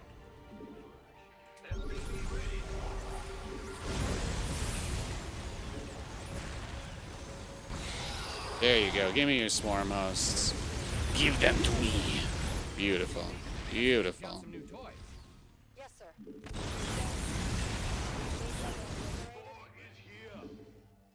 mined out a mineral. Your base is getting blasted. Oh yeah, feed me. Got freedom? Easy. Need something liberated? Mm-hmm. Incoming. In the rear. We have you on screen. Mm-hmm. Let's get it.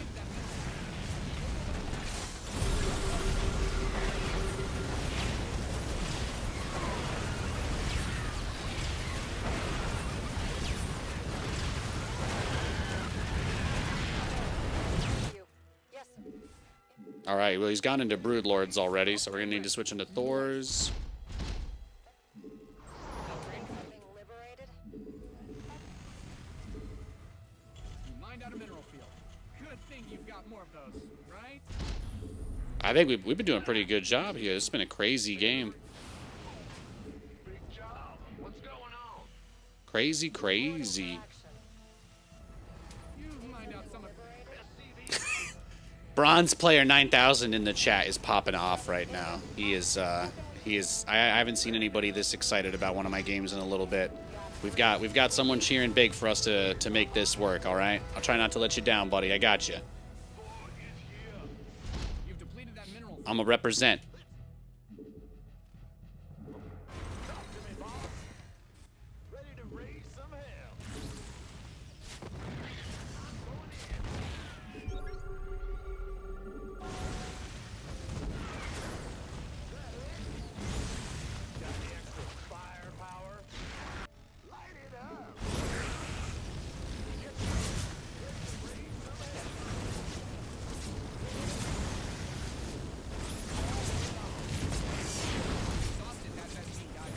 Whoa! Oh, thanks for the gift sub. Appreciate it. That's a true hype, man. Hell yeah. Hell yeah.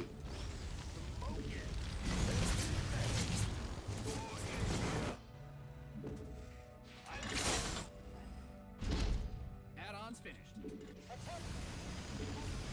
We're getting that army rebuilt. It's gonna take us a minute here.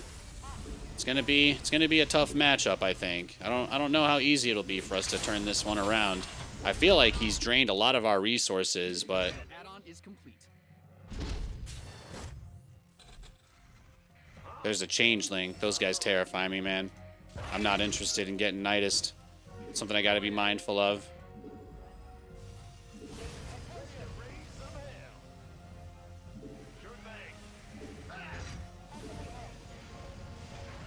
Mind out a mineral field. Good thing you've got All right, more of those. supply's the issue. Fine. Let's get it. Let's max out. Let's max out and push this guy. I have a feeling we'll see some lurkers this game with the number of hydras he was building. Add-on done. Swap away. Big job.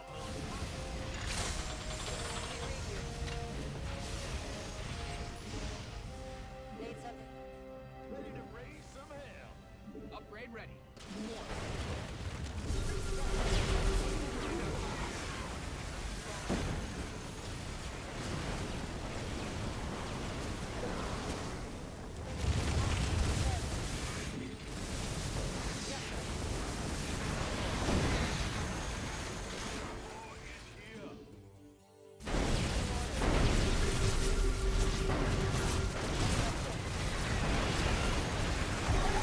Beautiful. Beautiful. You don't unsiege all the liberators ever, guys. Just remember that.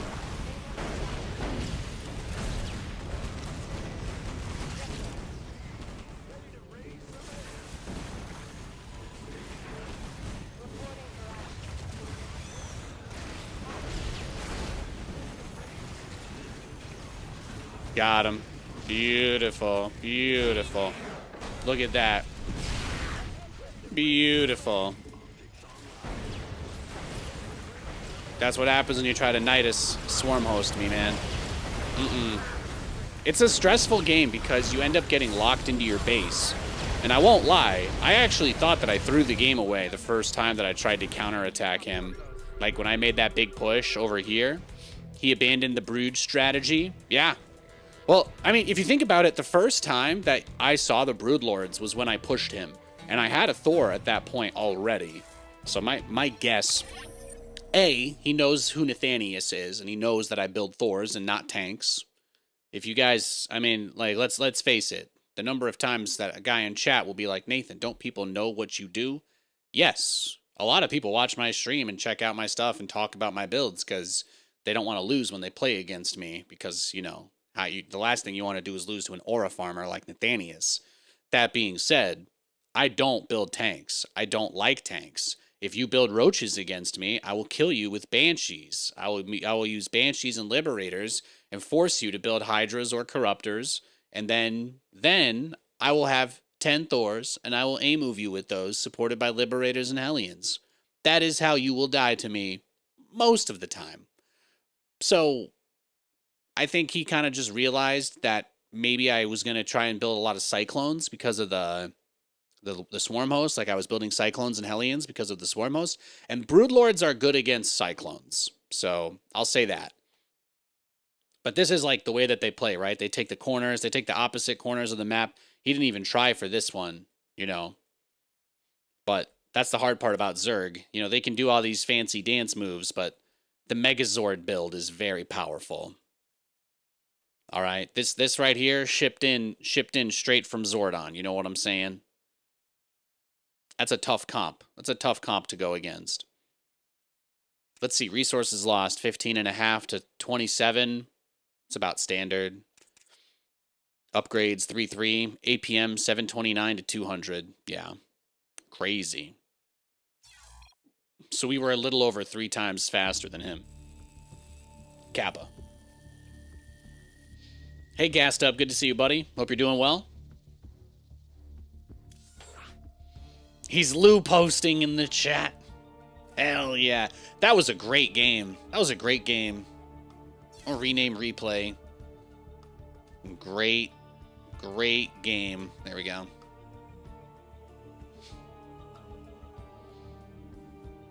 Happy Thursday, everybody.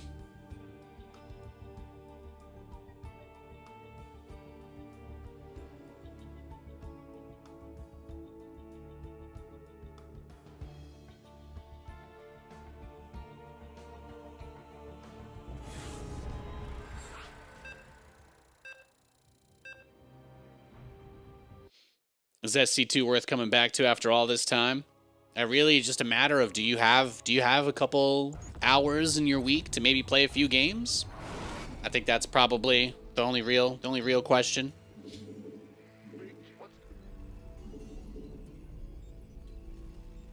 All right, so we're against a random player this game, and you know the way that I handle playing against random is I treat it like Terran versus Terran, because if I'm going to start my Vespine Geyser in like 2 seconds, I would not be able to reach his base with a Worker Scout before I build this Geyser. Like, I can't get to his base before the 28-second mark. So, I just do this because I might be getting Proxy Reapered, and I need to be able to defend that. So, this build allows me to cover the widest range of possible builds my opponent could be doing. So, this is just my regular Terran versus Terran, Terran versus Protoss build. If he is a Zerg player, I'm going to attack him once, and then we'll leave if we don't do a lot of damage, because we're going to be super far behind if he's a Zerg. But that's about it. It's the only real drawback. But you get a 66% chance that you're in the right matchup. So the odds are good.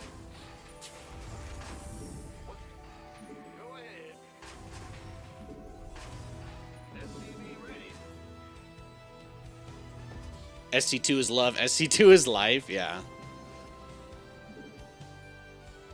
There was one smart guy in the chat earlier who correctly pointed out, or correctly agreed with me without realizing, but I think that especially these days with the lack, you know, with all the uncertainty and the people kind of, you know, people are wanting to veer away from risk and stuff like that, I think that it's kind of normal. It's kind of normal for companies to kind of reevaluate how hard it is to make money off of stuff right now. And they realize probably that there's still a lot of people playing StarCraft. And they also recently reopened StarCraft to China. So StarCraft 2 wasn't available in China for the last few years due to a licensing dispute that ended up getting all of Blizzard's stuff taken out of the country. So a lot of people who play StarCraft. I think it was almost even half the total player count the last time we got the numbers from them, like 2020. Like almost half the total StarCraft players are actually on the Chinese server. So I'm guessing that because they're no longer, because StarCraft 2 is now available again in China, it has probably changed their cost analysis model for updating the game. That's my guess, but I just assume that the number of people per region for them was a part of it. But they're about to get a large amount of their players back over there, and I'm guessing that they actually hire customer support people for their games over there as well. So there's probably a few things probably related to them bringing StarCraft and other Blizzard games back to Chinese region, but I would like to think it's also got to do with just the fact that, you know, the economy is weekend at Bernie's, right? So we're more or less waiting for the other shoe to drop. So I don't think Microsoft is expecting people to be spending lots of money. So if you've got a popular free-to-play title with a baked-in audience that's never going to go anywhere else, you should probably throw them a bone every once in a while. So maybe we're just getting thrown a bone. Maybe they've got bigger plans. Either way, a room that was once dark and the lights were off now has the lights on again. You know, there is hope, there is cause to be excited, and there are things to look forward to in StarCraft again for the first time in a long time. So even if it's just maybe another update, it's still awesome. It's still fantastic.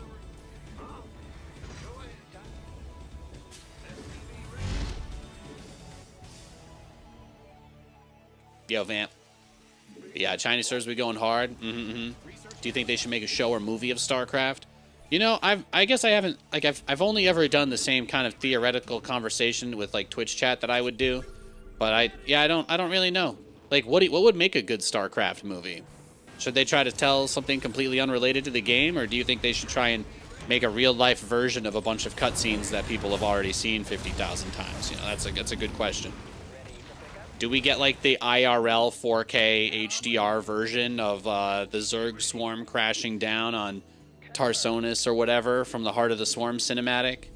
Like, you know, are they gonna put Will Smith back into a plane to fight against the aliens, and he's gonna be the guy landing his Viking in front of the Ultras? You know, like, is that gonna be the move? What's going on? LIB version of Zerg? Love is Blind Zerg? Yeah, I mean, SCV ready. no, I can't. I got nothing there. Up, ready to go. Command Center 2.0, ready to go. Speak up. Technically, if you meant like lib as in liberator, there's already an infested liberator model in the game, so they're pretty much there. Technically speaking, the assets already exist if they wanted to do that. Yeah. Universe has a lot of potential. People already love the campaigns, so it could go hard. Yeah, that's fair.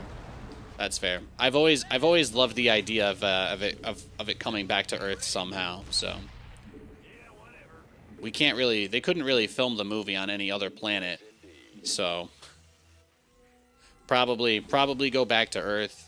The Zerg find their way over there, and then some Protoss is like, "Hey man, I smoked it up with Jim Raynor in Kaprulu High School, so I'm here to tell you all about the Zerg because you don't know, man." And then the Earth's like, "Nah, we've got crazy ass Earth tech. Those UED guys we sent out were basically space pirates. We gave them space muskets." And they're like, "Those were just your muskets?" And Earth's like, "Yeah, we're good. We got Hammer of Dawn level shit over here." And then the Zerg end up overwhelming like half of them or something, you know. The planet gets split in half, some crazy shit. They get humbled, and then they're like, all right. Who did you say you were? He's like, "My grandfather was Artanis." And there you go. Everyone's like, "Wow, the movie referenced the games!" Oh! And then that'll be it. It won't go further than that. So you'll get exactly that much fan service and nothing else. Is that acceptable? Is that okay? SCV ready. Ready to roll out. Right. SCV ready. SCV ready. Oh, I forgot I was morphing that too. The animation's not very visible. What's our target? SCV ready. Yeah, he snatched up my drop pretty easily out on the map, so I gotta be careful. Gotta be careful. He's looking to catch me. Looks like he's fishing. He's fishing for something. SCV ready. Right. SCV ready. Go ahead. Let's go. SCV ready. Ready to Your command center's got some new toys. SCV ready.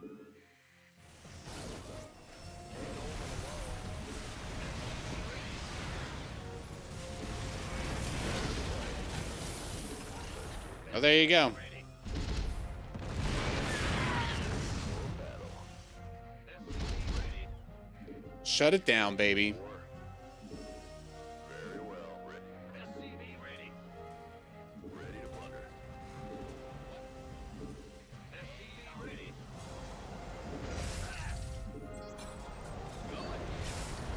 SCV ready. You gotta at least do the wall campaign. Yeah, the campaigns were really good. Heart of the Swarm is the worst one because it just doesn't play like an RTS. Like they were coping. Blizzard was coping really hard about League of Legends when they made Heart of the Swarm. So the entire game is like playing a MOBA where you're just Kerrigan. That is Heart of the Swarm. I don't have a lot of great things to say about it. The story in general is a little bit here or there. But yeah, the Wings of Liberty campaign is the best. I actually think that the Protoss campaign is pretty good too. They kind of get into a lot of like the tribalism between the Protoss factions, and I found that to actually be kind of compelling. Protoss they obviously had a lot of really interesting characters in that one too, which helped. So you get Alarak and Phoenix and all that.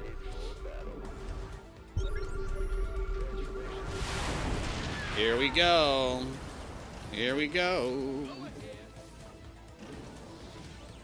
Man's got the whole map sensor towered up. He's crazy. Dummy thick sensor towers. Look at that.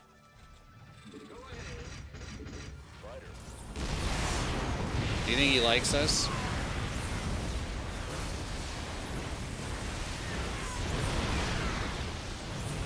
All right, GG. Let's go next.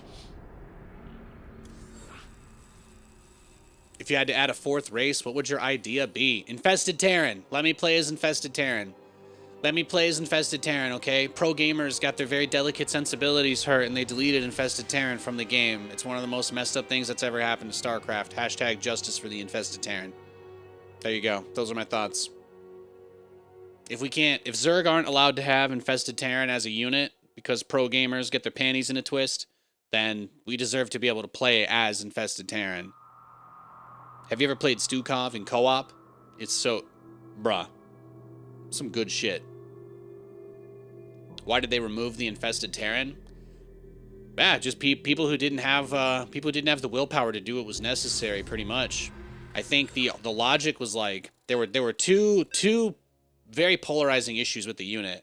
The first one was that it was a spell that benefited from regular unit attack upgrades. So like the Infested Terran did bonus damage when if you got upgrades for your like ranged Zerg units. And this became a problem because it's a spell.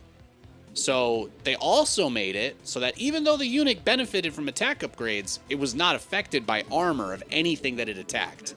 So those two things completely ruined the unit. Everybody lost their minds. Nobody agreed on how to fix it. And Blizzard internally was like, well, spells aren't affected by armor. And we were like, okay, but Raven's auto turret doesn't get more damage from Terran mech upgrades either.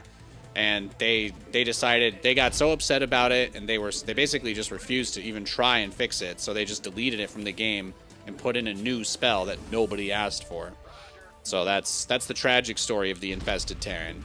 It's the tragic story of the Infested Terran. But it used to be a unit that was just way too weak, and then they tried to give it a new attack for anti-air, and then it was really good, but it just bypassed armor. So if you had building armor on your planetary, the armor didn't do anything against the Infested Terran's attack. But you could have +3 Infested Terrans and they had 100% armor penetration.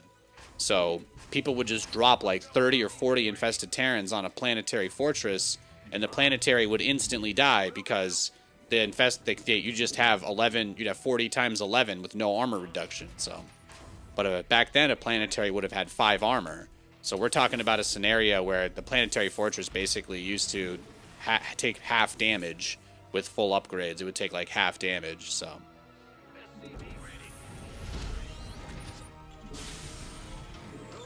But then they just decided to delete it. They just decided to delete them from the game because they didn't want to make that change. For whatever reason, they would literally rather throw away probably millions of dollars worth of assets that they put together and used for years for Infested Terrans and just flushed it down the toilet because, well, we can't make a spell not affected. We can't make a spell that doesn't have armor penetration. And it's like, there's no other unit in the game that works like this. Even the Swarmhost Locusts were affected by armor. It was just I don't know. I couldn't possibly tell you what was going on in their heads when they made that decision. But Infested Terrans were one of the coolest units in the game. Infested Terrans were one of the coolest things in the entire game, period. And they were the only reason I liked playing Zerg. And then they just got rid of them. They just got rid of him. They didn't nerf him. They didn't redesign him. They didn't change him. I've seen the Cyclone get redesigned like 5 times and no Terran has ever asked for it. But I've seen the Cyclone get redesigned 5 fucking times since Legacy of the Void came out. That we couldn't even try with the Infested Terran. We couldn't even try.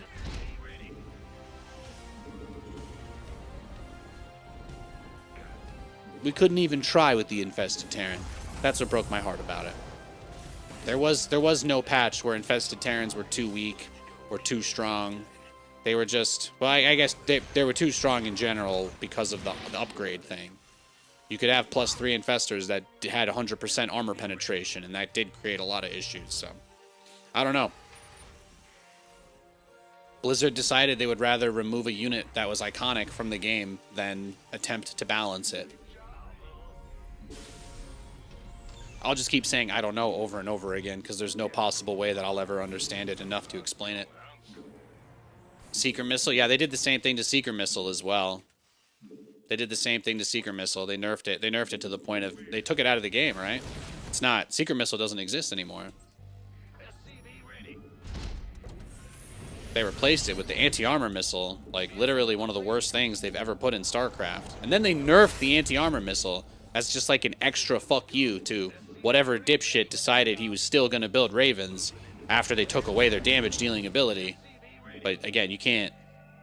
Acknowledged. I couldn't explain it. Understood.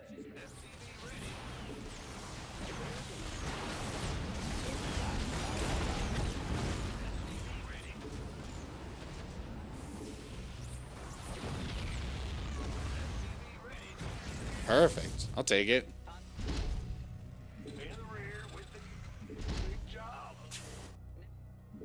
Your favorite crazy power was the mothership black hole? Dude, that was awesome. I miss that stuff, man. We used to have the mothership black hole. We used to have we used to have some cool stuff in this game. We used to have infested Terrans, motherships. I don't know if you've seen what they did to the mothership in the last few years, but man, they neutered that thing hard. They neutered that thing hard.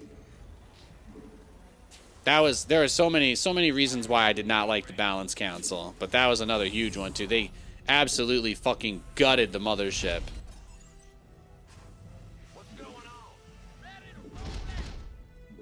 That poor unit.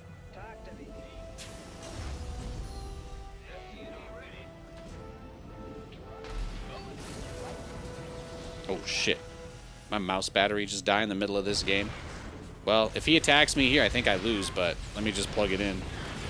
It could not have been a worse timing, to be honest. That is how it goes, though. That is how it goes. Yeah, I'll just GG. That's unfortunate. Bring back core with overcharged Nexus. No! Nexus overcharge. No, thank you. No, I hated that, man. That was too much. That was too much. Bro, the amount of people who I would be streaming and I would play for like 3 hours and every game would just be Protoss players building 4 pylons under my main base ramp. Well, this only happens to me like every few weeks because the battery lasts like 200 hours on this thing. So that's why I always forget. That's how that happens. You guys remember getting pylon rushed? Do you remember when pylon rush was like the meta? The number of games I lost to a guy just chrono boosting out his mothership core to my ramp, building 4 pylons and killing my barracks before it even finishes was like nasty. Nasty.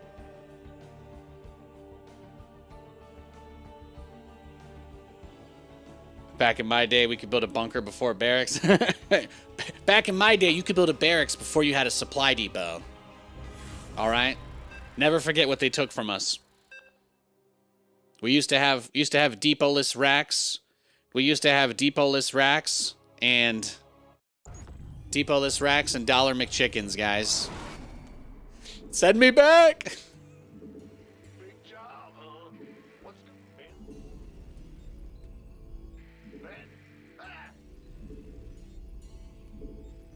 You were never good at this game. It would always die to some stupid Oracle rush. A lot of those builds, I mean, that was always like the frustrating thing, right? Like Protoss has always had a lot of really good cheese strategies. That's one of the reasons they got nerfed out of the game the last few years. There's still like a giant gaslighting campaign going on in those unmoderated forums about Protoss being OP. Meanwhile, they win nothing. Where have I heard this circular logic before? Well, you see, there's actually no good Protoss players. That's why they don't win. And okay, so why are the mid-tier tournaments flooded with Protoss? Is it because there's no good mid-tier Terrans or Zergs, or is Protoss OP? Does this argument only go the way that you want it to go, or do we apply the same standards to the entire, picture? But that's neither here nor there. But yeah, Protoss players, man, they have so many good cheese strategies that the balance cabal basically used that to completely gut them over the last few years. This patch right here, the patch that they released, Blizzard put out, is the first time Protoss actually got a buff in years. And even then, they still nerfed the Observer really, really hard. Anybody that used the Observer Siege, which is like pretty much every Protoss player alive, like those guys all got screwed over. They all got screwed.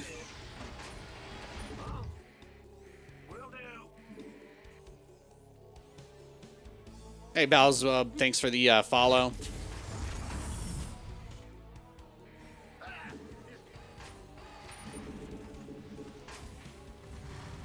And that should teach people to never cheese. Yeah, exactly. Meanwhile, Protoss players continue to cheese in small brackets, small online brackets, and on the ladder. Protoss win rates are through the roof because they have 7 different ways to kill you in the first 5 minutes of the game. Meanwhile, there are no more competitive pro-level Protoss players. And while everybody who plays Terran and Zerg will cry and whine and tell you that there are so many Protoss into weekly cups, but the top Zergs don't play in the weekly cups. Raynor doesn't play in those. Serral doesn't play in those. Lambo doesn't play in those. Apparently, all those guys make plenty of money in everything else going on in the scene. So, I don't know, man. None of the good Zergs actually play in any of these things. There's only like two Terran players that are actually good enough to play the meta strategies anymore. And then Protoss players, well, they just get reminded that Protoss has a lot of cheese on the ladder, so they deserve to get nerfed. You hate to see it, man. You hate to see it. But there's a lot of bad will towards Protoss players in the space. Guys have been getting hated on forever just for playing a game. Oh, thanks for the sub, Balsbub. Appreciate it, man. Thank you. Imagine if barracks could train and store 5 Marines while flying. Okay, now I gotta, let me find the blunt. Hang on. Do you remember when you could load a bunker full of Marines into a command center? That was my favorite bug. That was my favorite StarCraft 2 bug. They fixed that one pretty quick, but that was legendary. It was legendary.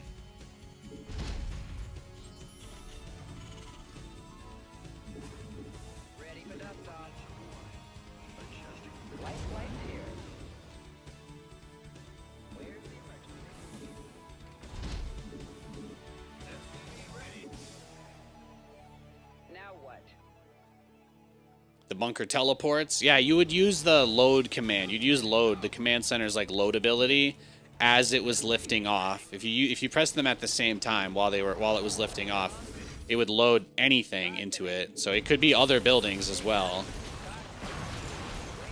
It wasn't particularly useful aside from the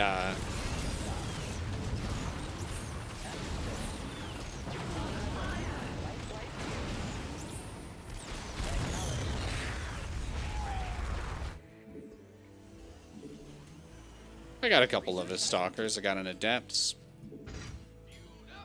Absolutely gutted High Templars. Well, I mean, Storm definitely got redesigned a little bit. If the Protoss players, this is where Protoss people really got screwed the most, was the Observer change. They got rid of the ability. They basically, a couple years ago, one of the last things Blizzard did before they stopped updating StarCraft was they made it so that the Observer could essentially siege up like a tank, and it could see a lot further when it did that. This was more or less put into the game so that Protoss players could use the F2 key. Like, that's why they did it. They wanted Protoss to be able to use Select All Army without their Observers going all over the map. So that was like more or less the entire point of the ability. And then they nerf it by making it so that if you use it, your Observer reveals itself now, which is honestly the biggest fuck you patch I've ever seen. Like, it's possible that buff in the first place was too much, But the fact that they're like, nah, your observer just doesn't work anymore if you want to siege it like that. Like, that was, I think that was a brutal change. I think that was a brutal change. All right, I think he's got us. GG, let's go next. Pop-up flamethrower defense turret ever in PvP? No, sadly not. Sadly not. Sadly not. Wasn't there a patch where ghosts didn't have to research cloak? I don't even remember that. I don't even remember that. Ooh. Yeah, they got rid of the reactor ability. They got rid of the ghost energy upgrade. They made it so that they got rid of the ghost energy upgrade, but they made it so the ghost starts with higher energy or something. I don't really know. Or it's like you don't have to research EMP or something anymore. I feel maybe you had to research EMP at one point. I don't really know. You can use F2, but you have to do a whole lot of extra work to keep the observer out of your army. Yes, that's exactly what I was saying. That's exactly what I was saying, so.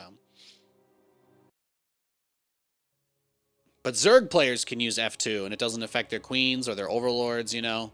Terran players, most of the time, their whole army's together, so it's not that bad.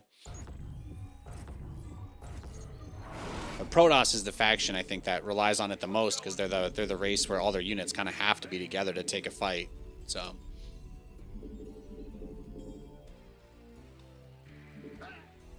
Star Wars. I'm a fan of the. What do I always say? I'm a fan of the Star Wars universe. I don't really watch their stuff anymore. When something big and compelling happens in a movie theater that I can genuinely get excited about, maybe I'll care. Should they give you an option to have go? So that's one of my favorite concepts in RTS that I feel like we never got to see, but. Like, if I could make a big change to StarCraft 2, I would love some roguelike elements. Like, that would be the dream. If we had roguelike elements in SC2, so it was like you could have Hellions or Vultures, you know, and you make a decision at some point in the game and both players get a choice. Like, there are a lot of games that handle this mechanic really well, and it's incredible for replayability. I would love that. I would love that so much. Being able to pick, like, oh, okay, this game you can make a Thor or you can make a Goliath, right? But both players can kind of be aware of the customizations each side makes a little bit, so it's not too crazy. It's not impossible to follow. I love that idea.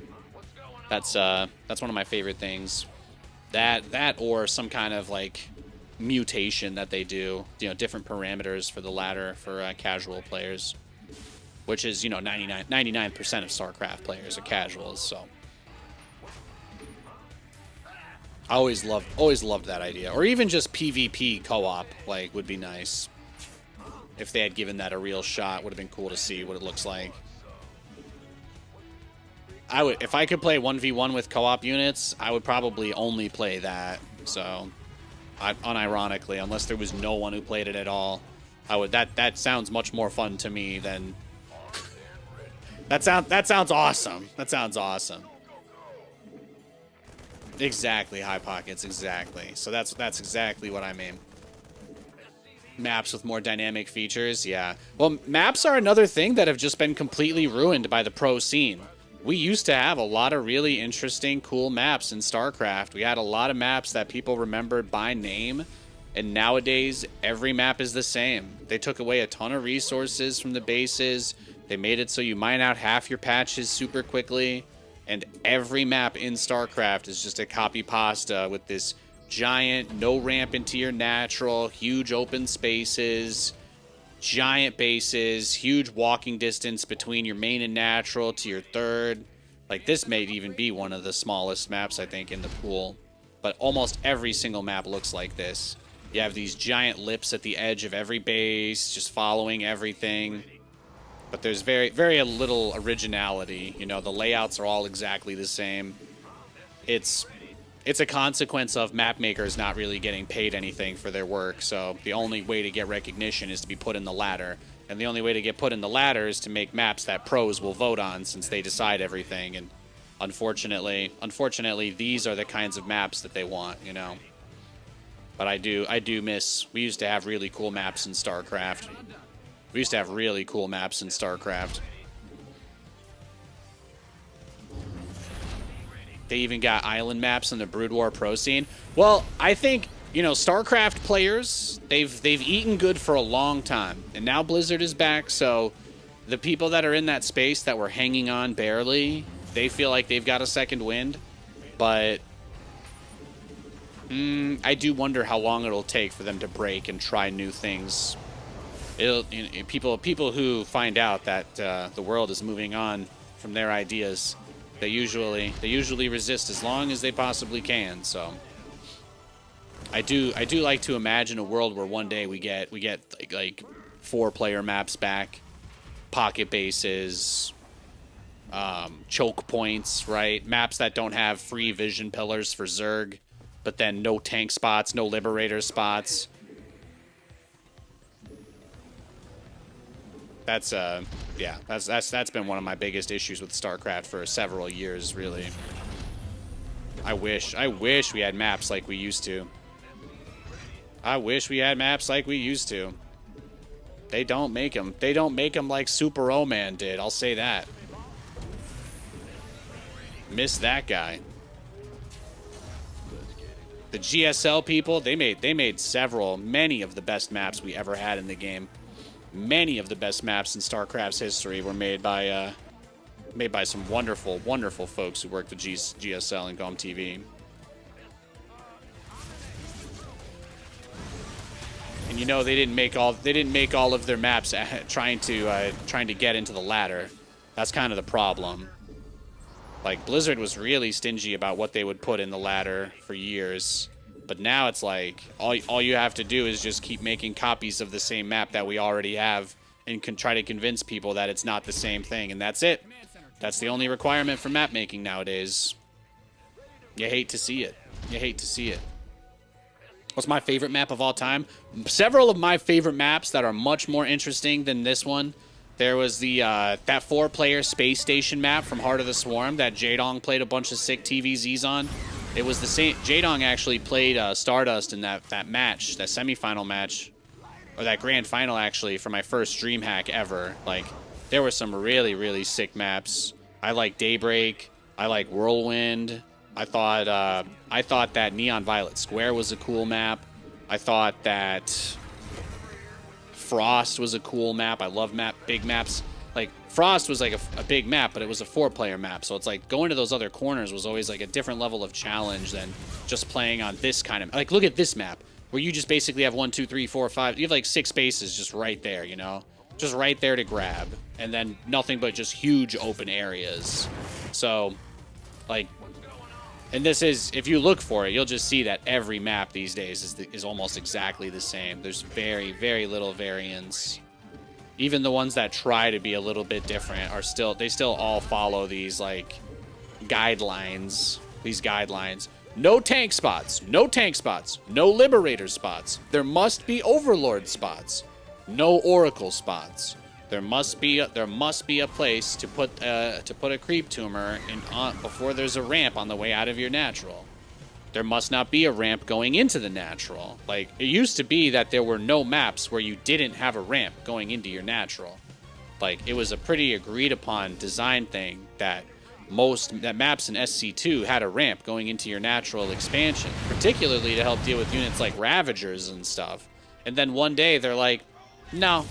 Just gonna be no ramps, just big wide open bases. You're gonna have low grounds where your thirds are and stuff like that. And no, that was tough. That was tough. I was never really crazy about that. I was never crazy about that. What's the Zerg doing? He's turtling. He's turtling up. So I'm guessing he's probably just rushing Ultralisks. That's usually what they do. If I had to guess, he's just rushing Ultralisks. That's what 99% of Zerg players do these days.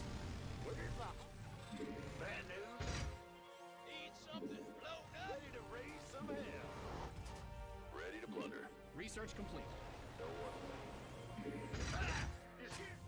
What's going on?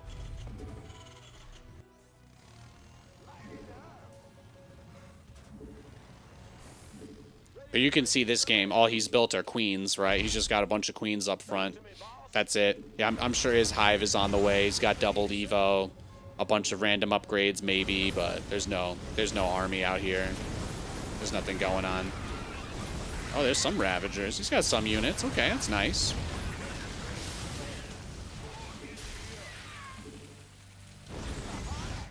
Well, it took him a while. It took him a while to wake up. He didn't want to leave his base until he had 5 saturated expansions. I get it. We've all been there.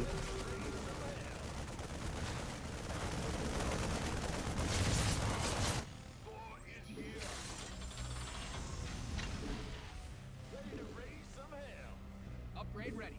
North. Go ahead. Let's see. Let's get 2 more starports here. I'd like to get the 4th base. The position on that Overseer keeps making me think that he is trying to just Nidus us. Let's get into the fight. Or he's trying to go for some cool, like, Contaminate move. I don't know. He's memeing. He's memeing.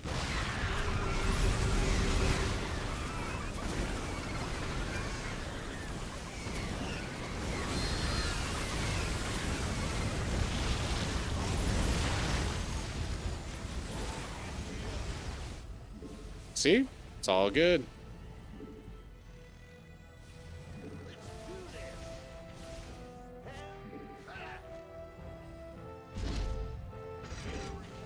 Yeah, but this is how most Zerg players play these days.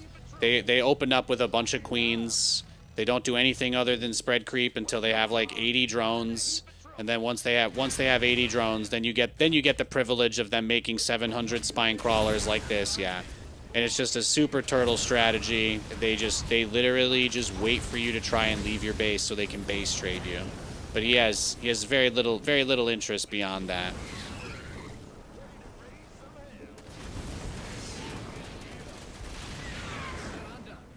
So I'm just doing my build. Got more of those, right?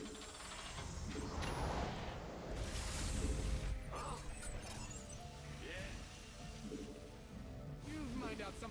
Ready to raise some hell.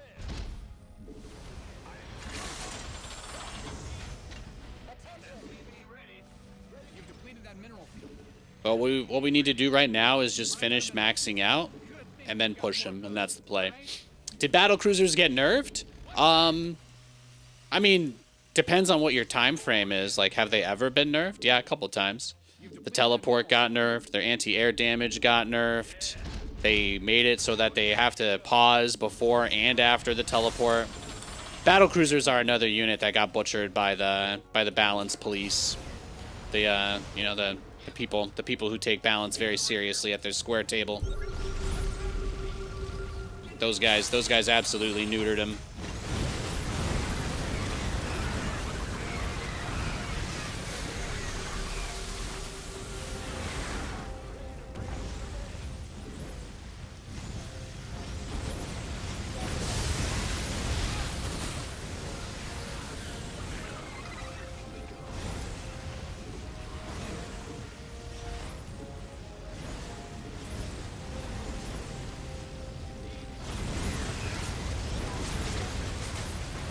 How can we help?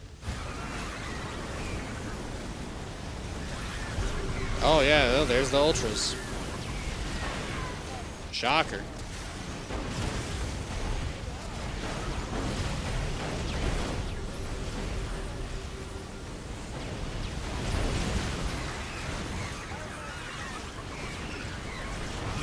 Yeah, the infestors, that's the tough part here. I think that's where he gets me. Here. I don't have any scans, so that was the risk I was taking. I suppose it's possible that he doesn't actually have anything to kill the units with, so this is kind of funny. What's going on?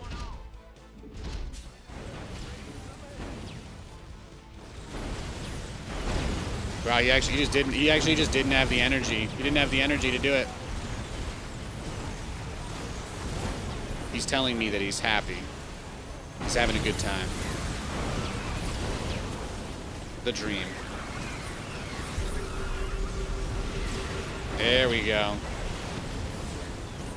There we go. You only get to do that once, unfortunately. You've depleted that mineral field. Nice race, baby. There you go. This guy took every single base on the map. This guy took every base on the map and literally did nothing until he had Ultralisks. He just turtled the whole game and then complained about balance.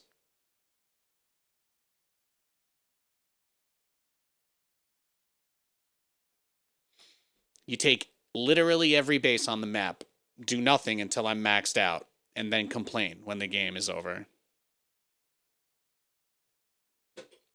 Couldn't be me. Let's look at the resources lost. 10.9 to 22.3. Oh, we only lost exactly 69 as units. Wow, incredible. Incredible. Look at that. Who would have thought? Who would have thought? That's legendary. That's absolutely legendary.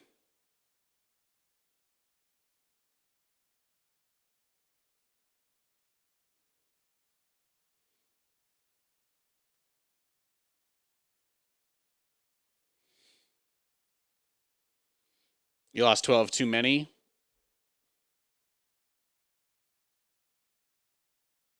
57? I don't know what that means.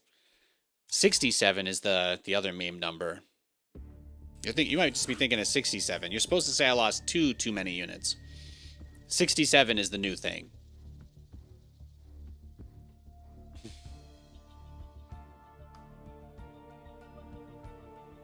Some good games today, though. Thank you guys for hanging out with me. I really appreciate it.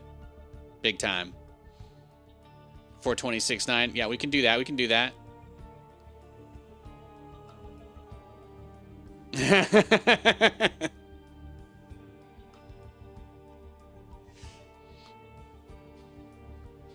Nathanias, the way you play Terran is so messed up because you win games and have fun, and that's not allowed. Oh yeah, well, what was that? What was that? I have a TikTok of a dog barking at another dog, but the dog that's being barked at is just sitting there like That's my favorite. That's my favorite. All right, we got barcode Zerg. Let's get it. There is a... Oh, wow, look at that. He didn't even want it today. He didn't want to catch these hands. They are rated E for everyone. Nate, let me troll in ladder and see you rage. I know. Somebody's like, no, Nathan, I know that when you were 24 years old on your own, completely trying to handle living across the country from your family and becoming an adult while you're in a high-pressure career, being stressed on all sides, Nathan. I know that your rants and rage were all deep down from the heart because you're an evil ogre. No, I got bad news for you, man. I got bad news for you. You've changed. I'm like, no, actually, I've just got a lot less pressure on me now.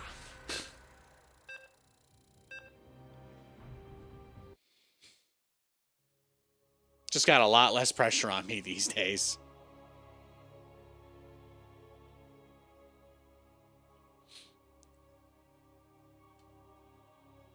All right, we got another TVT.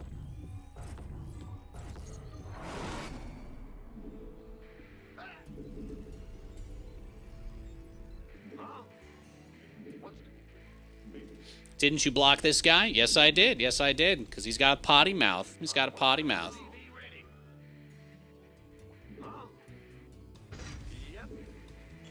I'm not interested in being friends with people that aren't aware Puerto Rico is a United States territory. I don't need that. I don't need that energy in my life. If you want to be angry about stuff, you go do that somewhere else. I will say he's a good partner though. After I blocked him, we played a pretty solid macro game against each other. I'm expecting him to give me another good game. I think he really wants to win, so I don't have to worry about this guy trolling. He wants to win, very much so, which means he's gonna work for it. What's going on? What's going on? SCV ready. What's bad news? I can use all that negative energy for something good and just force him to try really hard to beat me and give us a good game. That's what we want. That's what we're here for. That's what I'm here for anyway.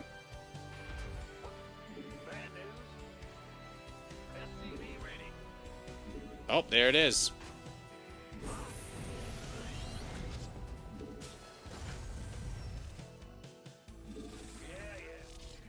SCV ready.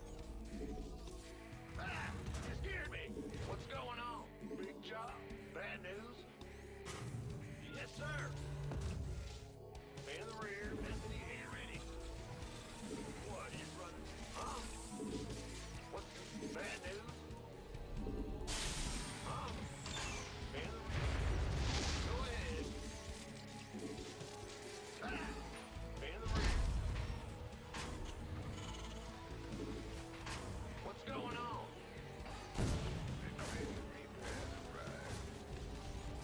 Bad news? This is crazy. Command center upgrade complete.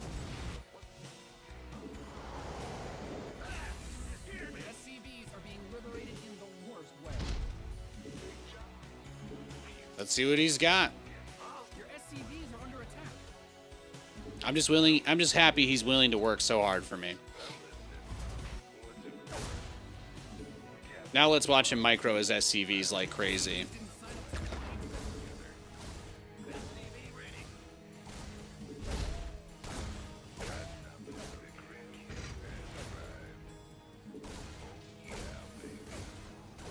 Good boy. Base is getting blasted. Your SCVs are being liberated in the worst way. Add-on is complete.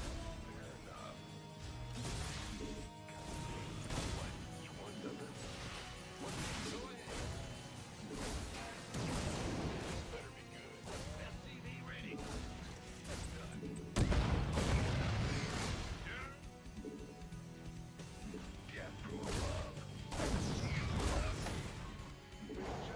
SCV ready.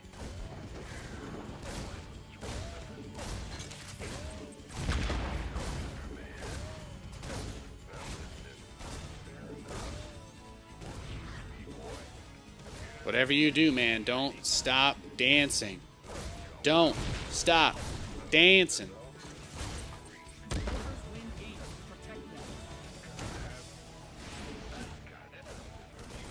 Ready to go. You didn't build your base with what's going on, did you?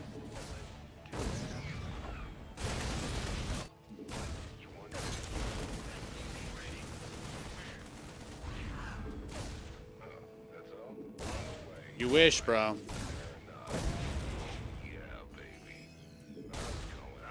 SCV ready. Your base is under siege.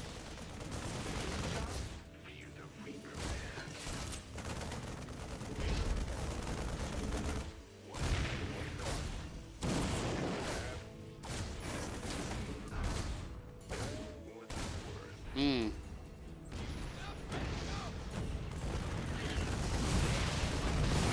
If hatred could defeat me, it already would have. I promise, bro. I promise.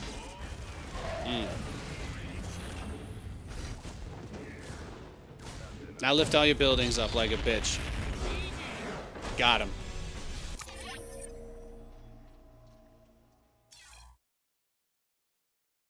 Hey, Nate, thanks for streaming, man. I got you, boo. I got you. You know, a game like that, that's the reason why I usually send the SCV that builds my depot out to immediately go for the proxies. It's not just because you can't make a barracks until after a depot. It's because they usually cut SCVs, and that allows them to build that racks like 5 or 6 seconds faster.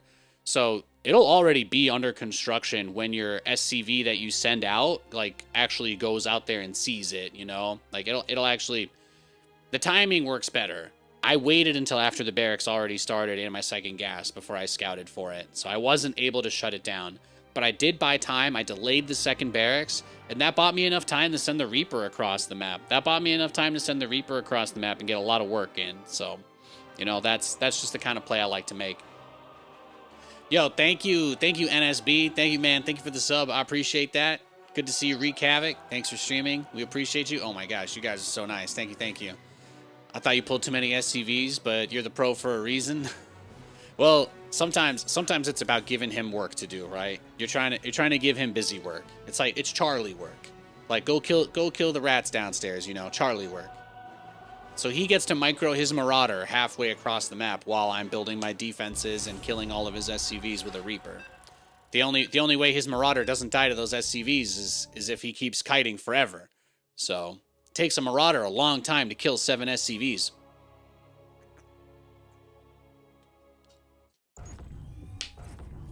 It takes a long time.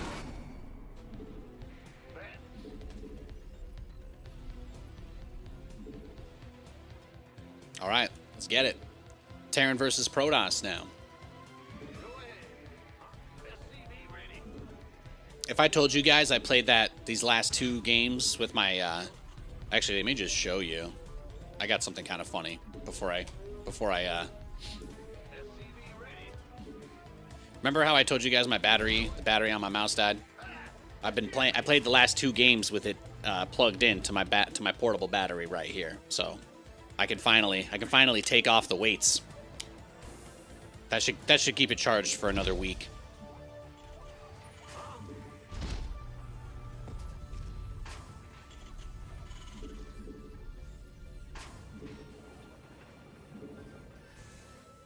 Oh, it's a lot lighter now. That's nice.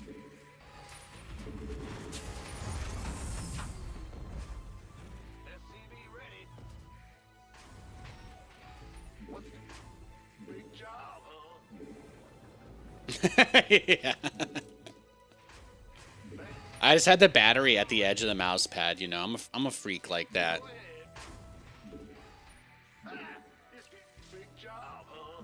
These modern wireless mice have like 100. I get like 180 hours runtime on it, so I just forget.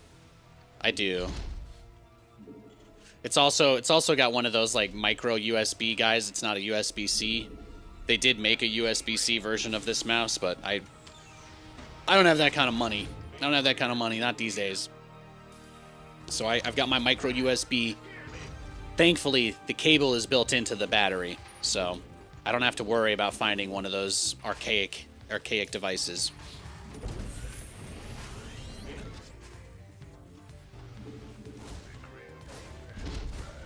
Command Center 2.0 ready to go.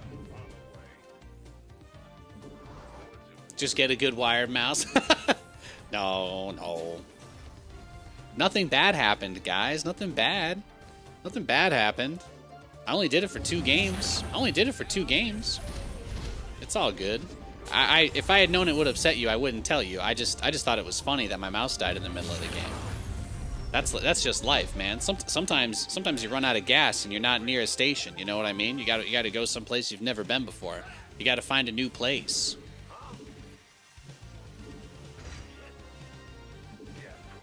It just happens. It just happens. That's all.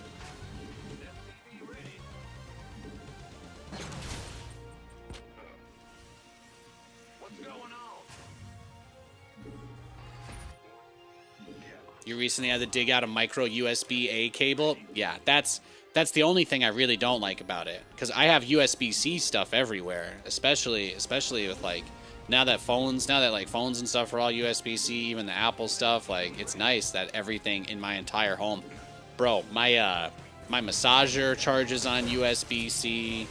My headphones are USB-C. Everything. I love it. I love only needing one cable just everywhere to charge anything. But sadly, my mouse is not on that USB-C game yet. So, if anybody from Logitech is watching, hi, I like your mice. If you guys want to send me, I'll even give you my current one. Go refurbish it, sell it, turn it to porn. I don't know, whatever it takes. But yeah, I'm pretty satisfied with it. I've been using this for a few years. The Logitech Superlight, the Logitech Pro Superlight guy. I love this thing.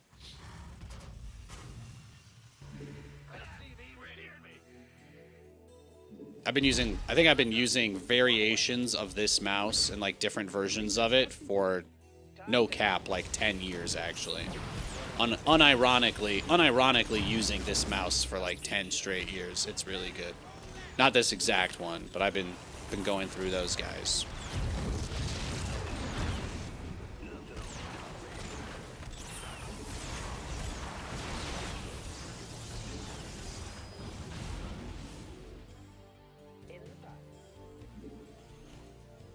In the Logitech Pro is an amazing mouse. Yeah, I love it. I love it. It's the only mouse. It's the only mouse I've used for a very long time. I also have a G502X because over the years, you know, that one is USB-C, but I don't really like how it feels in my hand as much. So. Go ahead.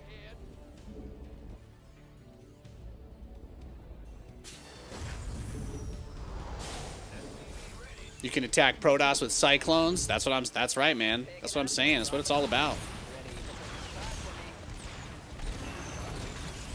Oof.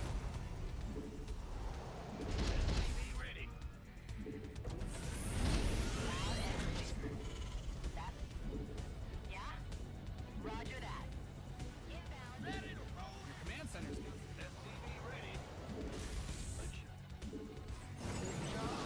Repair all those guys.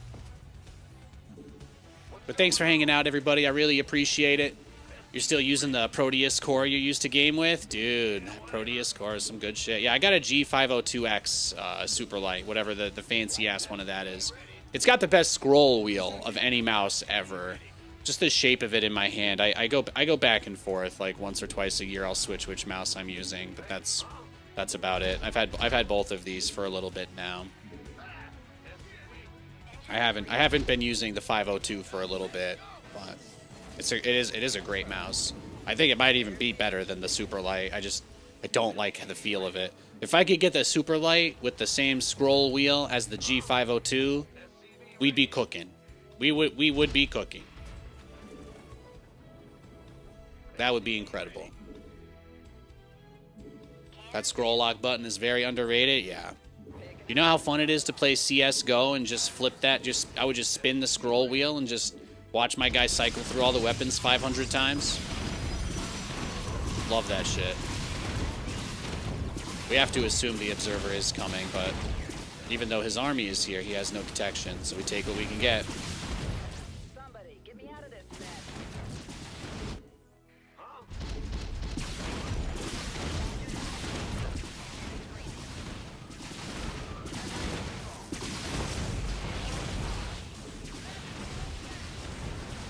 Look at that. We got a lot. We got a lot of damage done. Research complete. I don't know if that Phoenix is real, but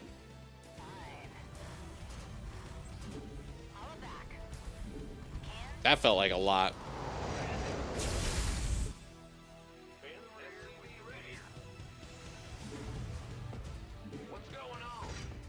I don't know if the Phoenix was real. That's the only thing. I might need a few turrets? Question mark? Maybe? Perchance? Was it halluc? Phoenix was halluc. Didn't need turrets. Cry every time. Look at this guy, though. No shield batteries. No shield batteries in his bases. He's just asking for it. He's asking for it. Oh, look. See, he's got his easy mode observer. Now, see, I can't kill that one. But, like, hypothetically, if I brought the Cyclone drop back, and, you know, that's a situation where you could get a little bit done. We got the fear of God in him. We got him questioning everything, so I think that's good. Let's just get the rest of our tech set up. Let's get the Viking upgrade, the mine upgrade, and then we can switch. I think that's the move here. Oh, yeah? Inbound. Yeah? Where you going? 2.0 ready to go. You mined out a mineral field. Good thing you've got more of those, right? Gotcha. Call the ball. He probably just headed back to the tower once he thought I was gone, right? No? Okay. Okay. I'll allow it. Gave me this slip. Actually, this is probably the best place for the tanks.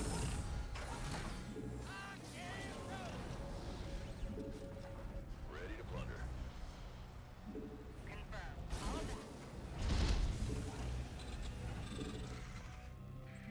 I've played this guy a couple of times recently, so I got this.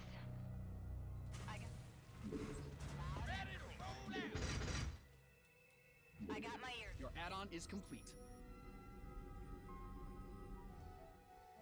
oh, he has this base already. Look at that. Look how clenched up this man's cheeks are. He's got sieged obs in each of his own bases. He's spamming photon cannons. He's got 20 supply of stalkers. And you know what? His natural is barren. Barren.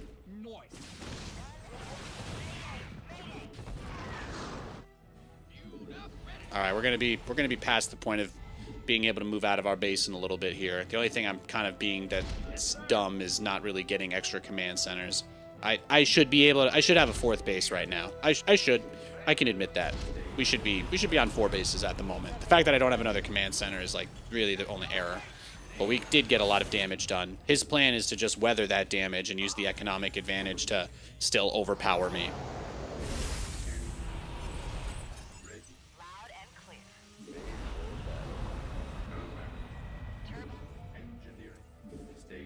The most important thing that we need when we're playing this composition is +2 attack for the air units, because that's what allows liberators to 2-shot the stalkers or zealots, either one or both all at once. Can't really go wrong. Can't really go wrong. Command centers also provide supply, which is another great thing that they do, and another reason to want to have them. So I don't want to lose these banshees, but I'm just gonna assume that as soon as I try to take that base, he'll send some stuff over. So. Need something liberated? Call the ball. I got this. Mayday. Yeah, he sent Hallucinated Phoenix there the moment I took the base. He doesn't have any vision on the map, though. That's about what we expect. That's about what we expect.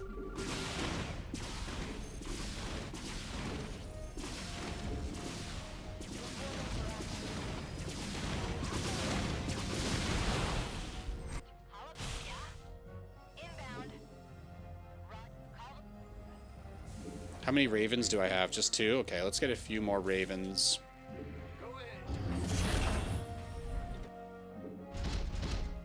And I'm sure he's gonna suddenly start coming over to this base next.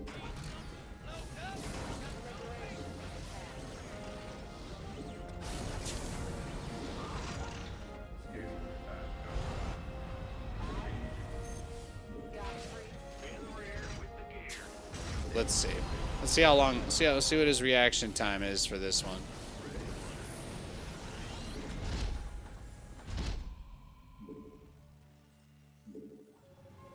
You mined out a mineral field. Good thing you've got more of those, right? Bad news? Go ahead. Your command center's got some new toys.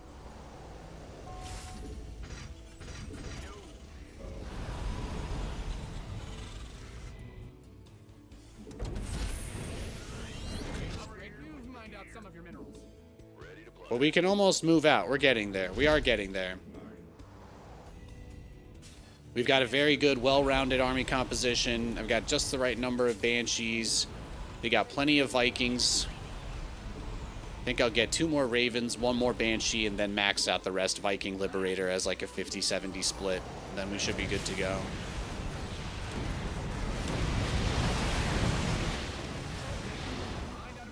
But the nerf to Psystorm kind of enabled air to be a bit more useful again in a nice way, and that's something that I've just been relishing in. But you see, we don't have to worry about being harassed by him because we did so much damage to his economy. We killed so many probes. This guy's got the fear of God in him. He's not going to leave his base. He's horrified of us. So we get all the time in the world to set everything up that we want. Get 2 more starports. Now that we're on this big, beautiful 4-base economy, 5-base economy, and I'll try to get a 6th while we move out. And then we'll transition into battlecruisers behind that, assuming that he doesn't already have a bunch of air units. Most of the time, people still try to build carriers against me when I do this.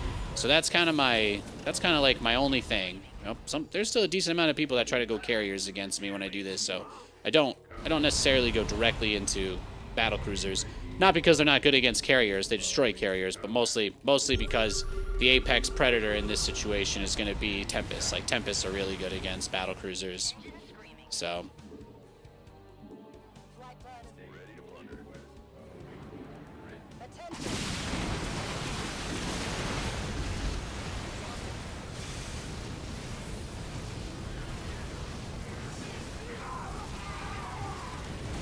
Yeah, you see those Liberators and Banshees doing work, though?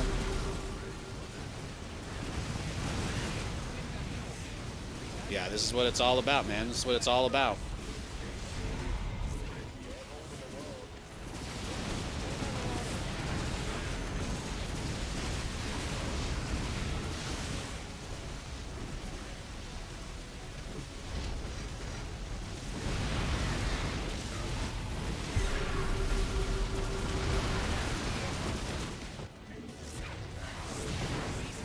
Yeah, he's trying to build a bunch of void rays, is what it looks like.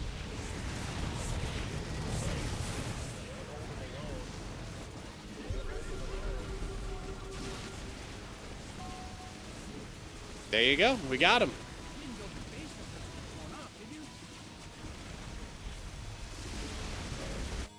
Let's get into the fight.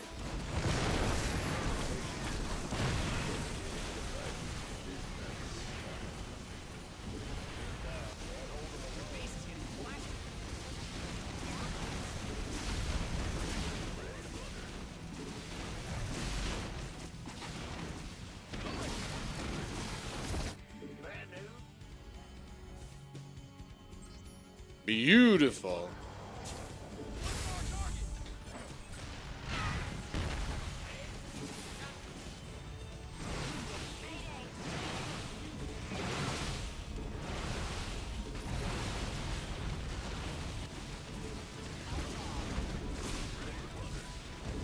What do you think? He's just building 500 gateways all over the map desperately? Probably, right? Mm-hmm.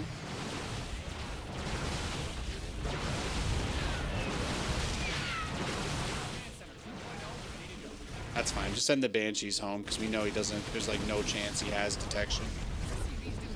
We can just rebuild all of this. Won't take much time at all.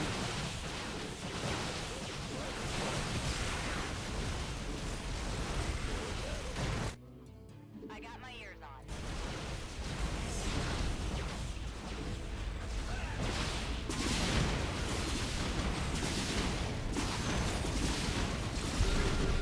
Yeah, that's what I thought. Look at that. Look at the turtle, man. Liberation is a path. Add-on's finished. Need something blown up.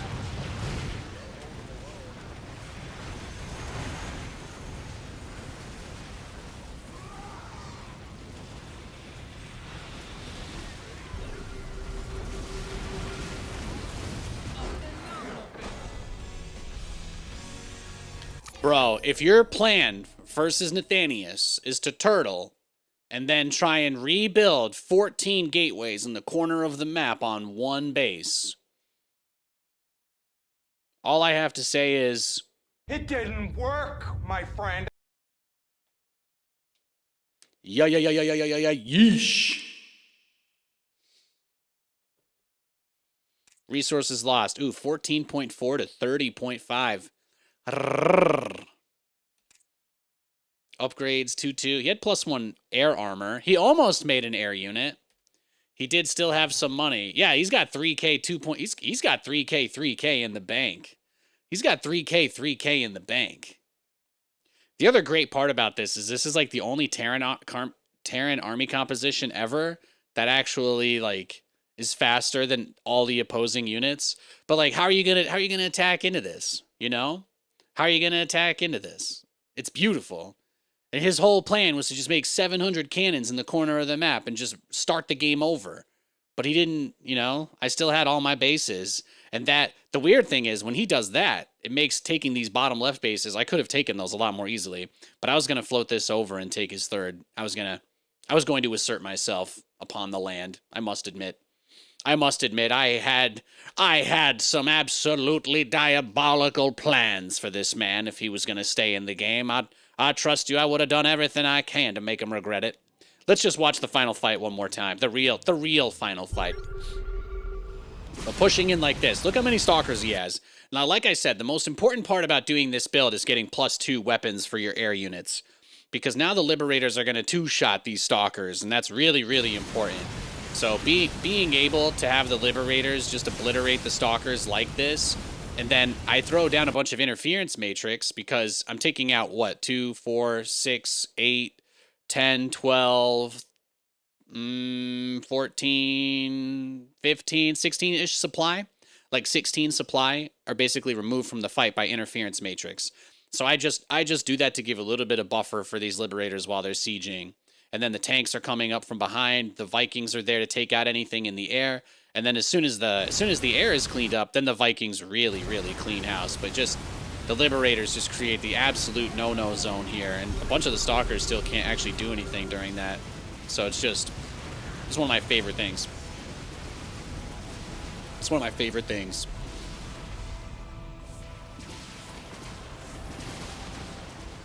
So somebody's asking about the Protoss upgrades, and here's what I'll say. I'm fairly certain that the Liberator is like what? I can't actually see it on here. You guys want to know one thing that doesn't work on Linux when you play StarCraft? It's the upgrade tooltips while you're in the replay interface. I think I can look at it anywhere except for there. Can I take command of this game? Okay. So maybe I can show you. Yeah, okay. So you see 85 damage. It's 85 damage with +2. Then we can rewind again. It's 85 damage with +2 attack. So hypothetically speaking, a Stalker has a total of 160 hit points, right? So you can do 85 damage, and the Stalker only has 80 times 2. So for a Stalker to survive without getting 2-shot by a +2 Liberator, it would need to mitigate more than 5 damage. Because if I do 80 damage, right, if I'm doing 85 and it's lowered to 80, I still 2-shot him. But the Stalker can't get 5 armor. The most it could get is 4 armor plus a Guardian shield. And even then, actually at that point, maybe a Stalker with +3 armor and Guardian shield could survive 2 shots from a Liberator with +2. But you know what? That certainly never happened in any game of StarCraft that I've ever played.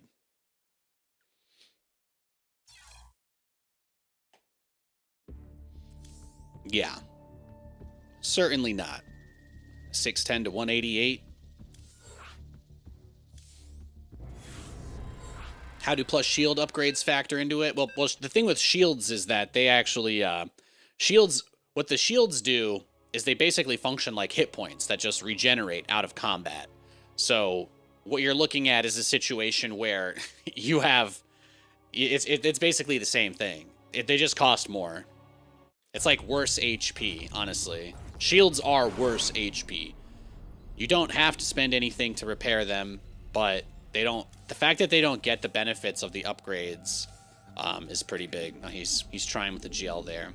GLHF. Hit him with the tilde. Hit him with the tilde key. Thor's BC's carriers get a bunch of... Yeah, a lot of units. The amount of damage that an upgrade adds is... it's usually scaled based on how much the actual attack does on its own. So for a unit like that, yeah, you're talking like... For a Liberator, Liberators get +5 damage for each upgrade, which is a lot. But they all, by default, they do like 75 damage. So there was a period of time where you couldn't 2-shot Stalkers with Liberators. That was a dark era, and then they fixed it. Thank God. But there was a period of time where that was not the case. There was.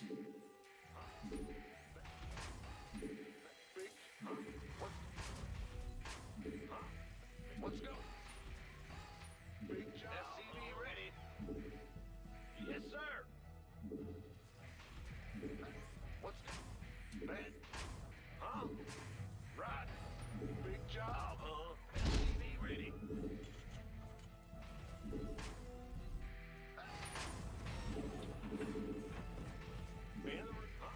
Armor is always 1, 2, 3 reduction per shot, but weapon upgrades can be a lot more. Yeah, exactly. And there are some units in StarCraft that have more than 1 armor by default as well, so they're just naturally more tanky. Zealots, Zealots have one built in, but like Corruptors have 2 armor, for example. Thor's used to have 2 armor built in as well, but they removed that. That was a good time. That was a good time. When Thor's used to have 2 armor by default, that was some. Command center's got some new toys. They were unkillable. Bad news. Been waiting on Super strong. this. Better be good. Who wants some? SCV ready. Orders. What? Ah! Go ahead. What? Huh?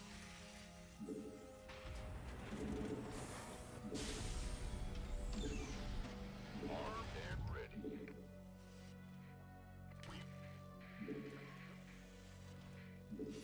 SCV ready.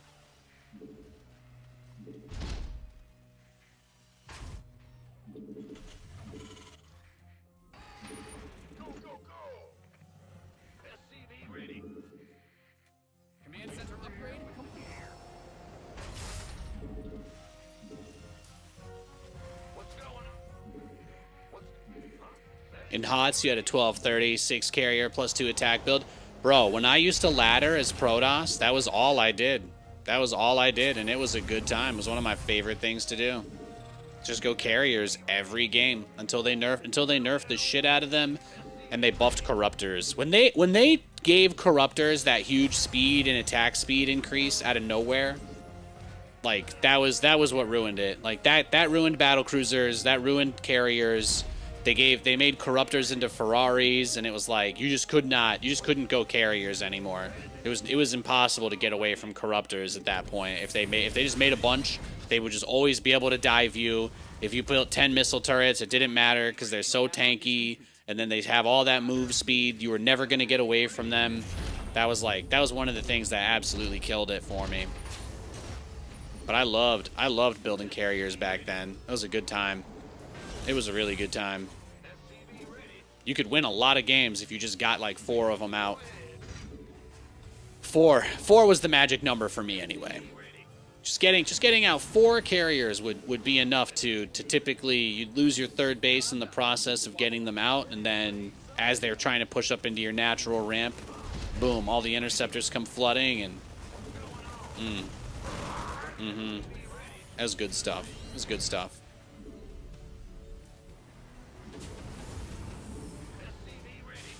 I miss when carriers were good. You might miss. Remember like the Fist of Neeb and all that shit. Remember when? Do you guys remember when Graviton Catapult was an upgrade in the game?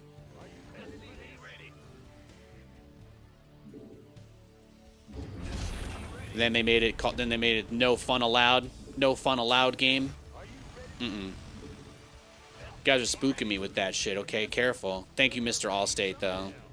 Am I in good hands? Look what they took from us. We used to have Dollar McChickens and Graviton Catapult. We used to have Dollar McChickens and Graviton Catapult carriers. Oh.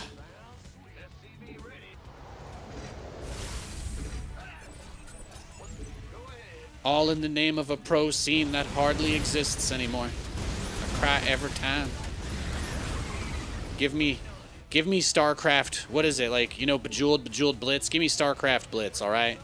Give me StarCraft Blitz. Give me that crazy shit. Give me that crazy shit, and let me play some absolutely wild games.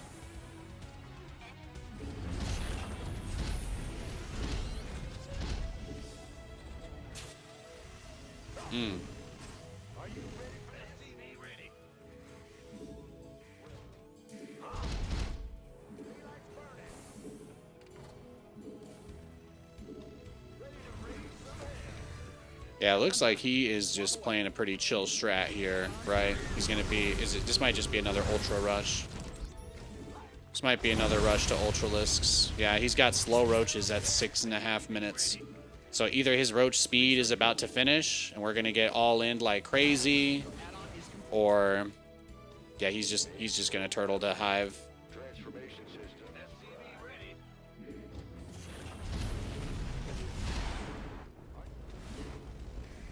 It's usually one of the two. It's a big ass roach bust, or they're just going straight to Hive.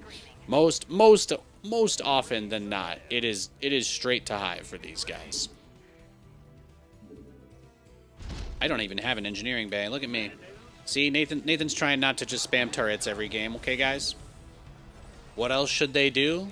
I don't know, man. They buffed mutas. You could go mutas. You could try to harass. You could try to do a ling run by. You could do a drop. You could do swarmos. You could do a nidus. But I think he's just going to rush to Ultralisks as fast as possible. That's what I'm saying. I think that's what he's going to do. There are a lot of other things he could do, though, if he wanted to.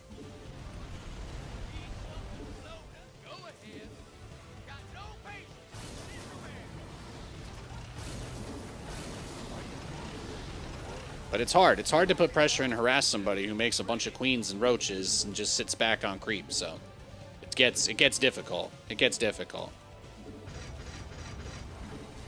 Yeah, this is it, right? This is all he's gonna do this game is just work on this creep spread and just chill. And my macro will just get slowed down the more and more I try to poke and harass him. So all I can really do is just chill. I just kind of have to play by his rules for a little bit. Just have to play by his rules for a little bit here.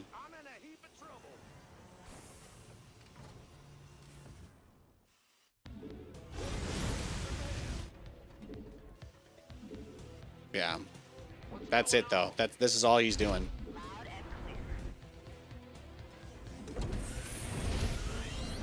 Research is ready. Your research has concluded. Find out a mineral field. Good thing you've got more of those, right?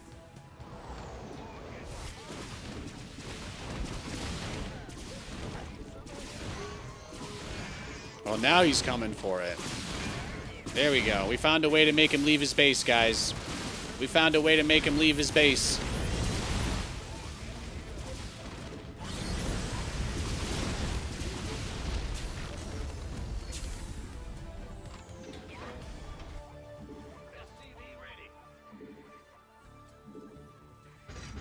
Your add-on is complete.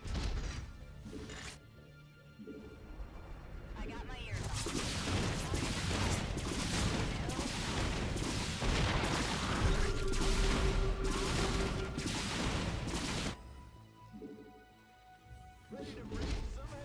But the cool thing about our style, again, is that it all just completely relies on the fact that we know he doesn't want to actually play with us here.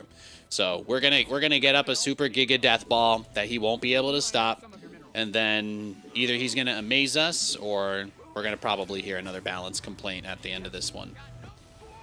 But when I get put versus these Zergs that just turtle all game, all you gotta do is just make a shit ton of Thors and Liberators. A-move the Thors, and then siege the Liberators over the Thors. That's it. That's the easiest way to counter Ultralisks in the game. I have absolutely no doubt in my mind that's what he's going to do. And he's going to do these like little suicide moves where he throws away tons of supply for like a base. So I'm just going to make 700 command centers. But we're still going to be able to max out, so he can't actually stop us. He can't actually stop us, which is a nice thing.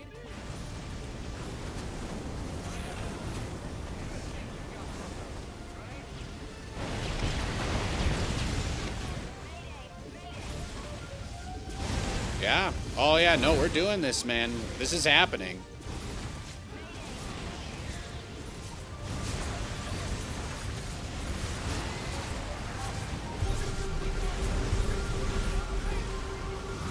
Oh, yeah.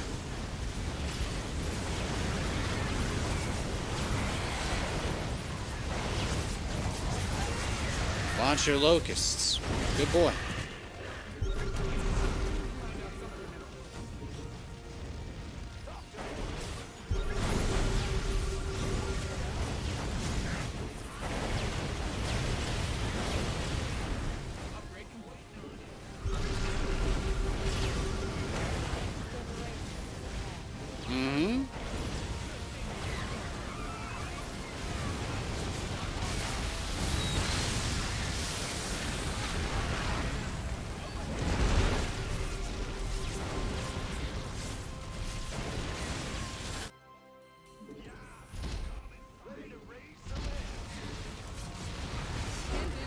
Got him.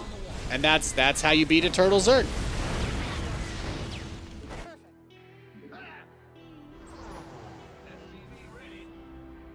Boom, boom.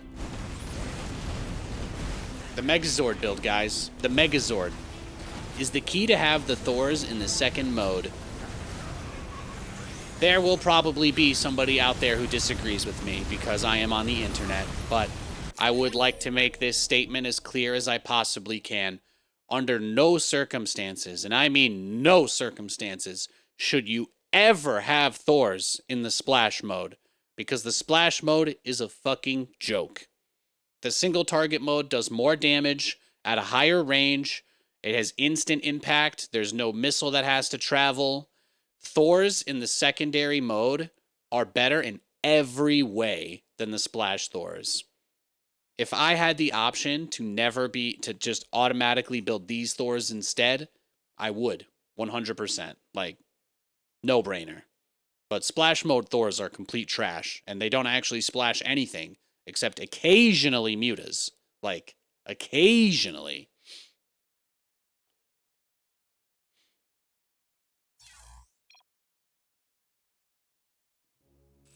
Even against mutas, guys. Even against mutas. The Thor's splash range. The Thor's splash damage is the same size as a corrosive bile.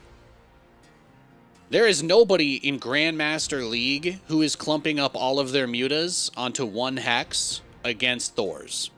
So, yes, you want the instant guaranteed longer range damage. You want that over the splash. Do you want to know why? Because even if your opponent, even if you're in like Diamond League, and your opponent doesn't know how to magic box, the mutas are still going to naturally spread themselves out.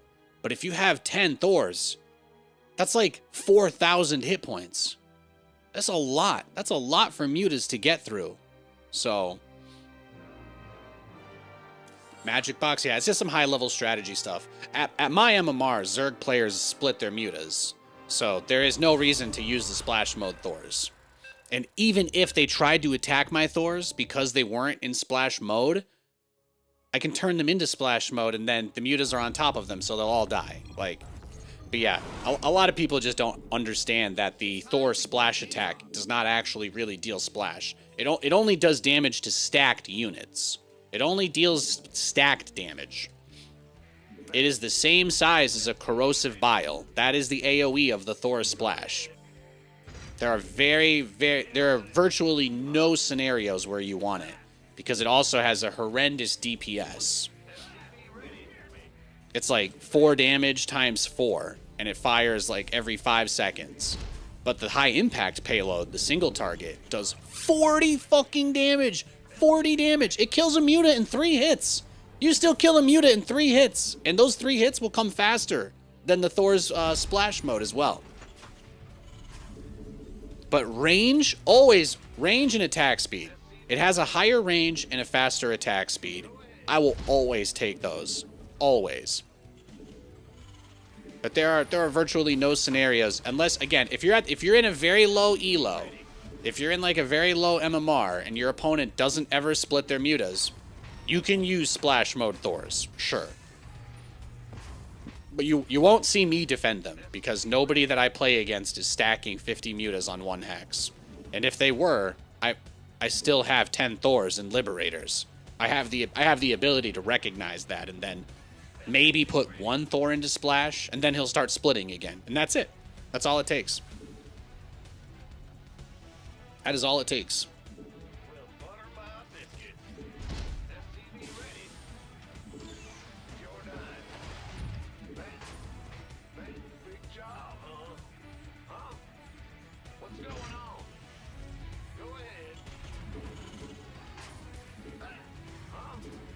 How out of touch am I, or is this Terran stuff? Well, Magic Box is a technique that Zerg players use where they let the Mutalisks naturally spread apart. In StarCraft, air units declump automatically. Like, you have to click a lot to keep units clumped up, which means your opponent would literally need to be microing to make your Thors more effective. Like, that's kind of what I'm getting at. But naturally, the mutas will always spread apart to the point where you don't deal splash damage. So it's better to be able to chip mutas off the edge, because the single target mode still kills them in 3 hits. So And then because of the extra range, more of your Thors will be able to fire at once.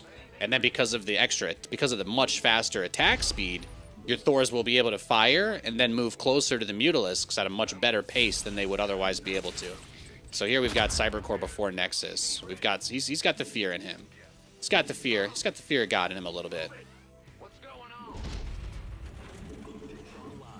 on? Automod, check my message. Well, as you know, we don't really ban people here. I'm not really interested in banning people or arguing with chat, so I do have Automod on instead of actual mods. I have Automod set to be very aggressive because if there's, frankly speaking, if Automod thinks it's sus, I don't want to look at it. I don't want to think about that shit. I got plenty I'm doing right now, so if your message gets caught, it is in the void. It is in the void. And if you're one of the lucky people who tried really hard to get around it, then I also see that after the stream.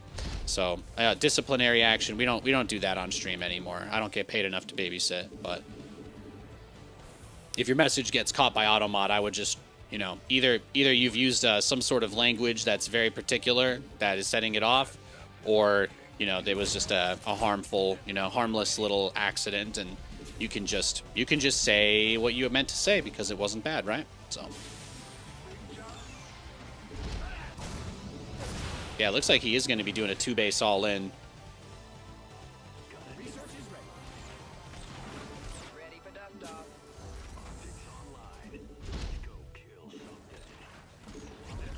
Ready. Cyclone received. Channel's clear, boss. How about that, though, huh? He's getting aggressive. I like that his name is Twisted Steel, though. It reminds me of Twisted Metal. By the way, I actually enjoyed that show as well. I only saw the first season, but that was pretty decent.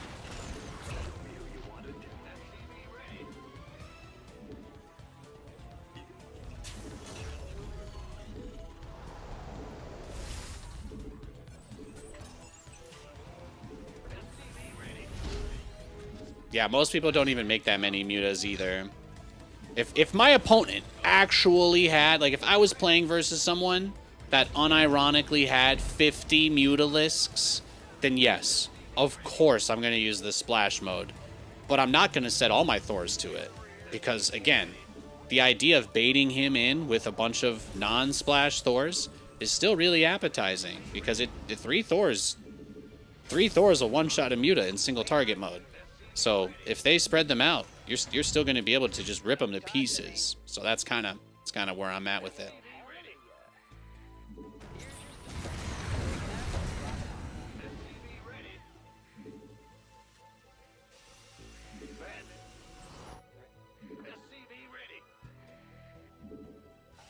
But I don't think I've played a game of StarCraft where someone's made more than like 20 mutas in a long time.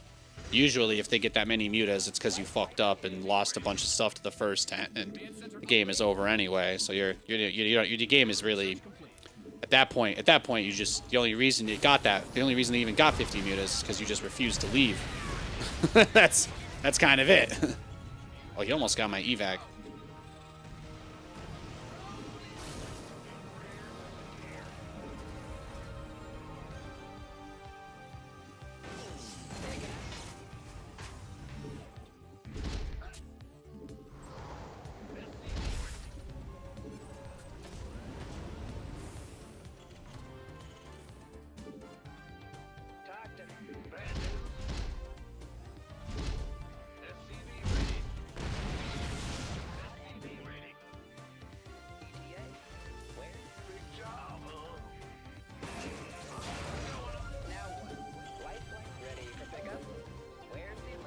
What you got? You moving more probes out on the map for me, big boy? That sounds good.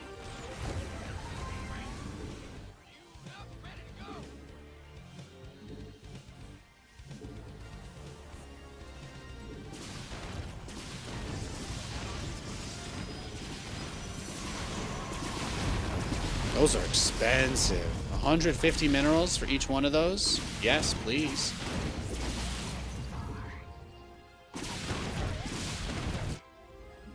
I got my ear. Receiving.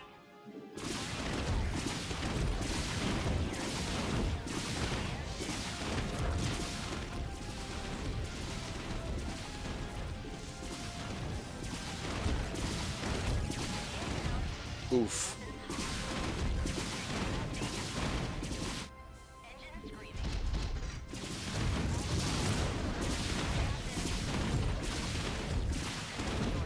And the mess we made on Friday gave me Sunday on my knees.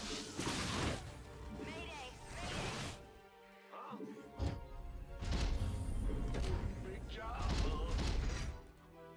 Yeah?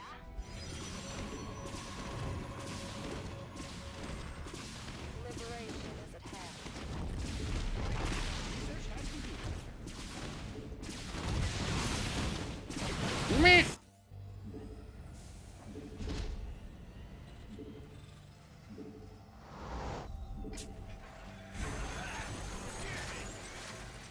Been watching you thermal, I see. What's that? Oh yeah. Sure. Why not? He's pretty good.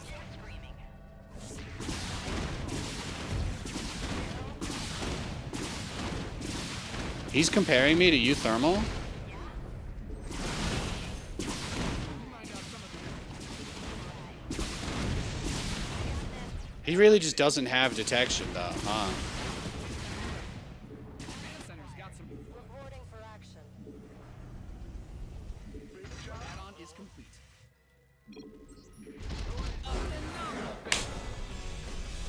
There you go, baby. Thermal brought out a new YouTube video today. Oh, I see. That's funny. I beat Thermal to the punch, huh? I've been doing this for like 2 weeks. This shit is crazy strong. I love it. I love the Banshees, man. Look, as someone who has been called a turtle so many times, like, oh, Nathan doesn't scout, doesn't do this. I'm like, bro, give me fucking units that can go out on the map, please. For the love of God. Let me get free wins every once in a while when some douche decides not to build a robo. No offense. Like, come on. If I got DT rushed and I didn't build detection, I just lose, right? So, it's nice. It is nice. No, I don't have any, I have no problems with that at all. Thermal's a very, very talented player. This was Gateway Cybercore, by the way. Cybercore before Nexus. Usually how we ascertain level of aggression, and then 2 more gateways. So he only went 3 gate blink. And then he built a forge and went up to 6 gateways with +1 and took a 4th base. No obs. No many obs. If you're getting that many kills with the Banshees, your opponent is doing something wrong. Yeah, he had no detection. He was relying on building 3 photon cannons. He was relying on just building a handful of photon cannons. Nate, do you play any classic games? Yeah, I play I've got a run of Pokemon Fire Red going on my phone. I've been playing that. I'm also doing a run of Crystal, just playing the original Crystal game. As far as like Super Nintendo games go, I only played like 3 games.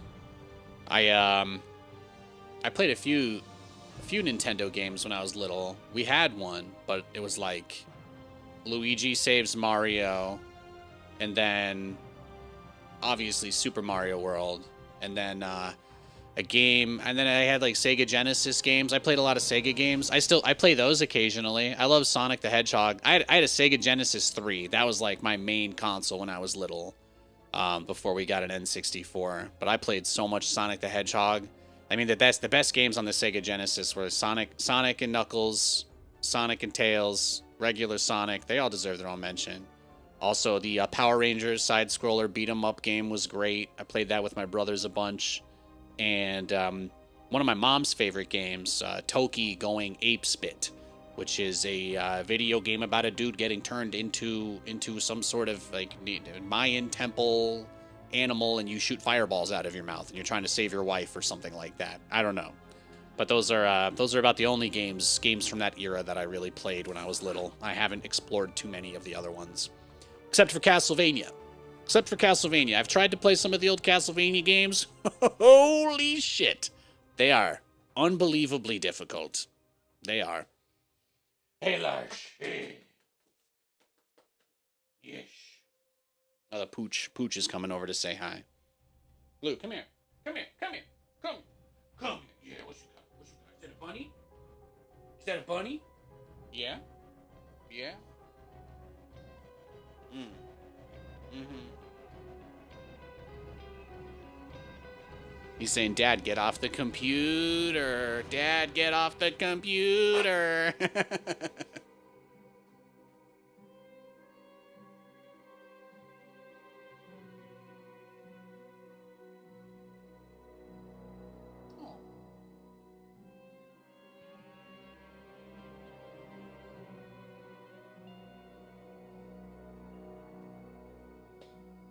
Super Mario World, that's the RPG one. I don't know. I just play the games, man. I just play the games.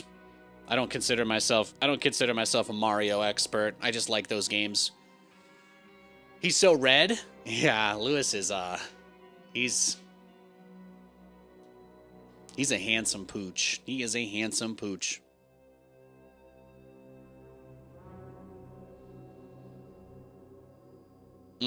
And then probably my most iconic games when I was little would have been N64. I play Super Mario 64 like twice a year. At least twice a year. I would go through and just crush the whole game.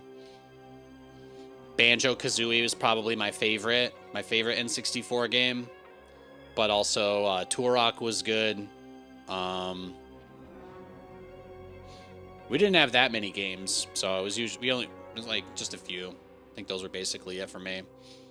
We didn't have Ocarina of Time, tragically. I missed the boat on that one. Pokemon Stadium, yeah, oh yeah. Oh, dude, being able to plug your Game Boy in and play it on the TV with Pokemon Stadium, that was like the coolest thing ever.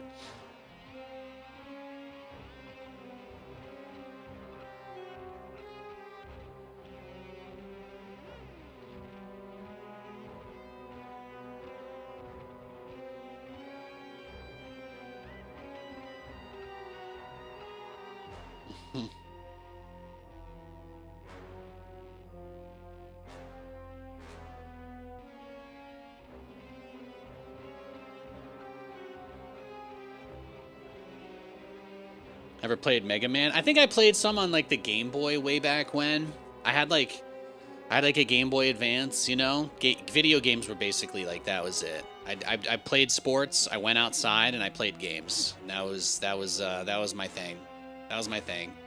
My dad would tell me I just had to make sure I spent as much time outside as I spent playing video games. So my childhood was a combination between closeted nerd and Huck Finn.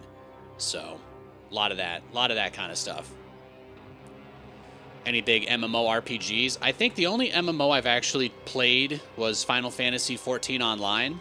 Nicest community of gamers I've ever seen, actually. Probably the least toxic environment I've ever been in. I played it for a Twitch bounty like 7 years ago, and then, yeah, I got pretty high up in that. RuneScape? Okay, I was a free RuneScape player when I was 10. Okay, and I typed my password into the chat because I was 10 years old, and someone said that it gets turned to asterisks. All right, so my account got hijacked, and then I never played RuneScape again. I didn't have anything either. All I did was farm big bones. All I did was farm big bones in the place outside of one of the town shops. I would just go down there and wait for giants to spawn and hope a paid player didn't come one-shot all of them.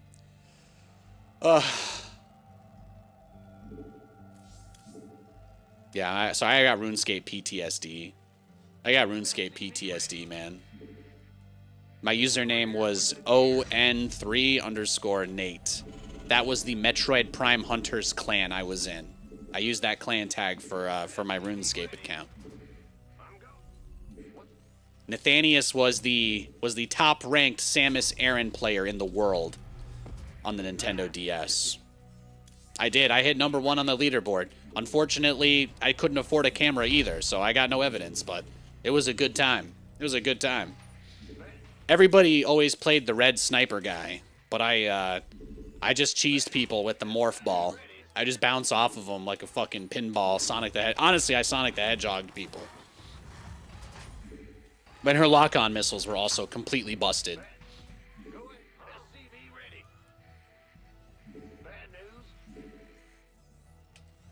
I was the only competitive Metroid Prime Hunters player that used the D-pad to aim.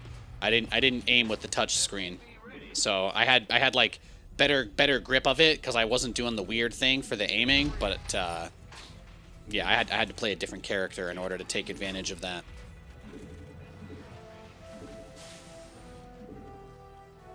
Metroid Prime Hunters, though. Oh, man, what a game. I played so much of that. And then they turned off the Nintendo DS servers, and that was that. Oh.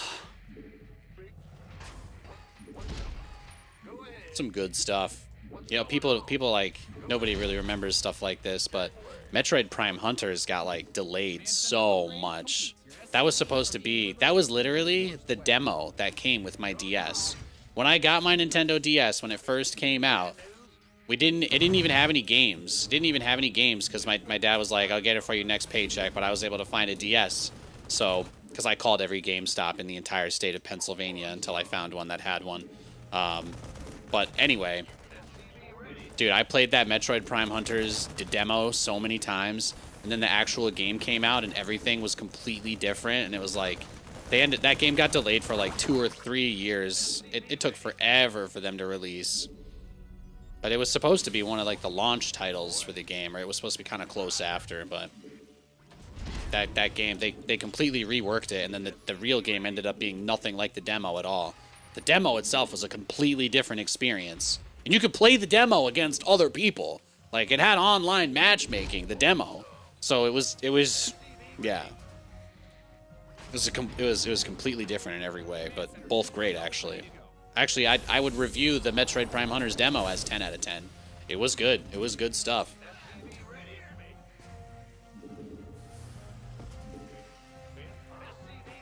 As its own DS title, it was pretty decent. Mario Kart System Link. Oh yeah, that was the shit right there, man. And then the PSP came out, and then Dustin, lovable bastard.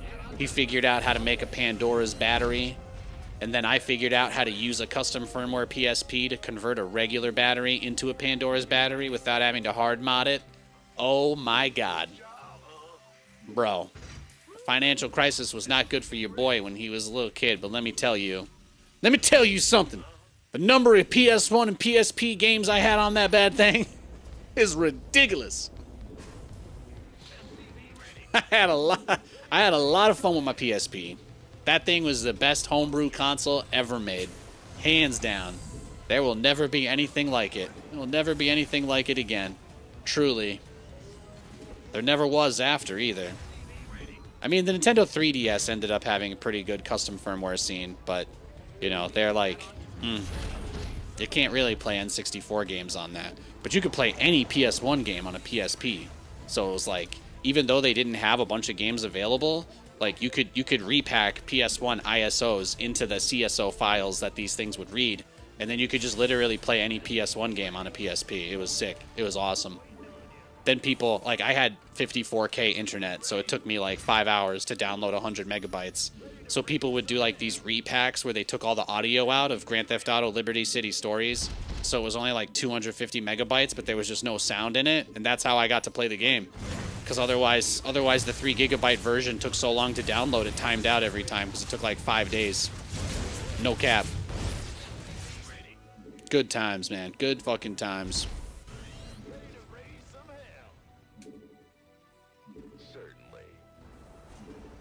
We tried to put a little pressure with the Hellions. He's got a lot of queens out.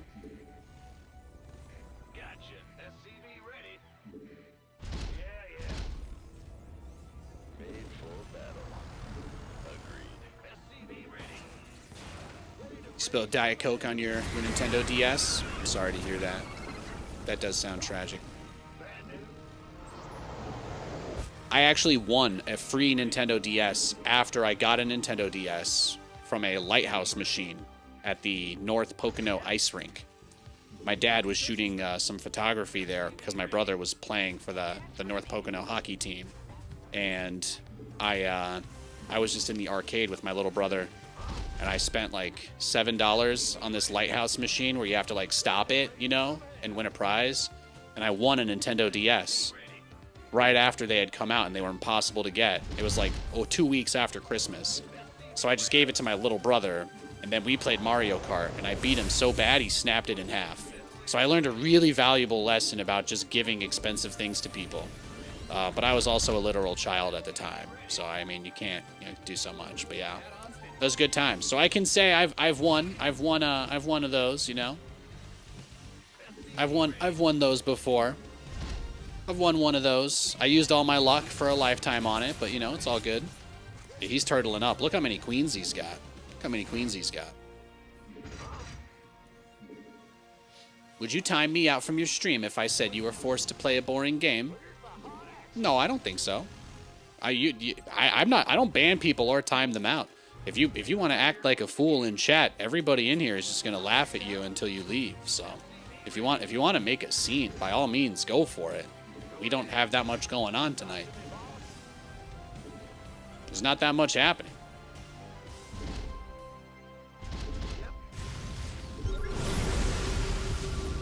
No, but this guy is playing. He's playing it pretty uninteractive, right?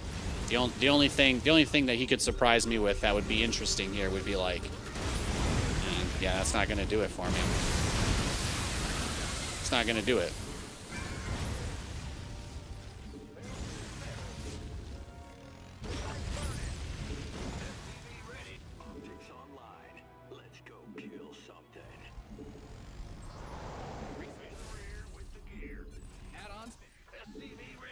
I haven't even been building engineering bays. Look at me. I'm just trying to get my army out.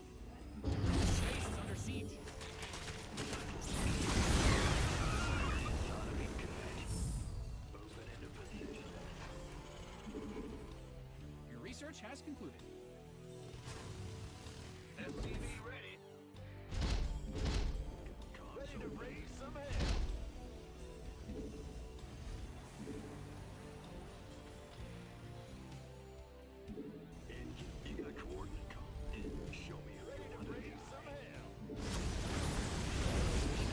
Shroud is playing Fellowship, and you said it was boring to watch, and he timed you out for an honest critic. Yeah, well, that's just that's just not really showing any tact, you know. I banned a lot of people from my stream for complaining about Stormgate.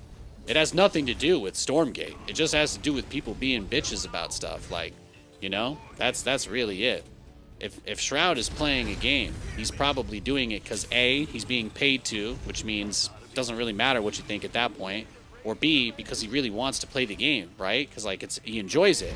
Like maybe he actually has fun playing that game, even if you think it's boring.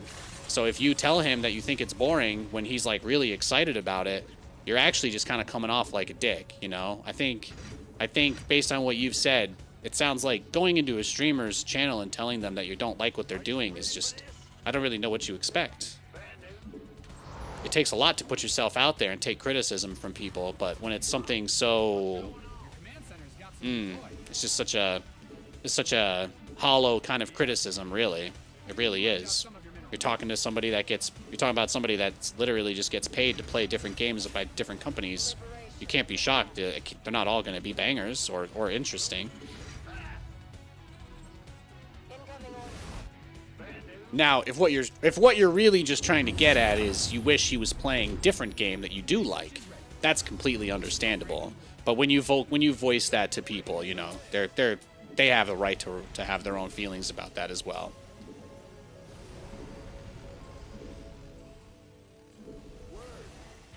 Reporting for action. I'm waiting on you. SCV ready. Is that it? Talk to me. Yeah, this guy's not going to do anything. He's not going to do anything all game. Liberation is at hand. Sounds sweet. You've mined out some of your minerals.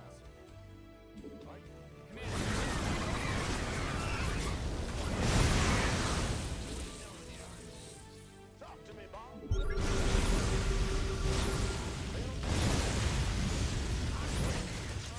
I'm in a heap of trouble.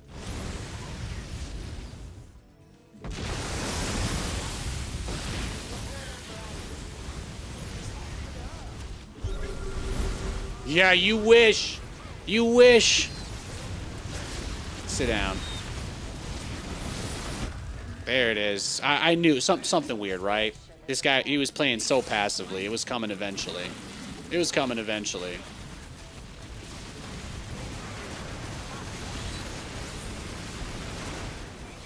Yeah, let's go.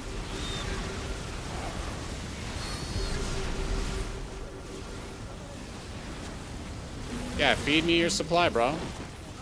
He didn't kill anything with this attack. But he got like maybe 10 SCVs. He got maybe 10 SCVs here.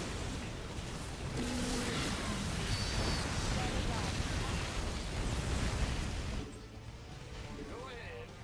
SCV ready. Ready to raise some hell. Yeah, this guy's trolling us 100%. 100%. We read. Yes, sir. Attention. Like, yeah, I know you don't like the game. We get it, right? We get it. We get it.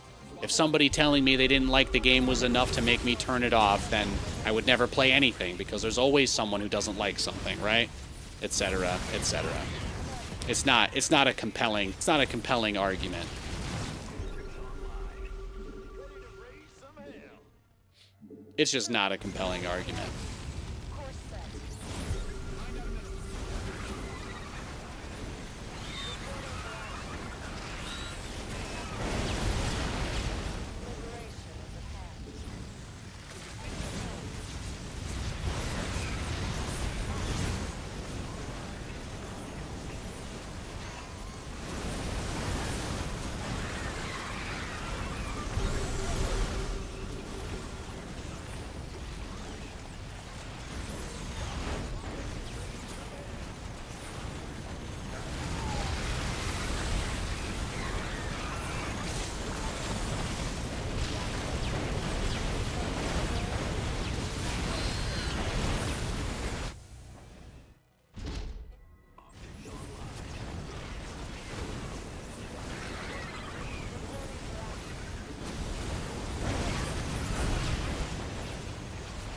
All I have to do now is just make it so that the parasitic bomb can't hit everything at once. And now the turtle man dies.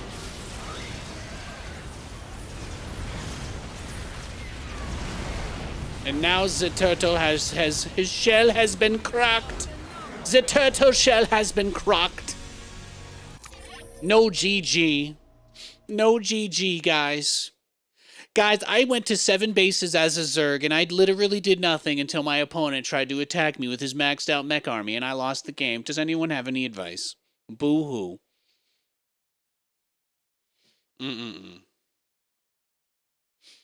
this game, you expanded in a line instead of the triangle. Honestly, I kind of just went with the flow of the game.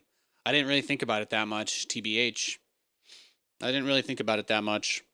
I guess this base technically is worse in many ways because it's like wide open. You've got a huge amount, right? You've got a huge amount of angles they can hit you on that side, so can absolutely hit a lot of angles there. But that's it. Like, they all just do the same thing. Every Zerg player does the same thing. They just rush Ultralisks. All you have to do is siege a handful of Liberators over your Thors, and they all die instantly. There's not much more to add. Not much more to add. Hey, sometimes that happens, Voodoo. If I were you, I would just, I feel like you kind of get it at this point, but like, that's just how it is sometimes. If you're lucky, it's just a timeout. But some people have more strict setups than others at times. You don't know why they go ultras when lurkers are more annoying and in greater numbers are just better. I think lurkers probably take too much skill for a lot of these guys. Like, if you just make 15 ultras and A-move them, they're used to winning doing that, I think. I think that's why they do it. I unironically think that they just believe if they get 15 ultras, they can kill anything, so.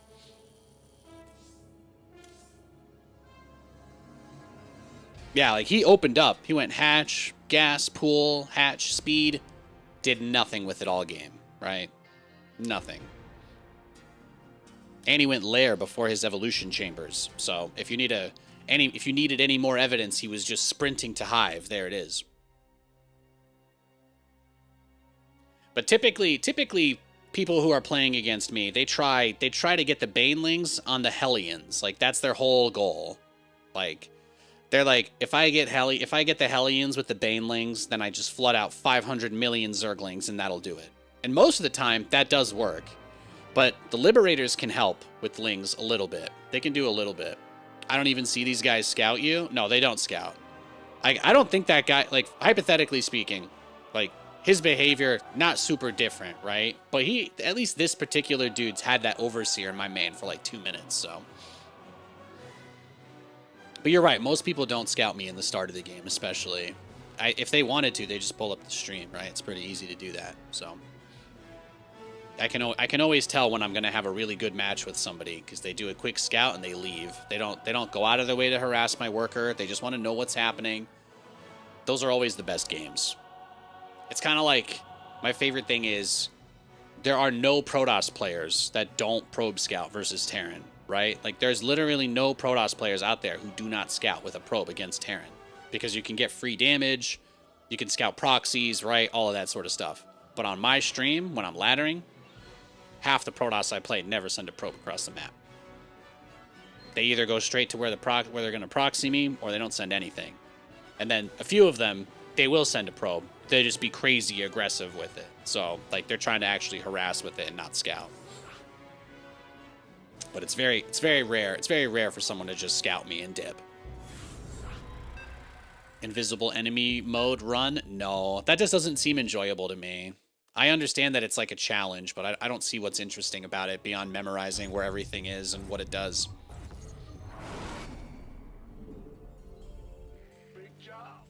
In many ways, if you're already doing like a speed run of the game, the invisible enemies, like nothing would really necessarily change about your route doing that either, except it'd just be harder to aim.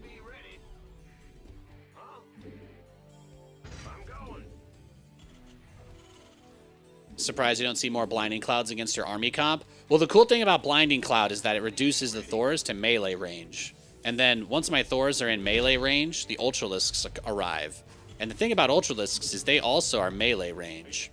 So what happens is one Thor is fighting one Ultra, right? Or maybe the Ultra is close enough to two of them that they two Thors shoot an Ultra. But the best thing is that the Liberator is still over the enemy unit. Like, the Liberator is still there. So the Liberators are sieged over the Thors. So even if I have a little bit of limited capacity to fight because of the Blinding Cloud, the Liberators are going to shoot down through them anyway. It's why I love the composition.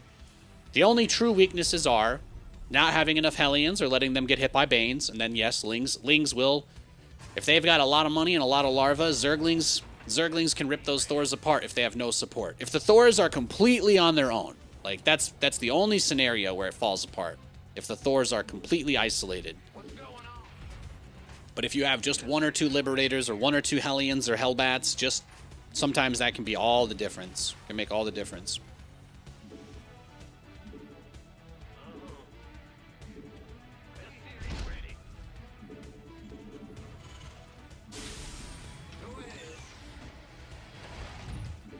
Yeah, exactly.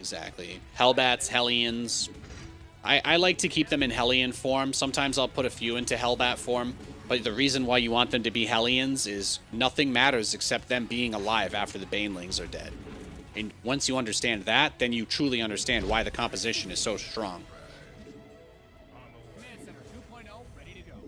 But like, literally the best way for Zerg to deal with that. Literally the best way for Zerg to deal with that is to kill the Hellions and then lots of Lings. That works. I'm telling you, as a high-level player, I lose to that. I lose to that. That army, that's one of the few things I lose to. The other thing I lose to is if I don't have a scan. If I don't have a scan, if I don't have vision, and like burrowed infestors neural parasite me, that can be a problem. But I had a game earlier where a guy neuraled all my Thors and he had no other units, so that he didn't actually kill anything. He neural parasited like 6 Thors and they all stood there until the cooldown ended because I killed everything else. So, you know, there's a lot of ways that the game can play out. That kind of craziness and uncertainty is a big part of what I love about StarCraft.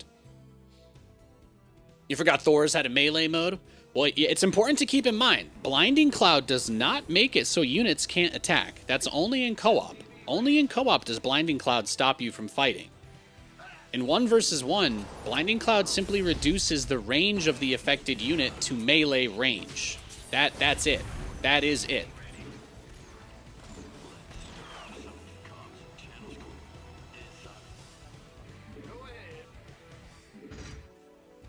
So the Thor can still fight something that's attacking it at melee range. So they don't do nothing. It's not like they don't do anything.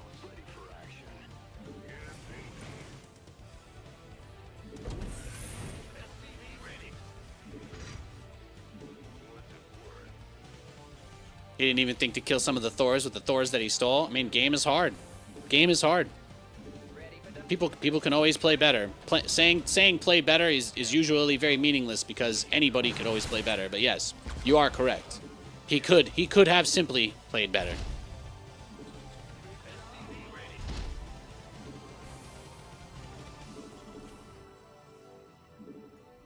Now what? Research is ready. Show me who you want to die. Waiting on add-on finish.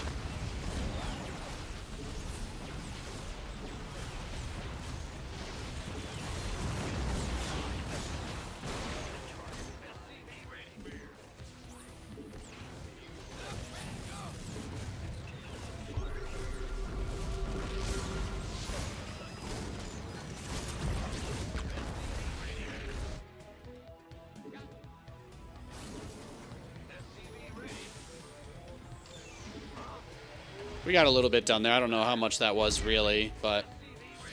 Teacher, are everyone saying to play Terran Bio lying? Yeah, they are actually. You're getting caught up in the grift of working hard. All right? There are people in this world who will tell you that hard work guarantees success. Those people are mostly born into privileged lifestyles and families, but allow me, as someone who worked really hard and escaped poverty, to tell you there's a shit ton of luck involved, man. There's a shit ton of luck involved, and the cards are stacked against you as a normal person 99% of the time. In StarCraft, people take a similar approach. They tell you that if you simply play well enough, anybody can be a pro gamer playing Bio, but that's not true. It's the most brutally painful, difficult style to play in the entire game for a reason, and there is a reason why people like Vibe, who'd make educational guides on the game, never even reach Grandmaster doing their Bronze to Masters with Terran. Because it is that fucking difficult. So, I mean, you should play Mech. Mech is really good. It's the only composition that's ever been balanced for noobs. And noobs in this context meaning literally anybody other than the top Terrans in the world. But there are no mid-tier Terran players who can play Bio. They don't exist. So, you just won't find it. You won't find them because they don't exist. Bio has simply never been tuned for the average StarCraft player. So if you enjoy getting caught up in logical fallacies, then you'll really, really love playing Bio. And then you'll grow very frustrated like many other players because you'll realize that your army composition has literally never been buffed in the 15 years the game has existed. And Zealots, Stalkers, Zerglings, and Banelings, and Ravagers / Roaches have all had buffs. Several over the years. I don't really think of it as a balance complaint because I accept that if I were a Korean man, maybe I would be able to play Bio. But I also don't hold myself to the impossible standards of people that don't play Terran either. So people tell you to play Bio because they hate themselves and they don't want to admit that using all the units a race has is actually the real big brain play. But it is. It is the real big brain play. You absolutely want to use as many different units and compositions as you can.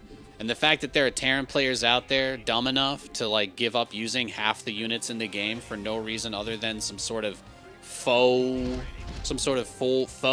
morality thing where they're like, I'm a good person because I don't build mech units. Like, you just have to be deeply disturbed as an individual to have that kind of mindset about a video game. Really, it couldn't be me though. Couldn't be me. I would play Bio if they ever made it better. I would, but it's not that good unless you're Clem. Unless you're Clem or Maru. Good luck, have fun. Or Big Gabe, yeah. Unless you're good enough to make enough to pay your rent for the entire year playing the game, you don't get to play Bio. Hey, the day that Terran versus Zerg becomes Marine Mine versus Lingbane Muta, I'm in 100%. I will vote for that. Happily. Happily. I would love nothing more than for them to get us back to Ling Bane Muta versus Marine Mine Medic. That would be awesome.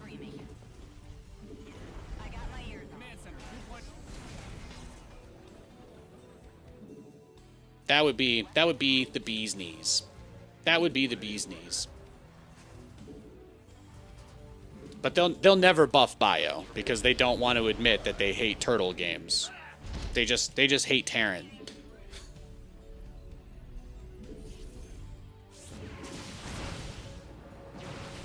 Oh yeah, this guy, he's in full turtle mode. He's in full turtle mode here. All right, yeah, he took the gold. I see. So this is just one of those games. It's just one of those games. All right then. We can do something different this time. How about this, guys? How about this? This guy wants to win. This guy wants to win so bad. This is a pretty well-crafted setup by him. I'm gonna give him credit here and tell him that it's a good thing. But he is also gonna give up so much of his potential to get out on the map in order to do this.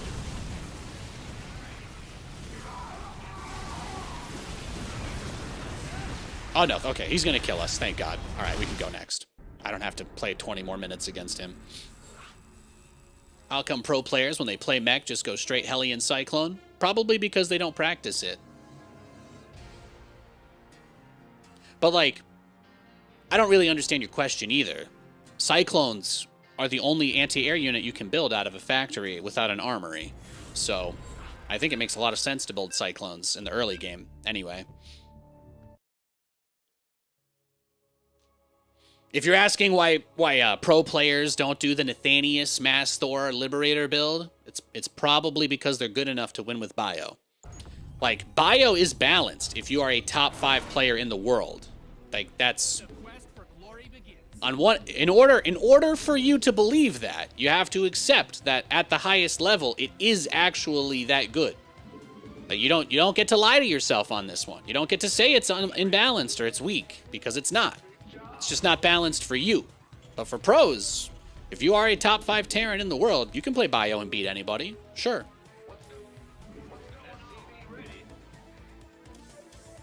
But for everybody else, no. That's all.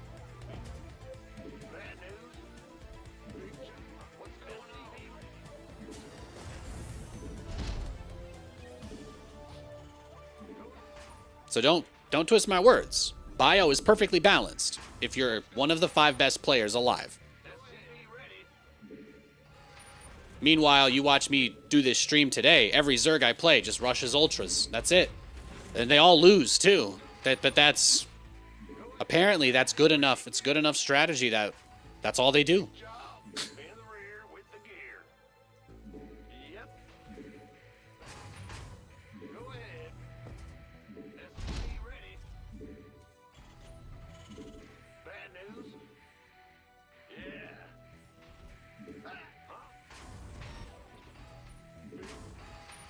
Yeah, no. Bio is another one of those. I mean, Terran in general, like people did like really weird moral grandstanding about this whole Bio versus mech thing. Instead of simply making both of them reasonably useful, they're like, nah, can't do that.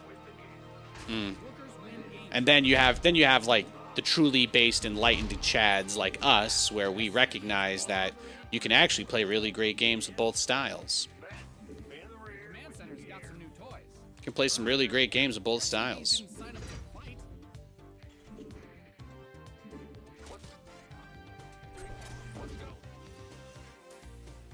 If you're gonna call me a low GM Terran at the age of 32, I'm gonna take that as a compliment. That's all. I'm just gonna say thank you for the lovely bouquet.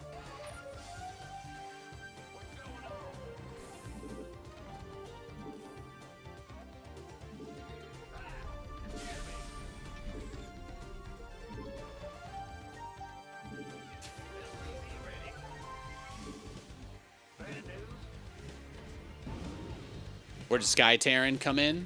Well, Sky Terran's pretty bad because it doesn't have an effective way of dealing with mass static defense. Banshees are the only thing that can really shoot down, and most turrets are incredible against Banshees. What makes it viable in any way is when you can avoid static defense fields, but I make that style look really good, but I do not beat anybody that masses static defense and turtles like that. The guys that actually build like 10 cannons and 10 batteries, Banshees aren't doing anything against that. So just not happening.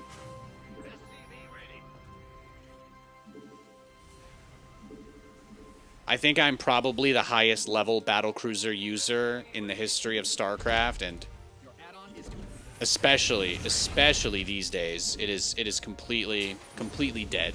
There's just completely unviable.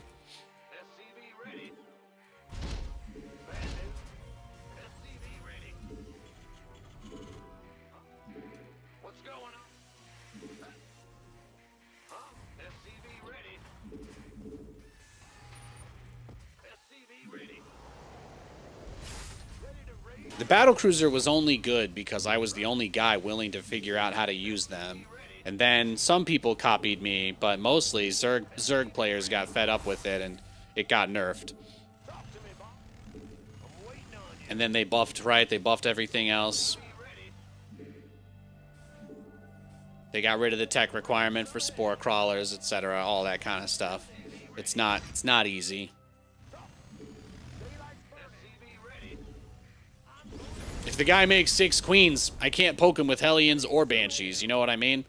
I could make a battlecruiser, but then I have to literally give up everything else I could possibly do in the whole entire game just to make 1 unit so that I can kill like 3 drones. It's trash.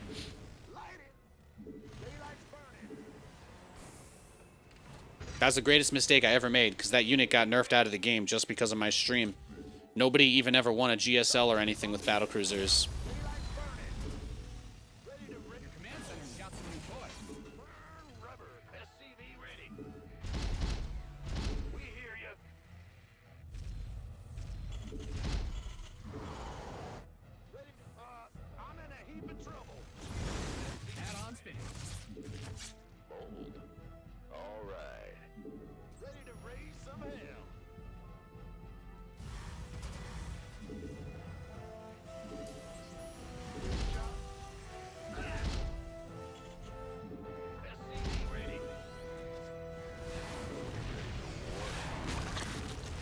Is there a reason depots take longer to build than pylons and overlords? According to David Kim, different races are different. Mind you, the fact that all the workers are the same, you know, that's completely unrelated. But that was the official response. That was the official response I got from back in the day. From when I first started my crusade to get depots brought to parity with the other ones. That was the official Blizzard answer. Reporting for action. Add-on done. Swap away. Add-on is complete.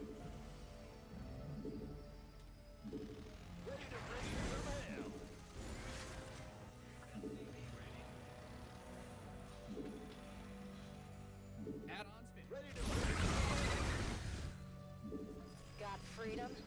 Add-on done. Swap away.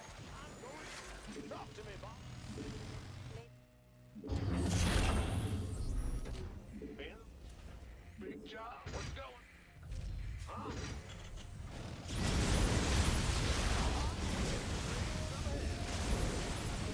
Yeah, let that line damage do work.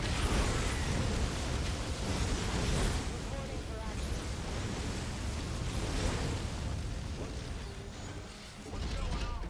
Add-on's finished.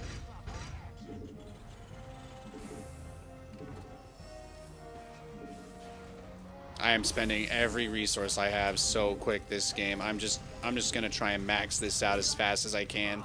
Since this guy is just gonna chill, he's gonna stall it. He's gonna stall out this game as long as he can. I just gotta get my economy up and max out and push as soon as I possibly get the chance to. I think that's the only way to do it here.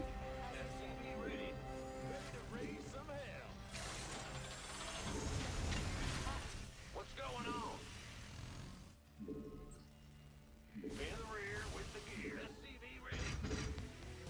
for a race that needs to be harass heavy to be competitive. Yeah, they want Terran to turtle. They do. They do. They do, guys. They do. That balanced cabal had all the top Zergs, Protoss, and Terrans, and everybody complains. Everybody complains about turtle meta for years. And even though all these pros have the opportunity to put whatever changes they want in the game, did you see the fucked up Cyclone rework that they had to revert because of how broken it was? They let that slide, but you're telling me that nobody wanted to fix the ghost thing? You're telling me nobody wanted to fix the mass ghost thing? Really?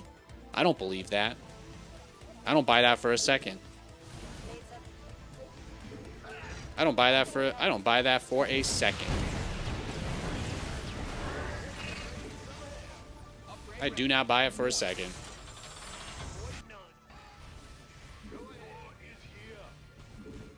Every TVZ going for 45 minutes behind a giant wall of planetary fortresses with mass ghost liberator. You really think the people who had complete power to change everything in the game, you really think those people they wouldn't have done something if they wanted to? Like, honestly?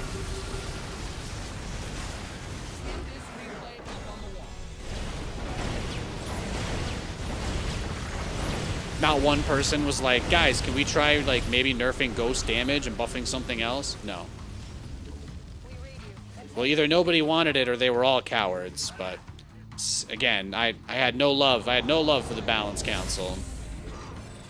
When you have perverse incentives to make changes to the game for yourself at the cost and expense of everybody else who plays, that's just not cool, man.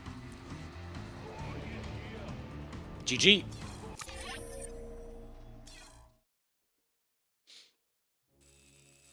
But yeah, exactly. They buff all of this stuff that absolutely destroys it, but then they like put all the strength into these really slow units that can't do stuff. Like, Zerg has lurkers, and lurkers are great, but they're so much slower than anything else that they could possibly use. Like, it slows the game down so much that that's the unit people go for. Same with ultras, the same with ghosts and liberators in many ways. And people used to complain so much because Protoss actually had a crazy good tier 3 that they could win. It was even worse. Like the old mass carrier, the old carrier Tempest balls, like the Field of Dreams. You guys remember that shit? Patience versus life and all that. The Fist of Neeb, like that was a true tier 3, and they patched that out of the game too. But the fact that we still, there's no attempt whatsoever to move away from mass ghosts. The fact that there's literally been not a single even tested or suggested change to get away from these 150 snipe damage mass ability spam shit. Nobody had any ideas. All these none of them, like, no, it's because they know how shit it is for the Terran to feel stuck in their base. And they know that as long as they're miserable, eventually they'll get frustrated, move their ghosts out, get fungled, and die anyway, and that's it. And then the Terrans who don't get frustrated and sit behind the wall forever, they win. And the game is balanced. You know, I hate ghosts, man. I hate that shit. I'm right there with you. I'm right there with you. These guys complain about Terrans turtling, and then the only tier 3 unit that can fight ultras if you're playing bio literally cannot attack if it is taking any damage at all. It's the greatest scam of all time, man. How they took TVZ from us. They just completely ruined it. Nothing was better than parade pushing Marines and mines across the map. And either overextending, getting backstabbed, getting counterattacked. Ling run-bys were like a serious thing you used to have to worry about. You know? Like, the game was so different in that era. And that was peak TVZ, man. That was peak TVZ. If there's one nice thing about not casting anymore, it's I don't have to go up there and lie that every tournament is the best meta we've ever seen. Nah, man. Give me my Marines and Mines and Medivacs back versus Ling Bane Muta. Whatever it takes. Whatever it takes.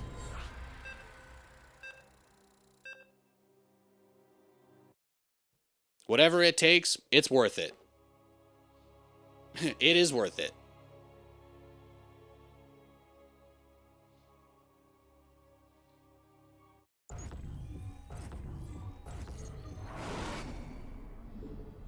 The quest for glory begins. Hey, attack counter. Good to see you, buddy. Yeah, I've only been back for 3 months, but it's good stuff. It's good stuff. Why don't I cast any more? Well, I'll tell you the truth is I was casting all the way up until the ESL Pro Tour got ended. So I've been doing stuff for the last few years. I actually my last StarCraft 2 cast for ESL was DreamHack Atlanta last year. I did the B stream online, so I've still been around, but the Saudi guys don't hire me, so they just don't. I have ever since the EWC guys took over, whoever's in charge of that project or works on it, just not a fan. They're just not a fan of me. That's just the way it goes. And aside from that, there are no other tournaments. So just kind of one of those things. There's a few things that they still do that are like in Europe, but nobody's flying me across the world. And I'll be honest with you, I'm not really sure I want to leave my bubble. So especially not these days.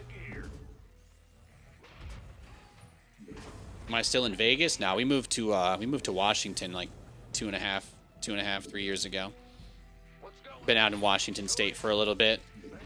Lived a little closer to Seattle, lived a little further. Now I'm in the corner. It's nice. It's nice. I'm like 30 minutes from Vancouver, Canada. Beautiful place out here. Beautiful place out here. Have I ever worked with Husky, HD, or Day 9? I've never worked with Husky or HD. I have worked with Day 9. I've cast with him a bunch. Day 9 was telling me to start playing Mechabellum last year. He's I chat with him every once in a while, but you know, it's like, it's hard, right? Sometimes I've got like that thing where I'm like, man, I've pissed so many people off and said so many dumb things, like in moments of just basically the nonstop anxiety attack that my life has kind of been. So I'm like, I'm always so embarrassed about all the dumb shit I've said that even when nice people like that reach out to me, I don't know how to communicate because I'm just so yeah. I'm like, this person owes me none of their time at all. But no, I cast a BlizzCon or two with Day 9. He's a great guy. He's actually one of the few people over the last few years that's like reached out to me and been somebody that I can talk to actually. So, but he's yeah. I've probably talked to Sean more than almost anybody else actually, and I've hardly talked to him. You have to keep in mind, like I got so much shit I've been working through. I got so much crazy shit that's happened to me in my life. All that insanity that I let out when I'm in like a super frustrating moment and all of that, you know, for me it's like it's coming out of my PTSD basically. And some people can kind of recognize that, but you know, most people in StarCraft are like, oh my god, Nathan's actually a psychopath. So that's, you know, there's not much I can do there. There's not much I can do there.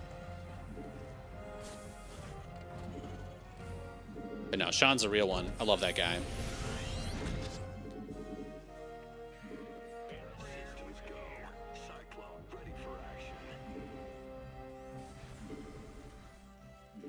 I enjoy the stream when I see it. Thank you. I appreciate that. Yeah, Day 9's awesome. Day 9's awesome. I love one of my favorite things to do is tune into that PC game show and just watch whatever insane script they have for that year. I've been watching him and Frankie do the PC gamer show online for a bit. That's one of my favorite things. I actually don't. This year has taken so long. I'm like, that might have already happened, but I'm like,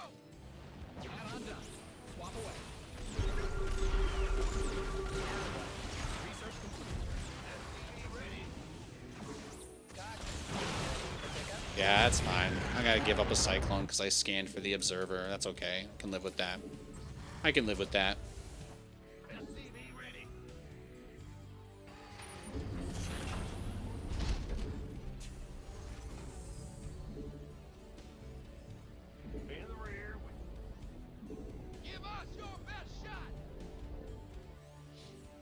Automod didn't pick up your context. That's the way it is. That's the way it is.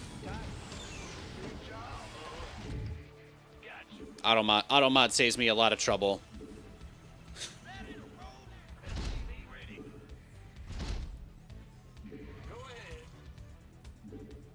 What's our target? Ready to pick up? Bad news. SCV ready. Your command center's got some new toys. I got my ear. SCV ready.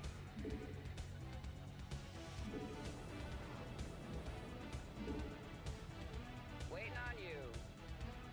I heard that. SCV ready. Somebody, get me out of this mess. Big job, huh? Now what? SCV ready.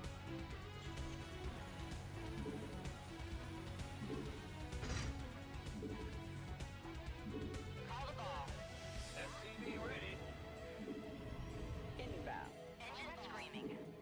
Just trying to see if the guy rushed the gold base like the other guy did. SCV ready. Your research has But it's like, you know, so much has happened. So much has happened. It's like, what can you even fucking say to people? Everybody made their mind up on that stuff years ago, right? I'm just happy to have my quiet corner of the internet where no one bothers me and I can game and have fun. And occasionally get matched versus someone on the ladder that's still got beef. GG. But you know, that's the way it goes. I get to go live my mild-mannered life and go outside and meet people and be a completely anonymous, random dude, and I love that very, very, very much. And then I get to come on here and game and remember a little bit of the glory days. It's good times. Exactly. Got a wife, got a dog. I finally live in a place with trees and grass. What more could I possibly want? You know what I mean? Not out in the middle of nowhere anymore. Got friends. We got people we make plans with out here. SCV ready. It's awesome. In the rear with the gear.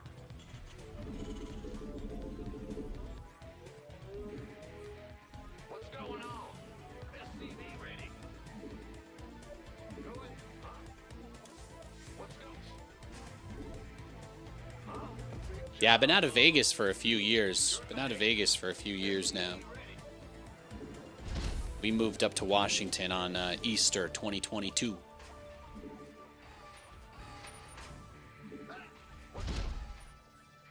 SCV ready.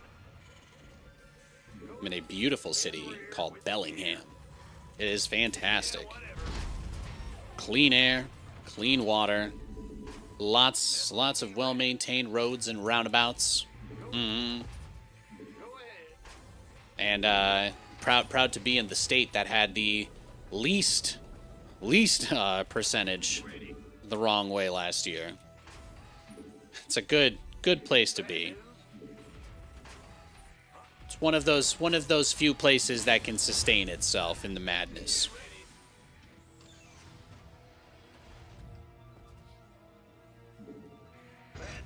And then again, you know, Canada's only 20 minutes away, so yeah, exactly. Command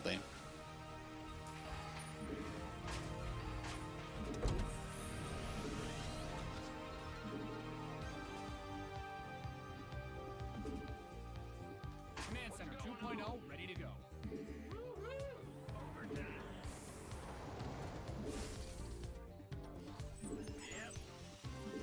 Heard they closed Boundary Bay. Well, there's some good beers, some good places to get beers around here. Stone's Throw is nice. Larrabee has some good lagers. They've got a good Kolsch. Buffalo Wild Wings has a great Kolsch.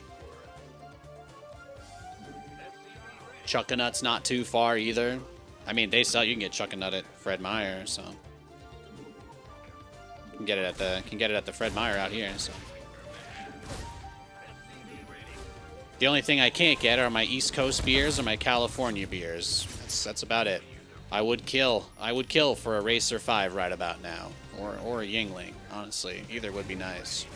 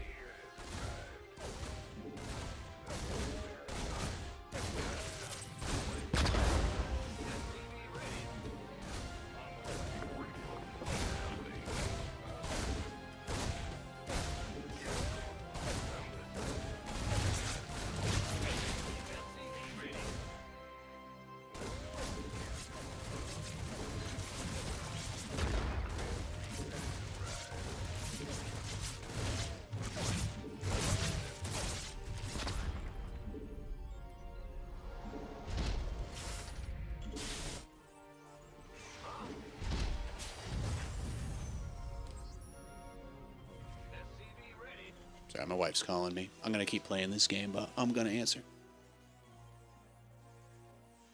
In the rear with the gear. Yo.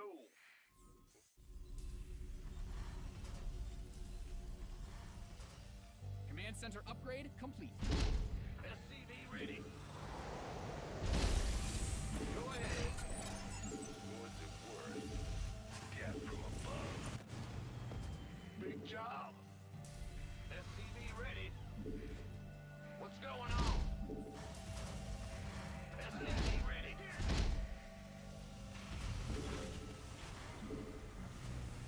SCV ready.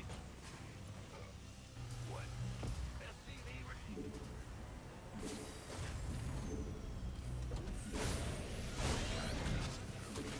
SCV ready. I'm go. SCV ready. SCV ready. SCV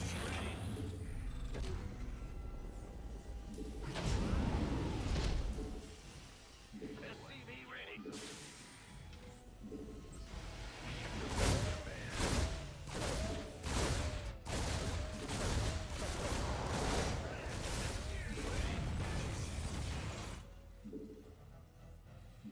What's going on?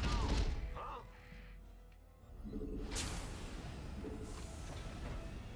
SCV ready. Your command center's got some new toys. Ready to raise some hell. I'm listening. All right.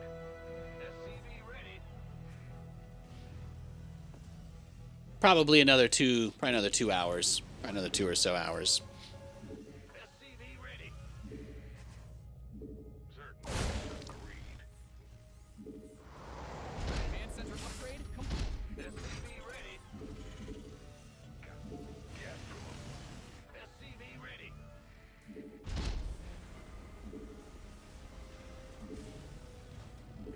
Ready to raise some hell. Kate, my wife's sister flew in. They live in North Dakota, so she never gets to see her. SCV ready.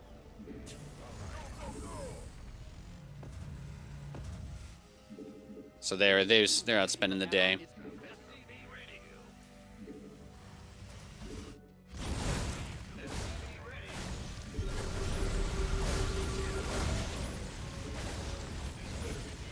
SCV ready. SCV ready.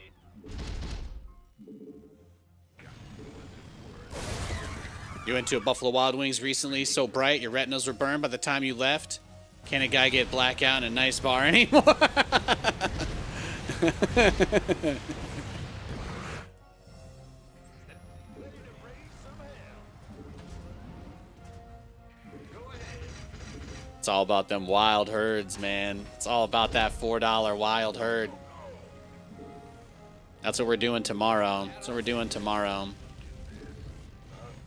Now, normally on a day that Katie has off, I wouldn't be streaming, but you know, the stream has been doing really, really well, and frankly speaking, I can't really afford to be taking too much time off. So, things are good. Things are good, but if I hustle, you know, that's kind of where things are right now. Gotta bust my ass. All right, let's just GG. That game's a wash. Can start fresh. Yeah, B-dubs is good stuff though.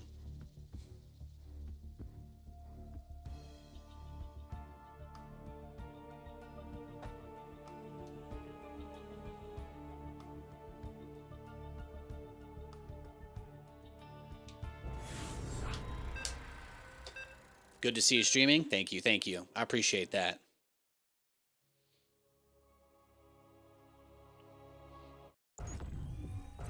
Now, the other good thing is that the more that they keep updating the game and the more people come back to StarCraft, the more matchup variety we'll have, the more different people I'll be able to play against, and things are only going to get better. Things are only going to get better, which is really nice. SCV ready. In the rear with the gear. Move it. Even if this was somehow was the last update SC2 ever got, they fixed a lot of stuff, so can live.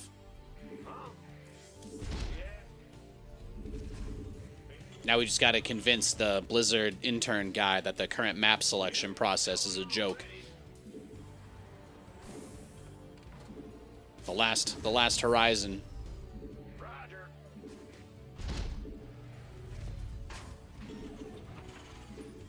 SCV ready.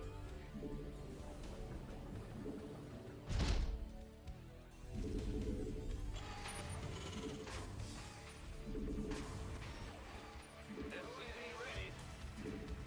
Yes, sir.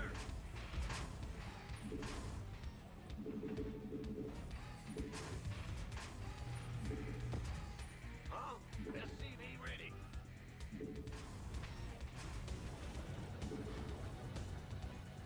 Could you imagine if these map makers were talented enough to make a map like King Sejong Station, where you go down a ramp to your natural and there's ways up either side and the map is somehow still balanced? Pfft, bro. Nobody's even tried. SCV ready. You scared me. Good job, What's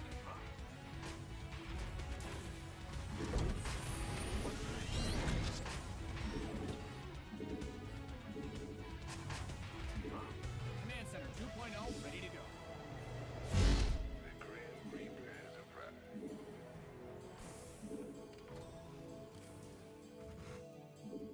Fear the Reaper, man. I'm SCV ready.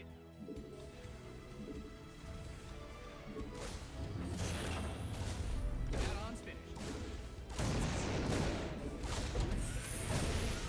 SCV ready.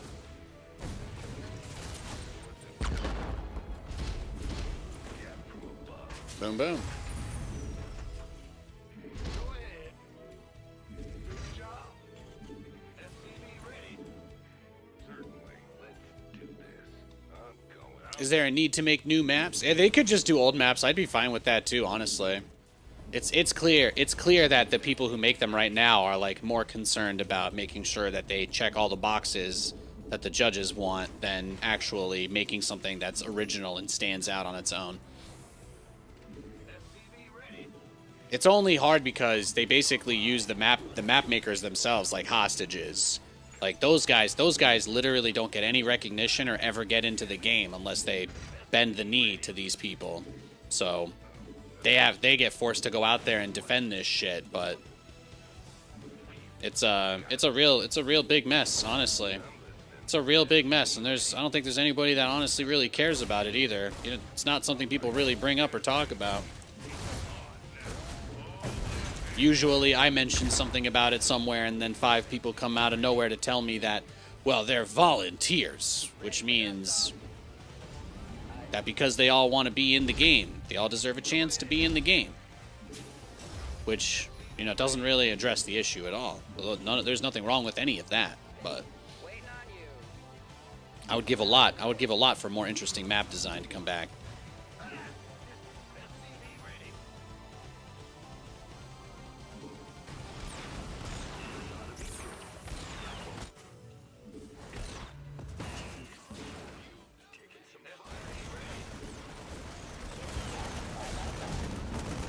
Inbound. Ready for pickup? Your add-on is complete. Well,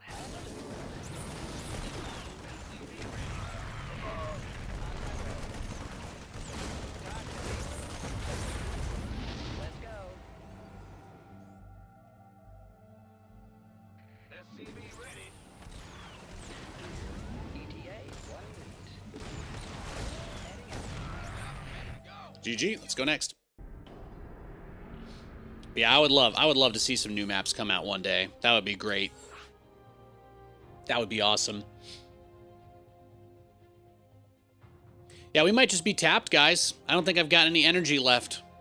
I'm gonna wrap up the stream. I think I'm just beat. We're getting them next month.